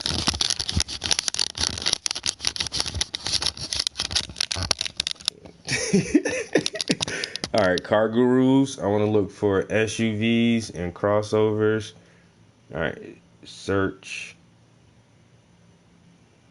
Go to filter. I always go to distance. And since I'm lazy as fuck, the distance has to be within 25 miles of where I'm at. I'm not trying to drive 50 miles to go buy a fucking car, bro. 25 miles, I'd drive 25 miles for a good deal. So let's search within the 25-mile radius. There's 1,270 listings, and it puts you with the best deals first. I don't give a fuck about the best deals. I want the lowest price first. What's the lowest price vehicle first? So I'm gonna search it that way. And that's always sponsored, so that one really don't count.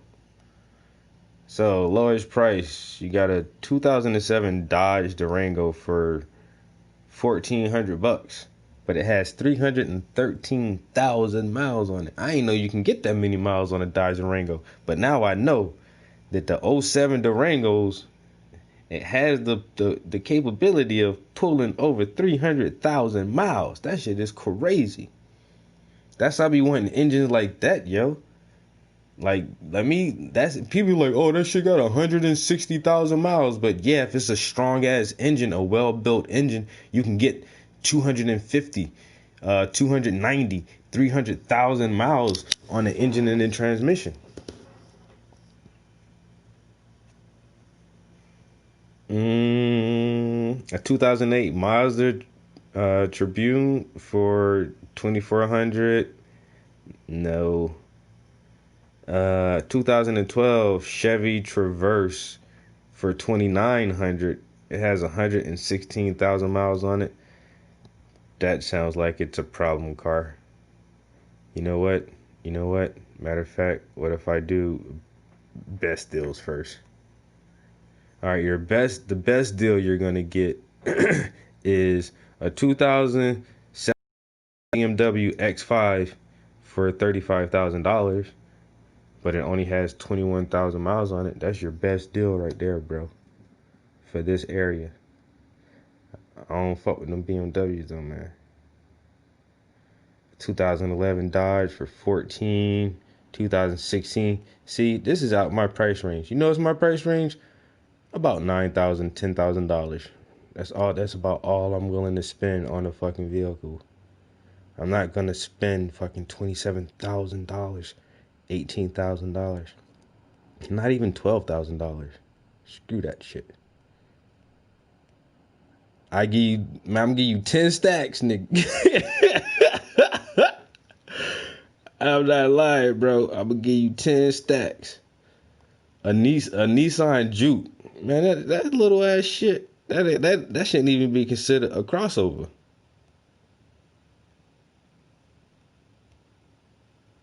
Um, 2016 Mazdas are just like, nah. $17,000 Jeep. Oh, I didn't mean to do that. What we got here? For 10 grand. A 2013 Nissan Murano. That shit's ugly as hell. And that shit got 100,000 miles on it.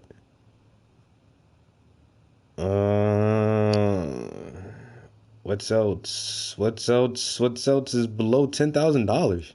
Jesus Christ, this shit makes me feel poor as fuck, yo. Alright. Ooh. Wait a minute. I'ma already save that. Ooh. A 2007 Toyota. This is a RAV4 Sport all-wheel drive for $8,700. It only has 73,000 miles on it on a fucking Toyota. Anything under 100,000 miles on the Toyota is a brand new fucking car, yo. That's like a brand new car. The shit only has 70-something thousand miles on a fucking Toyota. I wonder if this shit was made in Japan, though. That's something else to look for. You buy a Toyota, try to find the ones that are made in Japan, yo.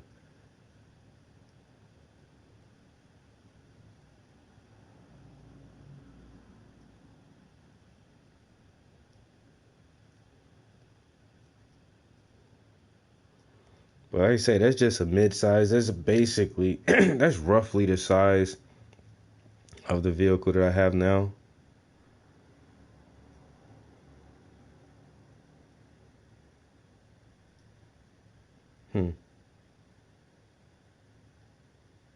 Yeah, I could do something like that.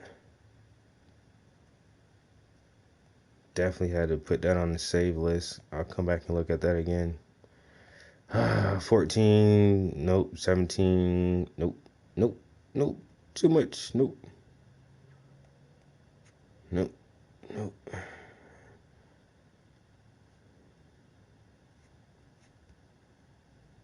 That's a little bit more than 10. They want 10.9. They want 10.9 for this. 2013 Ford Edge with 101,000 miles on it. But once again, that's a mid-size SUV. It's basically the same size as the other vehicle. Y'all don't have but 2 pictures of it. Yeah, right, bro. You can't even let motherfuckers see what that shit looks like.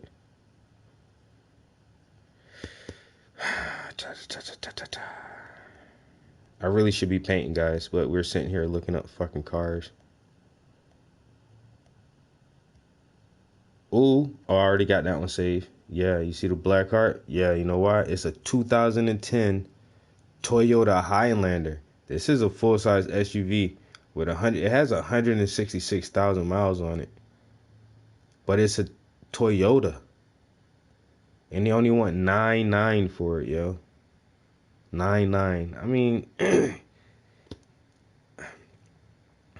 I never bought a vehicle that had more than 150,000 miles on it. Even like most of my old cars. Like I said, my Monte Carlo. My Monte Carlo was a 1998. But when I got that shit, yo, that shit only had like 120,000 miles on it. Like that shit had a strong ass engine, transmission. Even when I dropped that car off, I traded it in for the Lexus. I was like, yeah, I was kind of sad to see that car go, yo, because that shit still got mad ass life in it. You know what I'm saying? I had that shit for years, and then I only put a little bit of miles on that shit, yo. Like when I traded in, that shit had 146,000. It still had less than 150,000 miles on it. I think it had like 146 or 147 or something like that. But this shit right here got 166. But it's a Toyota. And it's a full size. It's the Highlander. And it's a 2010. And most of the time, bigger vehicles like this, man, be like family cars. A lot of road trips and shit like that. Then that shit already got like the leather navigation system already in there. So even if you wanted to update that shit, it'd be easier. Just pop it out and plug in the same size unit. You wouldn't have to like rearrange the whole dash and all that other shit.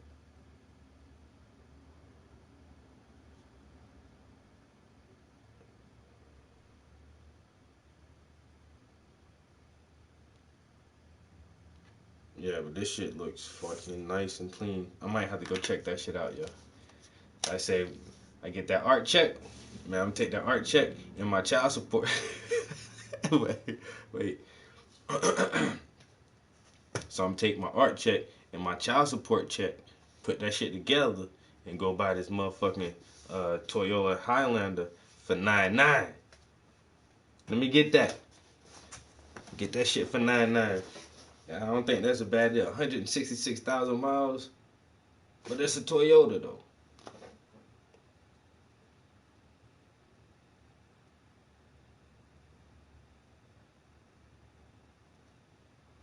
Damn. 1976 Monte Carlo. think my homeboys had something similar to that, yo. I think they had a 77.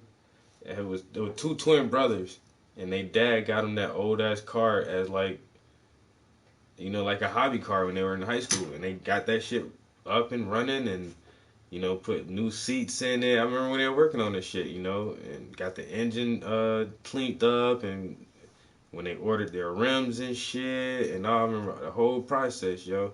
They paint that bitch green, and that shit was nice as fuck, yo. The old school fucking Monte Carlo. And they say they went to college, and the one brother took it to college, and I say pretty boys, you know, dressed nice, you know, got all the girls and stuff, and he got the nice ass whip. Say, yo, somebody was so spiteful against his ass, they fucking torched his goddamn car, yo. Burnt that bitch, yo. Just cause they mad they not him, you know, mad you ain't handsome and you dress nice and you got all the bad bitches and you got the nice car. He burned this nigga car, like that's crazy.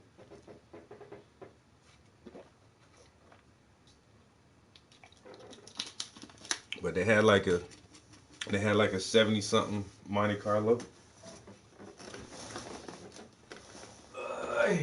All right, so what we gonna do is. What we're gonna do is let's prep this canvas. Already got paints loaded. I can prep the canvas, get that shit going. Already been here almost 5 hours. I think I might take a break.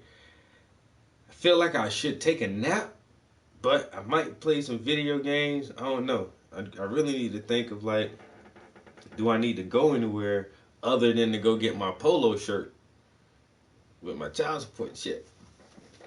Do I need anything else? Do I need to leave the house today for anything?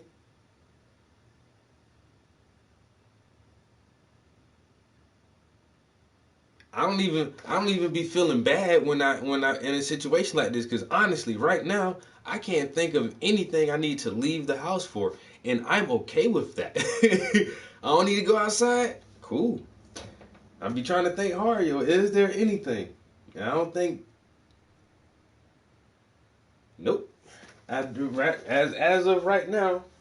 I don't need to leave the house today. I don't have to step foot outside the house if I don't want to.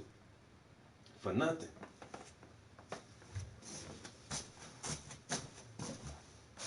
And like I say, I'm pretty cool with that. I am okay with that. I'm gonna grab some water.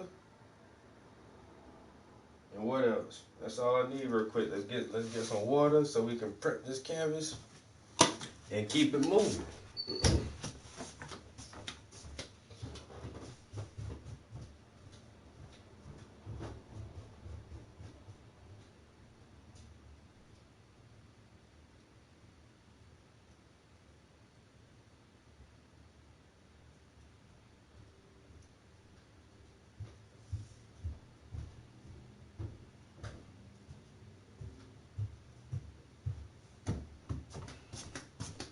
That's the hardest thing I've been having trouble doing right now is getting somebody to fucking install a fucking GPS system in my joint. Like I called the one place in the city that I work in, and it was weird. Like they said they were gonna do it, but then they never got back to me. And so okay. Because I figured like maybe one day I could just go to work and drop the car off while I'm at work and have them do it during the day and, you know, just drive that bitch home in the afternoon with my new shit upgraded. But these motherfuckers won't get back with me. And so I looked up like whatever place over here in the city that I live in that has like the best ratings. And these motherfuckers, I guess they scared of COVID because they won't even answer their fucking phone.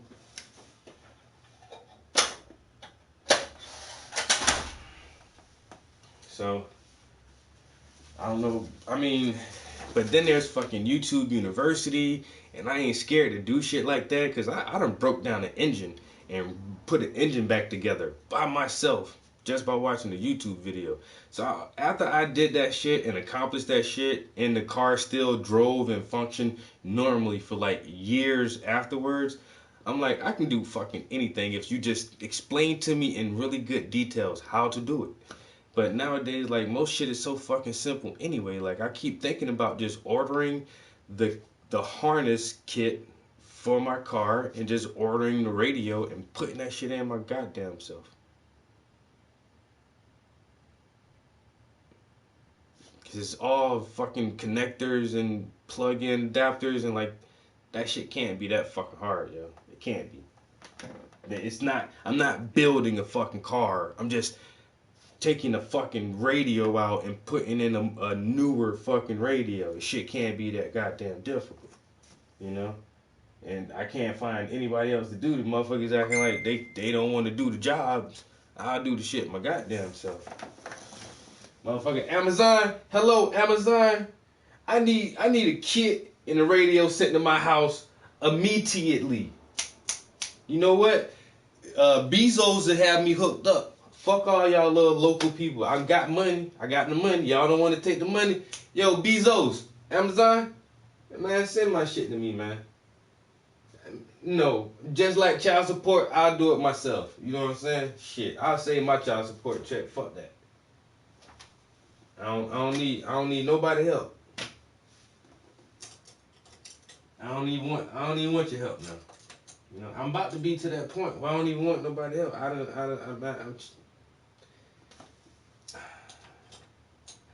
just want Bluetooth like everybody else got. I can't have Bluetooth? Damn. Nigga acting like I can't have Bluetooth or something though, you know? Is it something about me personally? Something about me personally where you just don't want me to have Bluetooth, right? Hands free. You know, Google Maps. I can't have that shit. I gotta use my phone when I'm driving. Else I'm gonna get lost. You know? I can't have navigation. I want my car to tell me where I'm going. I don't need my phone to tell me where I'm going.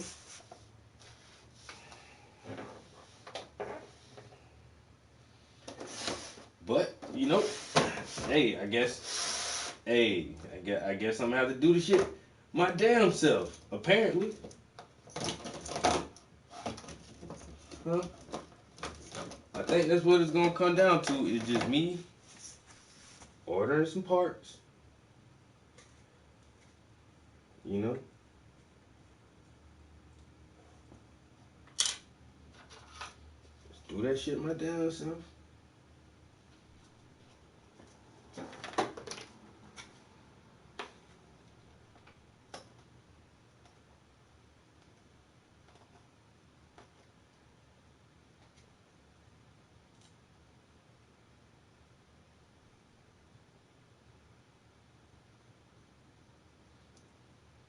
Size 13.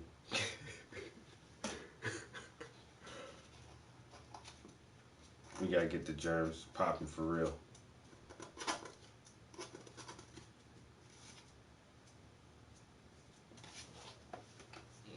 If somebody keeps texting me.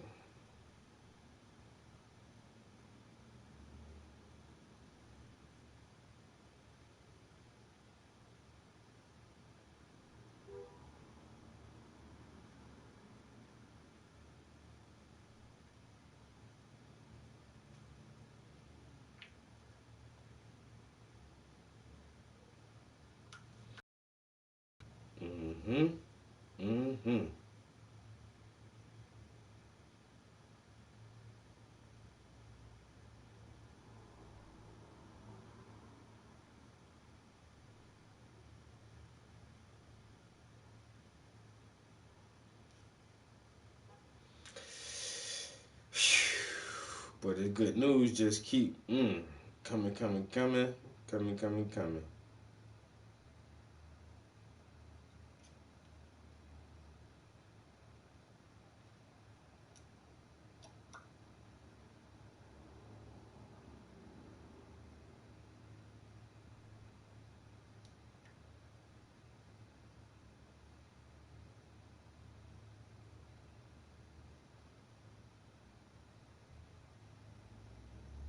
Yo, that's crazy. My man about to start some shit.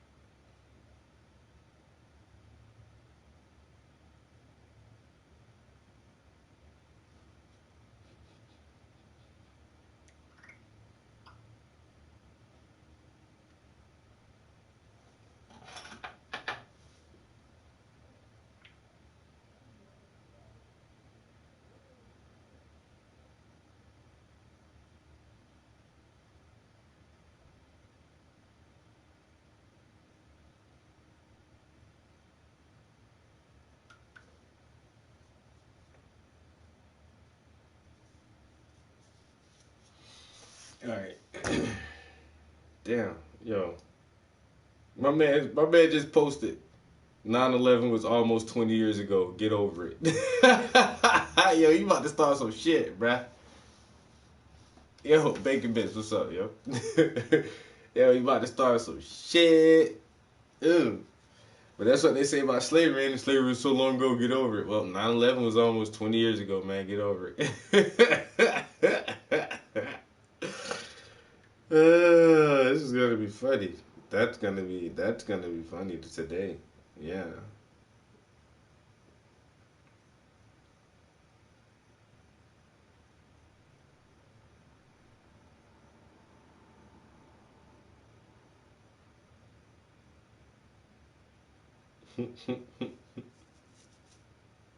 Hey, y'all been to my Instagram yet? No? Hey, y'all need to go to my Instagram right here. Paintings by the Prince. I just posted a new picture of the painting that I just finished. I need some more likes on it, man. And then y'all need to share it on y'all stories. And so that people in y'all stories will see it and they'll click on it and be like, oh, I'm gonna like that too. It's taking too long to get famous, man. I need some help, man.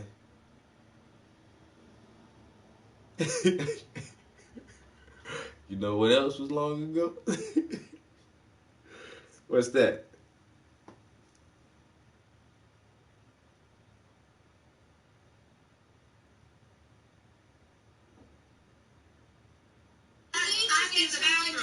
Now she deep for you. Get to the door. Can I get to my bathroom? No. What do I gotta listen to? Shit. Why all this shit be popping up? All this shit be popping off on airplanes? Man, you know what? If that shit happened to me on the airplane, yo, I'm gonna tell you straight up, I'm gonna just punch somebody in the face. Jesus Christ, get over it. Yeah. You know how long ago Jesus Christ died? Get over that shit, man. Alright.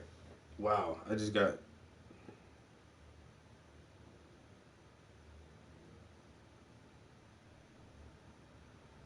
What?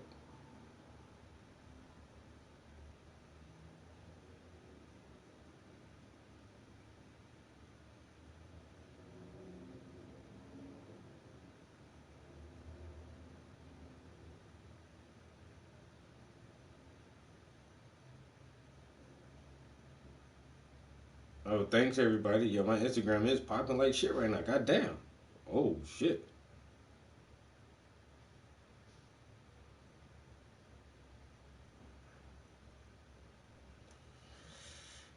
Alright, that's not bad. Almost 100 likes in an hour.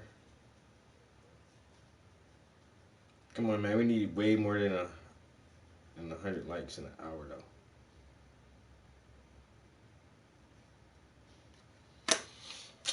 Alright, what are we doing? We still working on this paint shit, man. Let's paint some shit up. And put some paint on there, like that. Then I'll put some water on here to thin this damn paint down some. A little bit, just a drop.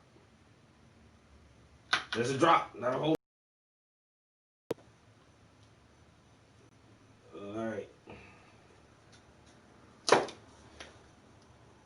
It's almost lunchtime. Oh, damn, why I do that? I ain't mean to do all that crazy shit. Close all the way out of Chrome and everything. Let me just go back to here. Everybody's talking about the price of the Xbox, yo. I ain't gonna lie, yo.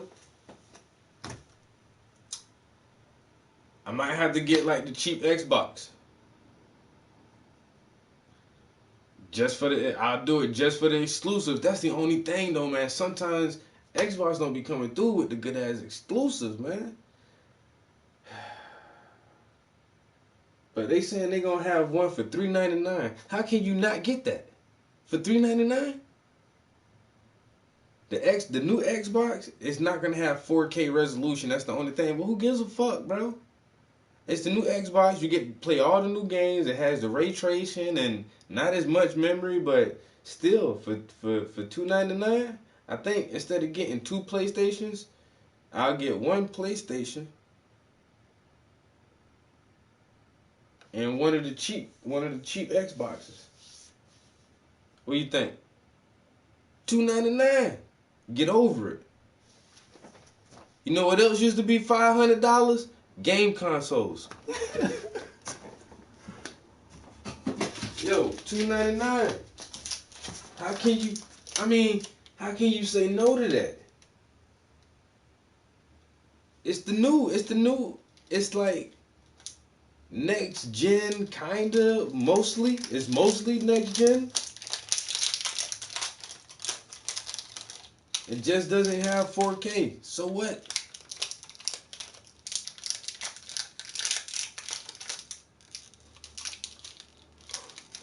Xbox is a bad word in my house. It's only $299, bro. Halo, Fable. I don't know any other games other than Halo and Fable.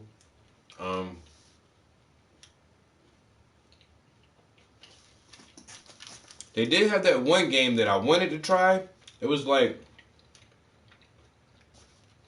the shit was called Quantum Break. And somehow your character can manipulate time and pause time and rewind time, but it was like a story-driven game. But I think that was like Gears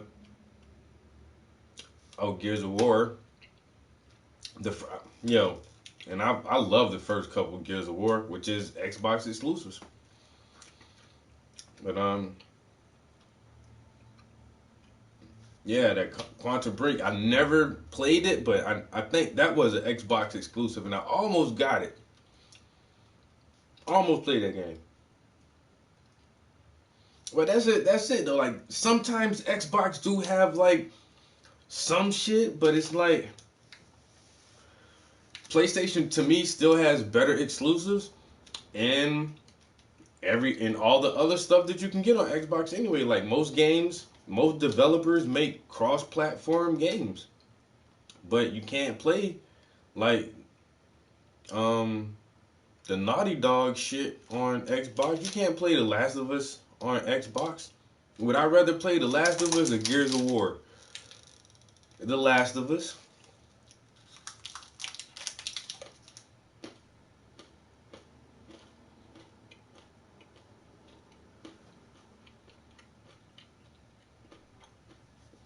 Control.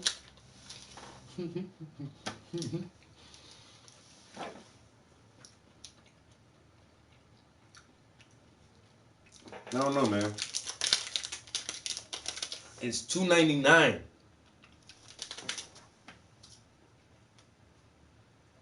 Bro.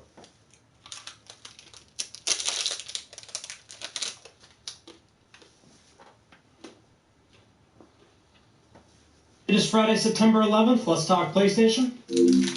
All right, going to be a very good conversation this week, I can already tell. But first, as always, our PlayStation Plus reminder, the September games that are available right now, that is Street Fighter V and PlayerUnknown's Battlegrounds. You have a lot of time left to download these or add them to your library. Let us start with the PlayStation blog. They made an announcement on Monday that this will be a PlayStation VR focused week, so some PSVR announcements, updates on PSVR games that we already know about, and also a PlayStation VR sale. In this blog post, a little caveat, they did mention that there will be no PS5 news this week. It got to a point where many people thought this read a certain way or it read differently, or that we would still see PS5 related announcements, just not during these PSVR posts. I mean, what can you really say? It looks like this is not much of a PlayStation 5 specific news week, but we do actually have items to cover here. But back to the PSVR focus, there is a sale going on right now, so if you have a PSVR, go to the PlayStation Store, check out the sale. There's a lot of good deals on there. You're seeing Astro Bot Rescue Mission for like $7. You got Borderlands 2 on there, Super Hot VR, that's a favorite of mine, I love that. But a lot of good deals to be had for PSVR right now. Now, as part of those PSVR-related announcements, probably one of the most notable ones in there is that Minecraft is getting PlayStation VR support later this month as a free update for current owners, and it's the entirety of the game, so it's not a separate mode or anything like that. You're not forced to play online with other PSVR owners. You can play with your 2D friends. There's a lot of comfort settings. Just all around, this is the best way to do it, and I'm ecstatic to hear this. I mean, this is just like Skyrim VR or Borderlands 2 or RE7. You know, this is an established IP. It's an established game that people are familiar with, and arguably, Minecraft is the largest amongst all those titles. And so now you have virtual reality for what is a very important game to a lot of consumers. But anyway, moving on to our next news story. If you remember last week, we were talking about Kena Bridge of Spirits and its upcoming game. And see, this is what you call it. This is what Microsoft been scared to touch, yeah. Is that VR. Minecraft VR. I don't even like Minecraft. I'll play that shit in VR though. I ain't gonna lie. A VR sale is going on right now. I'm about to go buy me a VR game with my child support check. Money. Hey, you know what? Since I do have I just got a polo shirt that I haven't even worn yet, I might not get a polo. You know what I'm saying? I might spend my child support check on video games. I'm gonna get the season pass of Call of Duty. I don't even play that game like that. But fuck it. You know? Go download me some VR games on sale with my child support check, cause it's already in my account. I already deposited that, you know. And you know what? I'm gonna ask them. Can I get direct deposit?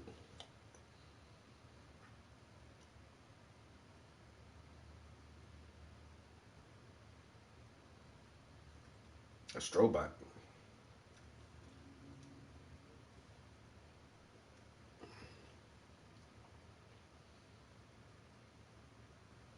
I don't even play the Astrobot thing, yo. I don't know, it's weird. But there was another game that is kind of like Astrobot. A bit better.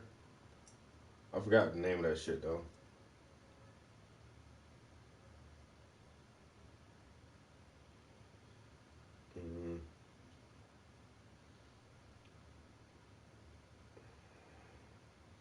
You know what? If they got that Beat Saber, if that's on sale, I ain't gonna lie, yo. I've been wanting to play that Beat Saber, Joe.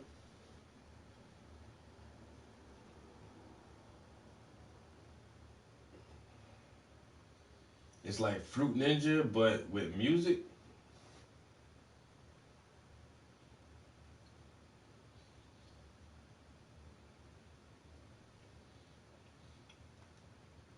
Beat Saber.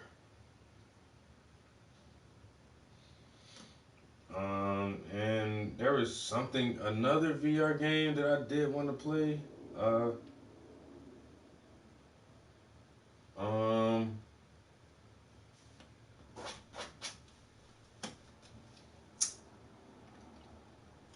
think of the name of that shit. It was one of them shooters, but it was like on the alien world or something. Damn, what's the name of that shit?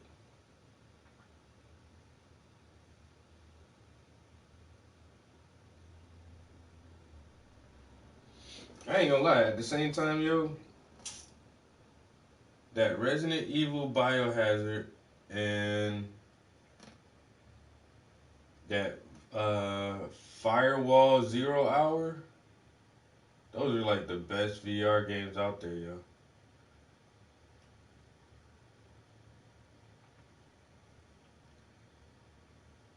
Especially that Resident Evil, yo. They made that shit so good. But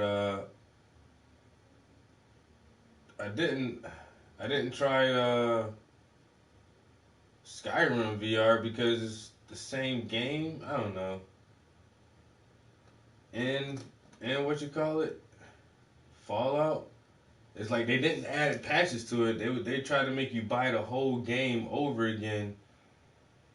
And so I never did that. Like I brought Skyrim like 3 times already. And then they put the VR version out. I'm like, damn, bro, I can't keep buying this game no damn more.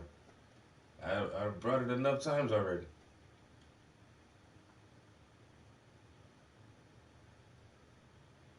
But then when they did it for Fallout, I thought it was going to be a patch, but nope. You had to buy the VR version. It's like, damn.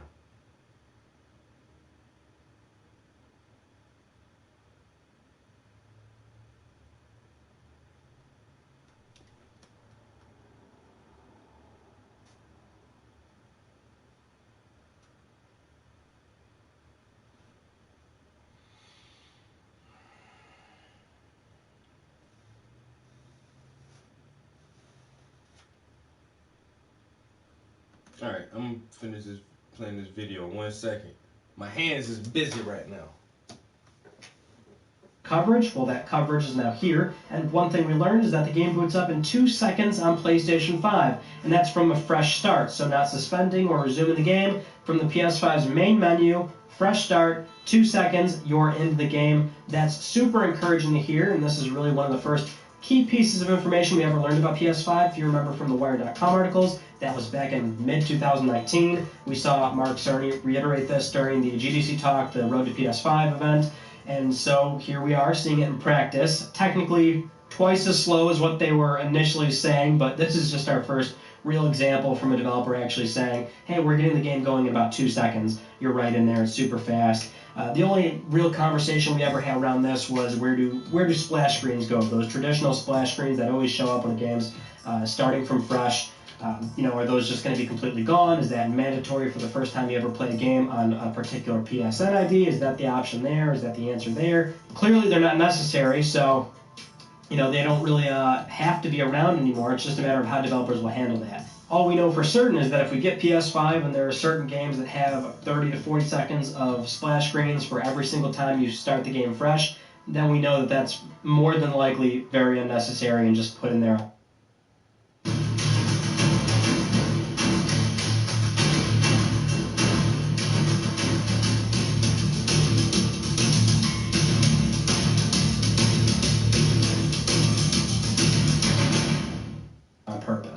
Next up, we've got some new PS5 game box art to go over, even though it's all placeholder art. So, this is where we're at when we have kind of a slow news week, at least for the Sony world. But we do have some placeholder art that shot up for some big PS5 games on multiple retailers. So we see some art for Returnal, Destruction All-Stars, Sackboy Big Adventure, Demon's Souls, also GT7 has one in there as well. Although one real thing out of this is that we do have 2 new screenshots for Demon's Souls. I believe they're new at least, so it's nice to see that. It's, not much to go on here. Again, placeholder art, but at the very least we're seeing, the process begin here, like we keep saying, the marketing starting.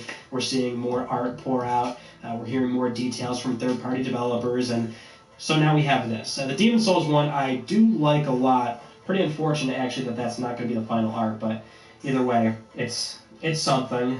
But anyway, on to the next news story, which is the PS5 Media Remote. Technoblog.net appears to have retrieved the manual for this remote, at least for Brazil. This is all in Portuguese. But from what we can see, the previously unmarked 4 buttons on the bottom of the remote are actually for Disney Plus, Spotify, Netflix, and YouTube. It's important to note that these could be regional based, so at least in Brazil, this is what the remote would feature. These buttons could be different for North America, for Europe, or Japan, but these would be quick links to, you press them, it would take you right to that streaming service. Pretty handy. I think that's actually great. I use a remote on PS4. I use the PDP Cloud Remote app.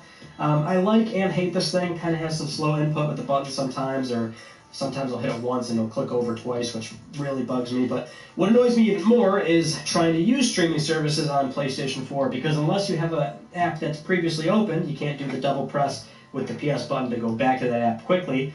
If you do a fresh start, you have to go to the TV and video section. You have to glide over to the app you want. That's not configurable, just a pain. So it would be great to have some handy buttons right there. Take advantage of PS5's very quick SSD to jump you right to that application. And that would make it so much easier. Again, one of those very small quality of life things, especially if you do like using remotes on your consoles. For our next news story, we have another PS4 to PS5 upgrade confirmed. This one's for Rainbow Six Siege, and you're going to love this. It's 100% free. When the native PS5 version comes out later this year, you can upgrade no problem. All your unlocks and progress carries over, but also on that PS5 version, you're getting 4K 120 frames per second. So if you play this game, I'm sure you're elated with this news. It's going to look and play beautifully on PS5. And this game does have a very large, very active community, so great to see the continued support there for this title. Next up, 2 days ago, September 9th, was the 25th anniversary for the original PlayStation's launch in the US, and Sony hasn't really done too much to acknowledge it. They really did all that stuff last year, December 2019, for the Japanese launch, and that's really the true inception of PlayStation. So for this week, they've been fairly quiet, and they're doing the PSVR stuff. But for the past 2-3 weeks, it's been the true inception of PlayStation, so title. Next up, 2 days ago, September 9th, was the 25th anniversary for the original PlayStation's launch in the US, and Sony hasn't really done too much to acknowledge it. They really did all that stuff last year, December 2019, for the Japanese launch, and that's really the true inception of PlayStation. So for this week, they've been fairly quiet, and they're doing the PSVR stuff. But for the past 2-3 weeks, it's been an ongoing rumor amongst fans that that September 9th anniversary could be a date for some announcements for PS5. Of course, the 9th has come and gone. Nothing happened. I have not humored this idea on the past 2-3 weeks of LTPS because it's just that. It's a theory. There's no credible sources leading us to that. But I suspect that a lot of this has played into this next news story, which is that chain of stores in the UK, they're called Game. If you don't know, they're literally just called Game. One of the smaller stores, Game Guildford, I think, they had posted a tweet pretty much saying, register your interest for PS5. If you're looking forward to it, look out tomorrow, which would have been September 9th. There's going to be some major news. Things are about to kick off. They reiterated this on another post. They did it on Facebook. Then it was all deleted. And nothing happened, of course. Another thing we saw was a new accessory that went up on Amazon UK for a wall mount that had a date of November 19th. So obviously that's more specific. People looking at that. This is a third-party company. They definitely don't know the date. Then we had Amazon Japan listings, I think. Those were for a bunch of PlayStation 5 accessories, and those have a specific date of November 20th. Now, this might be more prominent for people because it lands on a Friday, so that actually makes sense. And, maybe that would be PlayStation 5's launch date. We've been over this before. We can't look at retailers. They don't know. They're all guessing. You would think that retailers find out ahead of time, and we see games leak from retailers all the time, but this is a different circumstance. Games get close to being released, and that's why it gets leaked. Something like this, where Sony's already told us they'll give us notice on when pre-orders go up, if they won't just go up day of. Out of all three meals, which one do you want to eat tonight? Definitely this one, crispy Parmesan chicken. Okay. The other two look good too, but this one definitely, that chicken looks amazing. Okay, let's see. So prep time only 10 minutes. Total time 40 and calories 600. It's one of those things where you have to ask yourself, why would a retailer need to know before the consumer if there's already going to be an advanced date of when they'll go up, right? This is how Sony and even Microsoft have been playing this. They have not finalized it. That's why nothing is leaked. Only a very select few individuals within this company actually know what they're targeting, what they're looking at. Well, it's time to get to one of our major headlining conversations here, which is, it's not even a PlayStation story, but it's just so refreshing to finally have confirmation from at least one of these companies for their next-gen plans. And as we often say, it'd be weird to not acknowledge this, right? It's a major Microsoft news story. We'll obviously be going into a discussion of price, what's Sony going to do, this and that with release date timelines. We're going to talk about all that stuff. If you really don't like the Microsoft stories, we have timestamps. You can skip ahead. But if not, let's get into this. And we'll start actually by going over the timeline of how this played out for Microsoft, because just a few days ago, over on Twitter, we saw Brad Sams. He's an executive editor for the BWW Media Group. He leaked the Xbox Series S, the name, the console design, priced at $299. A few short hours later, or I think it was like 1 hour later, Windows Central then chimed in with pretty much the same thing for Series S, but also claiming Series X is $499. Both consoles will launch November 10th. Then we saw Microsoft post probably one of the funniest tweets I've ever seen in the context of the situation, and then they make it official with another tweet, just a tweet, making it official. Yes, Series S is real, $299. That's an estimated retail price, but $299 in all likelihood. Then the following day, that's where we get the full details, and everything was correct. So Series S is $299, Series X is $499. Pre-orders open September 22nd. The consoles will launch November 10th, and they're expanding these consoles to the Xbox All Access program. So this is basically like financing the console, starting at $24.99 a month. For 24 months, you get a Series S, Xbox Game Pass Ultimate, and we have some additional news here, which EA Play, that's formerly EA Access, that now comes in at no additional cost. That's also a huge bonus. If you want a Series X, the All Access there would be $34.99, and there's no upfront cost, so you would just bring home all this stuff, and you wouldn't make your first payment until that first month lapses over. But that's essentially all of Microsoft's next-gen details for their launch date and price. And we have the Series S finally. We know what it looks like. It's, obviously polarizing. Nobody's going to warm up to it right away. Yeah, it looks like a speaker. The contrasting colors aren't doing this thing any favors. I would have done a different shade of white or possibly gray, or give it the Series X treatment. Color the inner circles green, right? That'll give it its own identity. You don't have that weird clash of colors, but either way, people will warm up to it. Now, the most surprising thing about this box is its price point. Very attractive, very affordable. It's one that I didn't see. I think at one point I mentioned I think it's probably going to be like $349 at the lowest, but probably $399. So I'm ecstatic to hear that it's as low as it is. They really want you to buy into this thing, whether it's a Series X or S for that all-access program, no upfront cost. They want you to just walk away with the system. And there is some misinformation about how people are perceiving this thing. Remember, it's still very much got next-gen performance, which is what Microsoft is labeling for this machine, right? It's just got a scaled-back GPU, slightly less RAM, also less storage as well. So you're getting 512 gigabytes instead of 1 terabyte, but it's still that SSD, that very fast NVMe SSD, and also diskless as well. So it's an all-digital console, but you're still getting the visual fidelity of next-gen games, and that's what's important. Now, of course, from what I'm hearing, at least from developers right now, the RAM might be the bottleneck here because it has less RAM, and that would be the minimum spec for all next-gen games, and so that's what might be a problem for developers moving forward. But for the most part with this machine, you're still getting next-gen visual fidelity. This is just a 1080p, 1440ps machine. You'll still get those high frame rates, ray tracing, things like that. So it is a very attractive, affordable option for people that want to get into next-gen. But what does that mean for Sony? In all honesty, I don't really think this changes much of anything, and I'll tell you why. And if you've seen conversations with me before about this, you know where I'm headed, which is price and release date has been predictable and unexciting for the most part, in my opinion. Release date, we're expecting mid-November. Somewhere around November. October and December are possible, but unlikely. Probably before Black Friday. I mean, I can get the anxiety if you are working a job right now that you need advance notice if you want to take time off. Depending on your occupation, getting close to the holiday season, you might need a very large notice, and so that might be a problem. And I get it. You want time off for it. I'm with you on that one. But we're expecting November.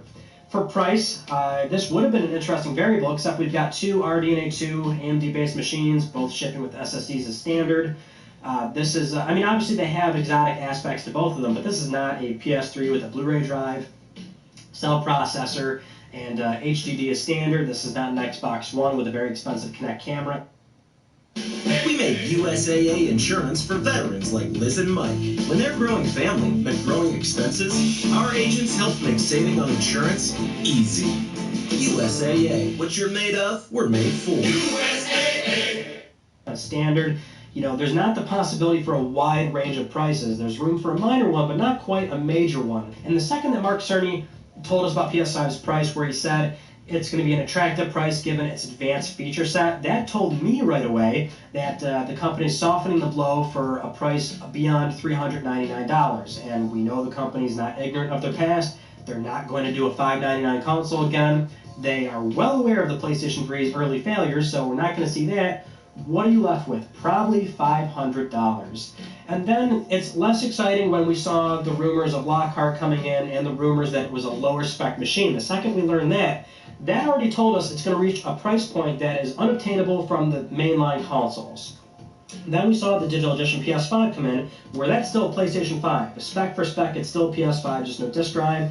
So without putting prices on any of these machines, we already have a price hierarchy, which is Series S on the bottom, PS5, Series X up top, and then a digital edition PS5 slightly below the main PlayStation 5. So if we already are expecting PS5 to be around $500, there you go with Series X, probably matching it. Digital edition PS5, probably $50 cheaper. We'll get to digital edition PS5 pricing in a second here. And then Series S is going to be so low because the bill of materials, the manufacturing cost is going to be much more favorable for that machine. There's no reason to even try and humor the idea of competing with it. Sony would have to take off way too much money for their machines, and it's really just not even remotely necessary because there's still going to be a very large demand for these consoles. And there is still this continued narrative that they're trying to undercut one another, right? That one will go first so the other can strike.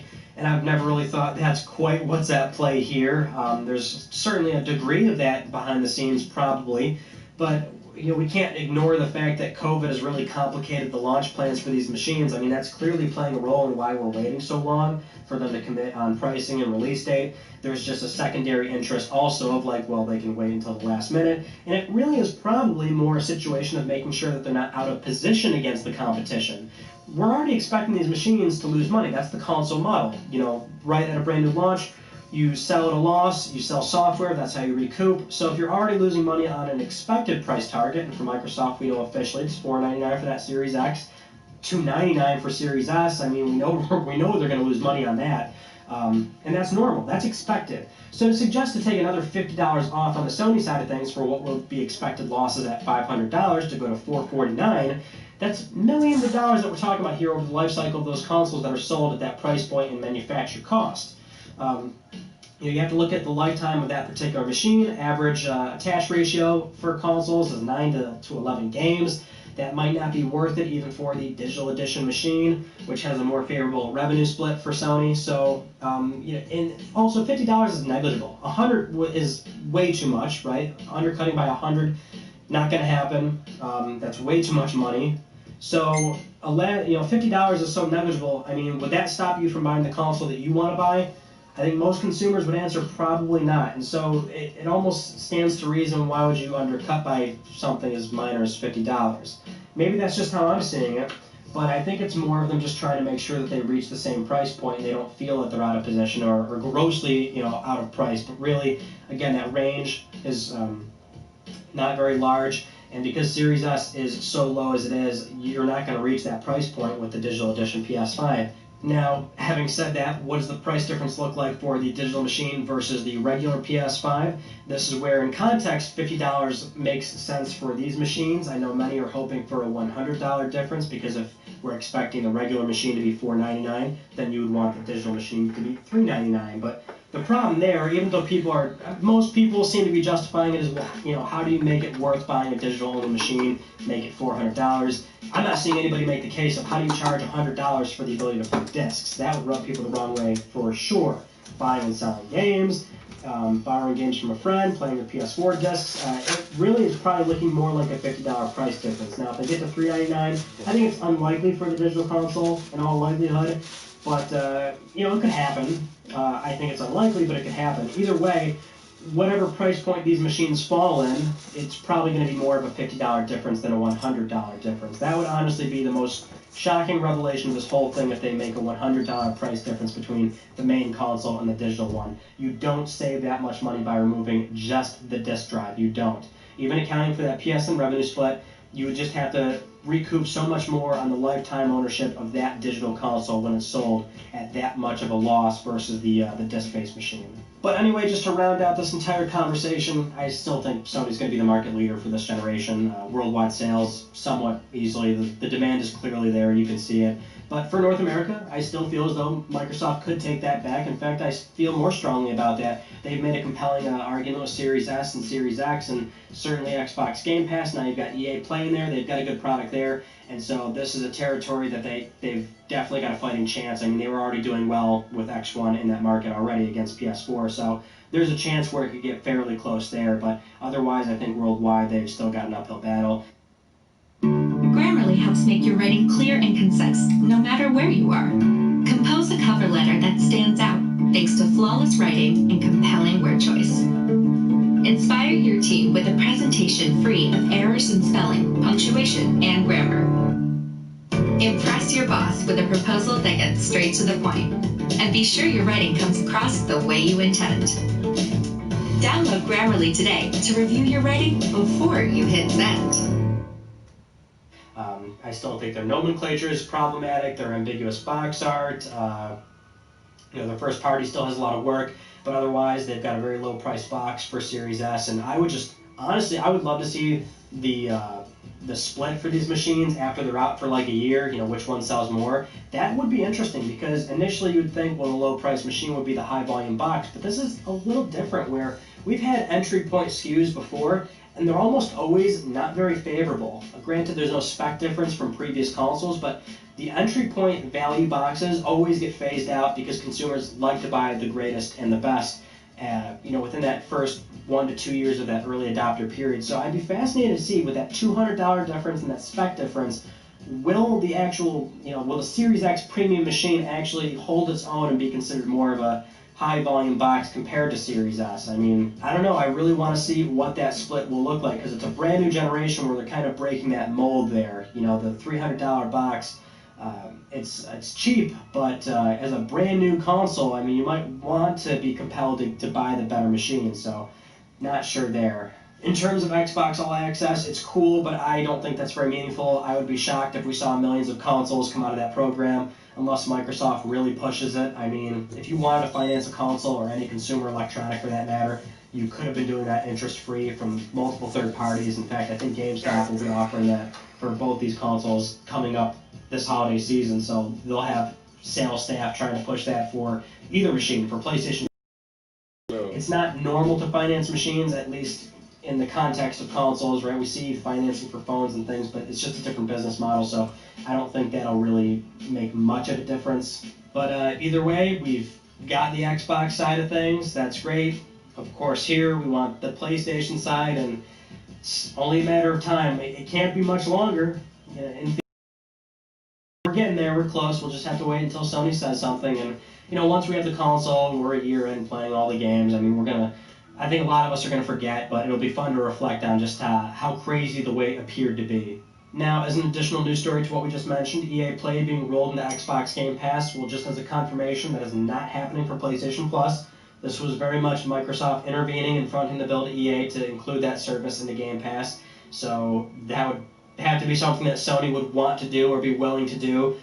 We're expecting with PlayStation 5, Sony, I think they need to do something with Plus to revamp it or revitalize it. You have to do something with PS Now, lump those two together. I'd love to see something like that. I think it works, it makes sense. PS Now itself needs its own revamp and its real strong marketing push if you want to have any sort of meaningful impact for streaming. We know they've partnered with Microsoft for their Azure tech, so we're still waiting to see any kind of formal reveal for what they want to do with services moving forward, because it would be pretty vanilla if we just kind of get what we have now with maybe just one PS5 game, part of the instant game collection every single month.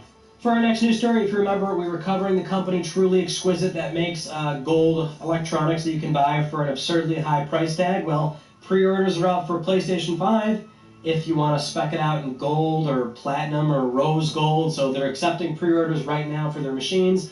They're only doing like 100 consoles per variation, and also you can actually just buy a DualSense or a headset if you want to separately. But that will run you about 650 pounds sterling. I think the headset's 400 pounds sterling, and then the consoles are 8,000 pounds, which USD, that's like well over $10,000, a little over 10,000, somewhere around there. But you can pre-order a PS5. You can guarantee a PlayStation 5. That might be slightly delayed for them to actually plate the thing in gold or however their process is, but you have options if you want to get this console. Now, with all of that out of the way, it's time to get to Let's Talk Plus, the weekly Let's Talk PlayStation giveaway where one of you could win a $10 PSN code. I'd like to congratulate this viewer right here. I'll be contacting you very soon via email or Twitter. If you would like to win a $10 code, it's very easy. Follow the link down below. Supporting this channel, a number of ways can gain you an entry, and I'll announce the winner next week because I am trying to pay for your games. Those are all the news stories that I want to talk about with you all. We had a Monday video, which was all the Jack limited run collector's editions, showcasing all that, the Jack 4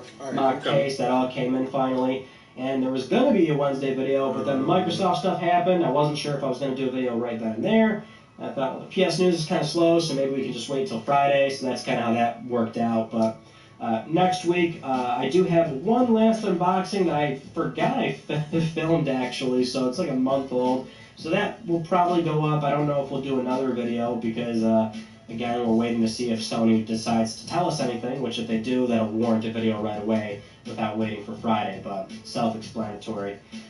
That's it for now, though. So that concludes this week's episode of Let's Talk PlayStation. I'm Ryan Badecki. Thank you all so much for talking with me, and I will see you all next Friday.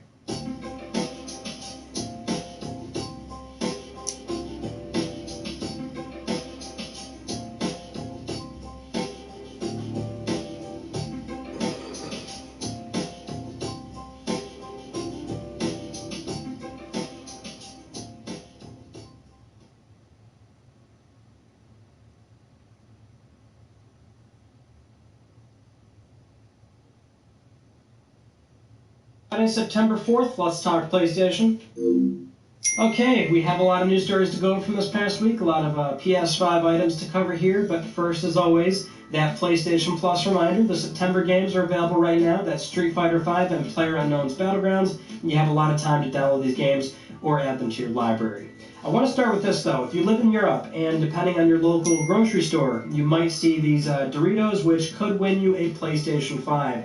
I don't think these are available in the U.S. just yet, or if they're coming over at all, but, you know, it's kind of weird, right? Because we're 2.5 months away from the console launching. Sony has reassured us over and over and over again that it's going to launch this year, and yet it still really doesn't feel like that. And despite that feeling, we're still seeing the natural expectation of a product launch, which is promotional emails are going out, advertising campaigns are starting, and now you're seeing tie-ins and collaborations with other brands, like Doritos, for example. I mean, I don't know, it almost feels out of place, but really, I mean, we're going to start seeing stuff like this pop up left and right. I think even Series X already had a food brand tie-in or something like that where it was a promotional giveaway for that console as well. The only thing I'm reminded of is the Taco Bell giveaway for the first, I think it was in 2014, the first year of the PS4, and that was actually a custom gold console. What a bizarre device, but, you know, that was something that happened. Anyway, moving on though, we have our September update for PlayStation Now, WWE 2K19, and Observation will be on there indefinitely from this point forward. And then Final Fantasy 15 will be on there until March 30th, 2021. And then Resident Evil 7 will be on there just until November 30th, 2020 this year. So a little short on that end, but 4 new titles just joined in September. Next up, we weren't able to cover this on LTPS last week. This news broke right after I published the video, but Insomniac Games has confirmed that Ratchet & Clank Rift Apart will feature a 60 FPS performance mode, much like Spider-Man Miles Morales. Great to hear. I love this being more commonplace for people that do want to favor a higher frame rate. And it will be the same deal here where you're going to be sacrificing something, which in this case would be your resolution. You would still get what Insomniac's doing. They'll be doing temporal injection, so it's not quite checkerboard rendering. This is the same reconstruction method they used in the 2018 Spider-Man, so if you used a PS4 Pro and played that game and you saw the results there, this is what you'd expect here. So remember, there's always got to be some kind of give when we talk about these performance settings, so either way, it's still fantastic to hear that if a high frame rate is really important to you, that'll be an option for Ratchet & Clank. And also, while we are talking about Insomniac's titles, good point to bring up here that for Spider-Man, this game was recently ranked as one of the most anticipated this year, alongside Marvel's Avengers, and also Call of Duty Black Ops Cold War. This is from the research firm Nielsen. They're a very large group. They look at consumer spending habits, what people are interested in. They do surveys. They look at a lot of different data points. And so for this, they surveyed about 6,000 people, and this is the conclusion they came to. What's notable here is that we can say a lot of great things about PS5's launch lineup in that launch window where, you know, within that first year, we're looking at Horizon Forbidden West, GT7, Demon's Souls, Ratchet & Clank Rift Apart, Little Big Planet, all those timed exclusives. a lot of third-party software. There's a lot of great stuff, but we really can't undermine just how important something like Spider-Man really is. That's why the 2018 game did so well. That's why Miles Morales, despite it being openly a shorter game, can sit alongside Call of Duty, Marvel's Avengers, fittingly even Cyberpunk 2077. I mean, this is a game with staying power, and it's so important for it to be a part of PS5's launch window or potentially a launch title. We're expecting it to be a launch title. I fully expect this game to be PS5's leading first-party game for a while, at least in sales. You know, it has a wider reach. It'll be potentially cheaper, which means it'll devalue quicker. Once people buy their PS5s, they can pick it up for $20. It has that appeal over the long term, and it will have staying power in the market. Moving on, it looks like the official Twitter account for Gran Turismo is openly asking fans what card they'd like to see featured on the game's box art. And so if you head over to Twitter, you can send in your submission. A lot of fans are already vouching for certain cards they'd like to see featured for the game's box art. Honestly, I would have thought they would go with the Porsche 908 that they prominently featured during the See the Future event gameplay reveal. It's a very iconic car with a lot of visual flair, and it just looked gorgeous with the colorway that they chose to present it, so that seemed to make the most sense to me. My personal submission would probably be, I'll go a 2008 Tesla Roadster. I think it should be old enough and iconic enough for Tesla's history right now and what they're currently doing for the auto industry. Granted, that car is based off the Lotus Elise platform, so visually it's just a Lotus, but I don't know, that would probably be my pick. Now, of course, one of the more surprising reveals out of the See the Future event was Kenna Bridge of Spirits, announced for PS4, PS5, and PC. And it's always great to see a new IP, but it's even more exciting when it's a new IP that's a platformer that looks as good as Kenna did. It's been a long time since we've seen something like that, so very refreshing. I'm excited for it, and a lot of people are. And it turns out we'll find out more about this game very soon. Game Informer is going to be featuring this game for their next cover, so it's going to be there's going to be a lot of details coming out about this particular title. We won't, follow this game too closely because there's just so much going on, but we'll keep our eyes peeled on how it turns out. For our next news story, we've got another confirmed PS4 to PS5 upgrade. This one's Dead by Daylight, and this is exactly how we want to see it, ideally, which is it's free from PS4 to PS5. All your progress carries over. All your content carries over. On PS5, you're looking at 4K 60, major graphical enhancements. Every 6 weeks after the game launches, you'll see more visual enhancements through some software updates. The game is aiming to launch around the holiday 2020 window. So around when PS5 launches, they'll hopefully have a PS5 native version ready to go right off the bat. This is the best way to do it. It seems like most publishers are doing this, but obviously some of the larger ones are, charging $10, or you're not seeing a completely smooth transition with your progress carrying over. Again, it's a title-by-title basis. Even with the smart delivery thing on Xbox, it gets really muddy when you look at each particular publisher and how they want to handle this.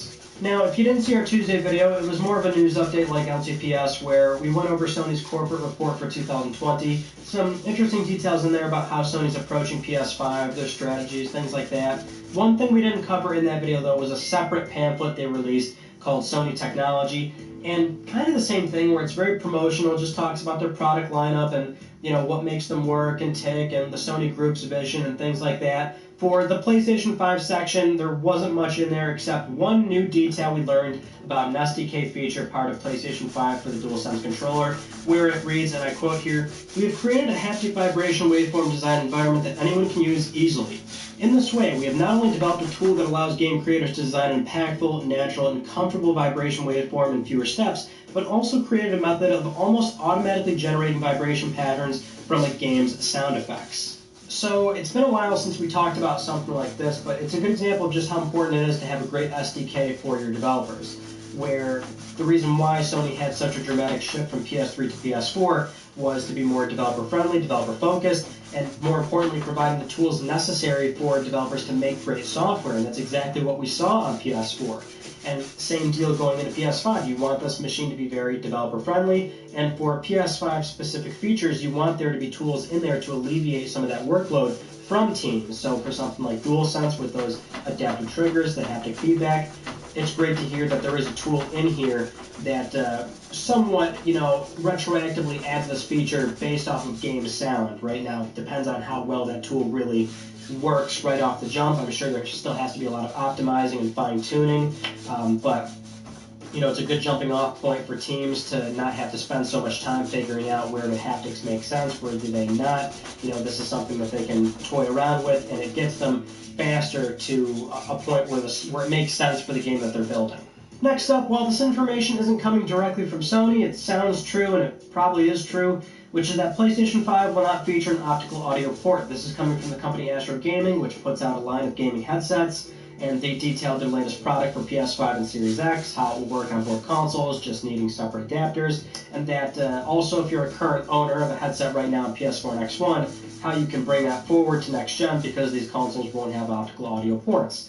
And they basically claim you'll need an HDMI splitter, you'll buy it directly from them. If you have a serial number for a headset that you own right now, you can input that to get a discount, and the HDMI splitter will support HDMI 2.1, 4K pass-through, HDCP. They guarantee you'll still get lossless quality, so you won't see any drops or input lag or anything like that, which is great to hear, although this is discouraging for anybody that's still running an audio setup right now, whether through Astro headsets, third-party headsets, or a sound bar or sound system that's still going through optical audio. That's no longer an option.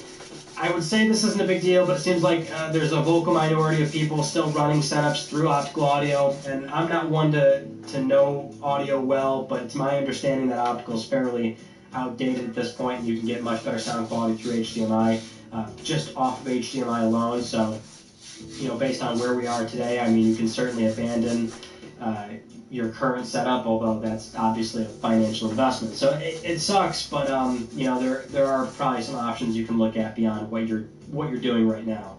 But anyway, moving on to our next news story. If you remember, 2 weeks ago now, we talked about Sony's first global ad spot for PS5, which was a live-action commercial, and that was serviceable, but it's never really the best way to really present a product, I feel. Well, now we've got another commercial that Sony posted, and this one I think is much better. Short, sweet, to the point, highlights features, shows gameplay. I think it's great, but alongside this we got another PlayStation blog write-up. Same deal here, where it's multiple developers talking about, this time, 3D audio and also that very fast SSD that we love talking about here. So for something like Spider-Man Miles Morales, we're hearing beyond near instant loading and fast travel, the SSD and its speed allows us to more quickly load in and display more detailed assets. For Demon's Souls, as the developers of Demon's Souls, we are already changing the way we think about the SSD. We see it not just as storage, but also memory, utilizing the speed of the SSD to load data at blistering speeds, bringing you straight back into the action to avenge your many deaths. That is quite notable. I get very annoyed going through a Souls game, and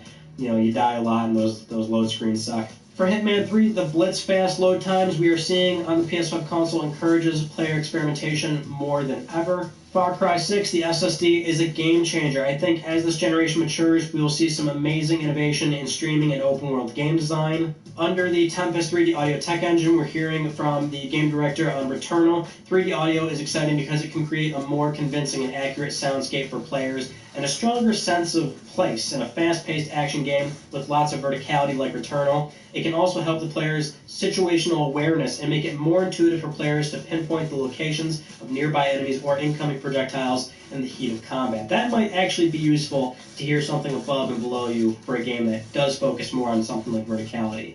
For Horizon Forbidden West, now with the PS5 console's Tempest 3D Audio Tech Sound Engine, we'll be able to play sounds in such a way that players will be able to locate the machines around them with greater ease. From Resident Evil Village, audio is a key feature to really push the next-gen experience with PS5. It's almost as if 3D Audio Tech was made specifically with horror games in mind. It used to be that in order to get that spatial audio, players would have to invest a lot of their own time and money. Now, just putting on a headset, they can get the full 3D audio experience. With the SSD, at minimum, across the board, every single game is going to benefit. Just at minimum, huge quality of life improvement, and then there's so much more potential just from a game design approach, like with what we're seeing with Ratchet & Clank Rift Apart. With 3D audio, though, it really is, I think, more of a title-by-title basis, where some games are going to truly shine in the more unique aspects of how they really utilize spatial audio and this awareness and presence, and certainly that goes into virtual reality as well. That might be more specific to certain games, and, for others it may not work all that well or may not even be super beneficial, but there's a lot to explore with 3D audio, and again, it's something that I think most people won't benefit from until they really get to try it themselves. Now, it looks like we've got another slip up when it comes to this release date discussion. What we saw this week was Call of Duty Black Ops Cold War trailer get uploaded, where towards the end of it said November. All right, later on, we're past 5 hours already, guys. I've been up working. You know what I'm saying? I ran my mouth a lot this morning, but hey, I got a lot of shit done too. You feel me? So we got this canvas prepped and ready for an underpainting. So we just need to set it to the side, let it dry. I might go have some lunch. I don't know. Fuck around on the internet, piss some people off on Facebook or some dumb shit. I don't know. I'm gonna take a break though for a little minute. I'm really trying to see like what the fuck do I need to do today, and I keep asking myself, was there something you needed to do? And it really doesn't seem like it. I can just sit in the house all day and fucking paint and play video games, I guess. Oh, I could do that. I have one bill I need to pay.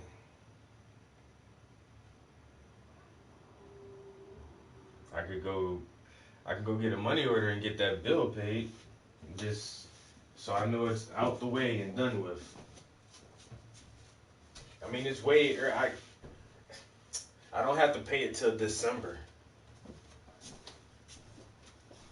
I don't have to pay the last portion of my property taxes until December, but I always like to pay that shit off early as I can, and I could go do that and just pay my taxes off today. Or I could I don't know. Whatever. I say just stay my ass in the fucking house. But this shit is hot. I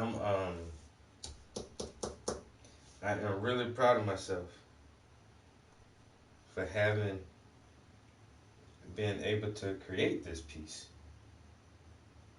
This motherfucker looks good. You heard me?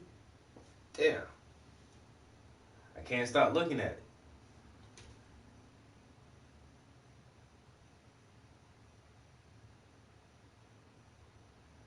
Then this motherfucker say he gonna come give me some money and take it away from me. You know what? I don't even want the money no more. You can keep the money. Let me keep the painting. I worked too hard on this damn thing. I worked too long on this painting. This shit look magnificent. I don't even want you to have it no more, bro. I ain't gonna lie. I might have to keep this painting for myself.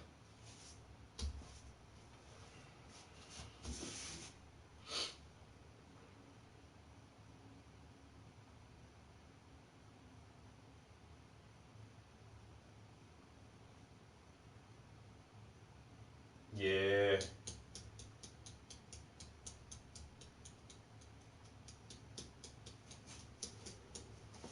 I might have to make a print. You think I can get a print this big and fool him and get him the fake one and I keep the real one? That should be like some movie type shit. Making fraudulent counterfeit artwork, selling that shit for thousands of dollars.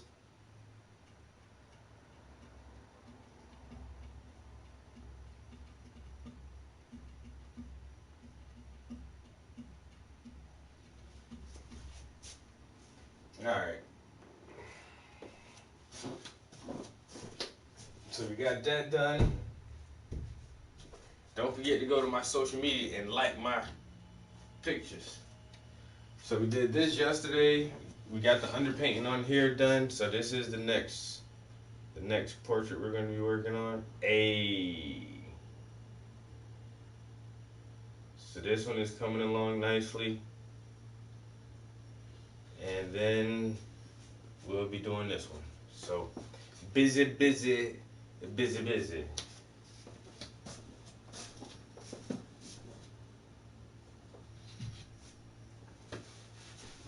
But busy is good, you know. Being busy is a good thing to be. Always be busy. Y'all chill up in here for a minute. Let me go wash this brush off real quick. And then I'll come back and close the screen out. Because I'll forget to do this shit on some amateur shit. You feel me?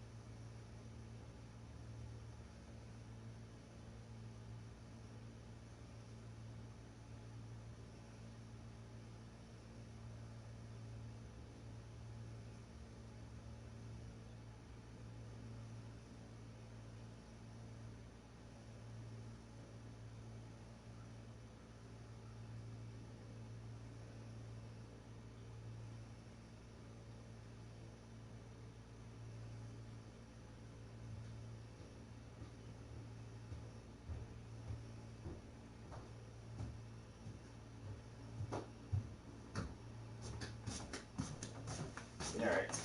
I'm good to go. Got my brush clean. Got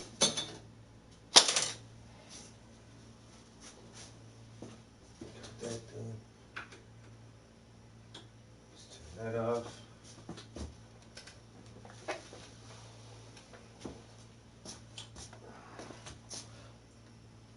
Turn this off.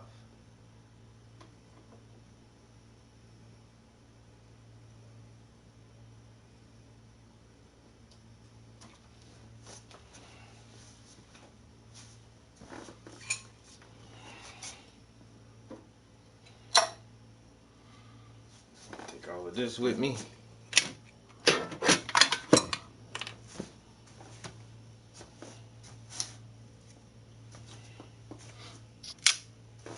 Alright guys, appreciate everybody chilling in the stream with me this morning. I know we've been here for a long time, but we got a lot of shit done. We had a lot of laughs and made a lot of art.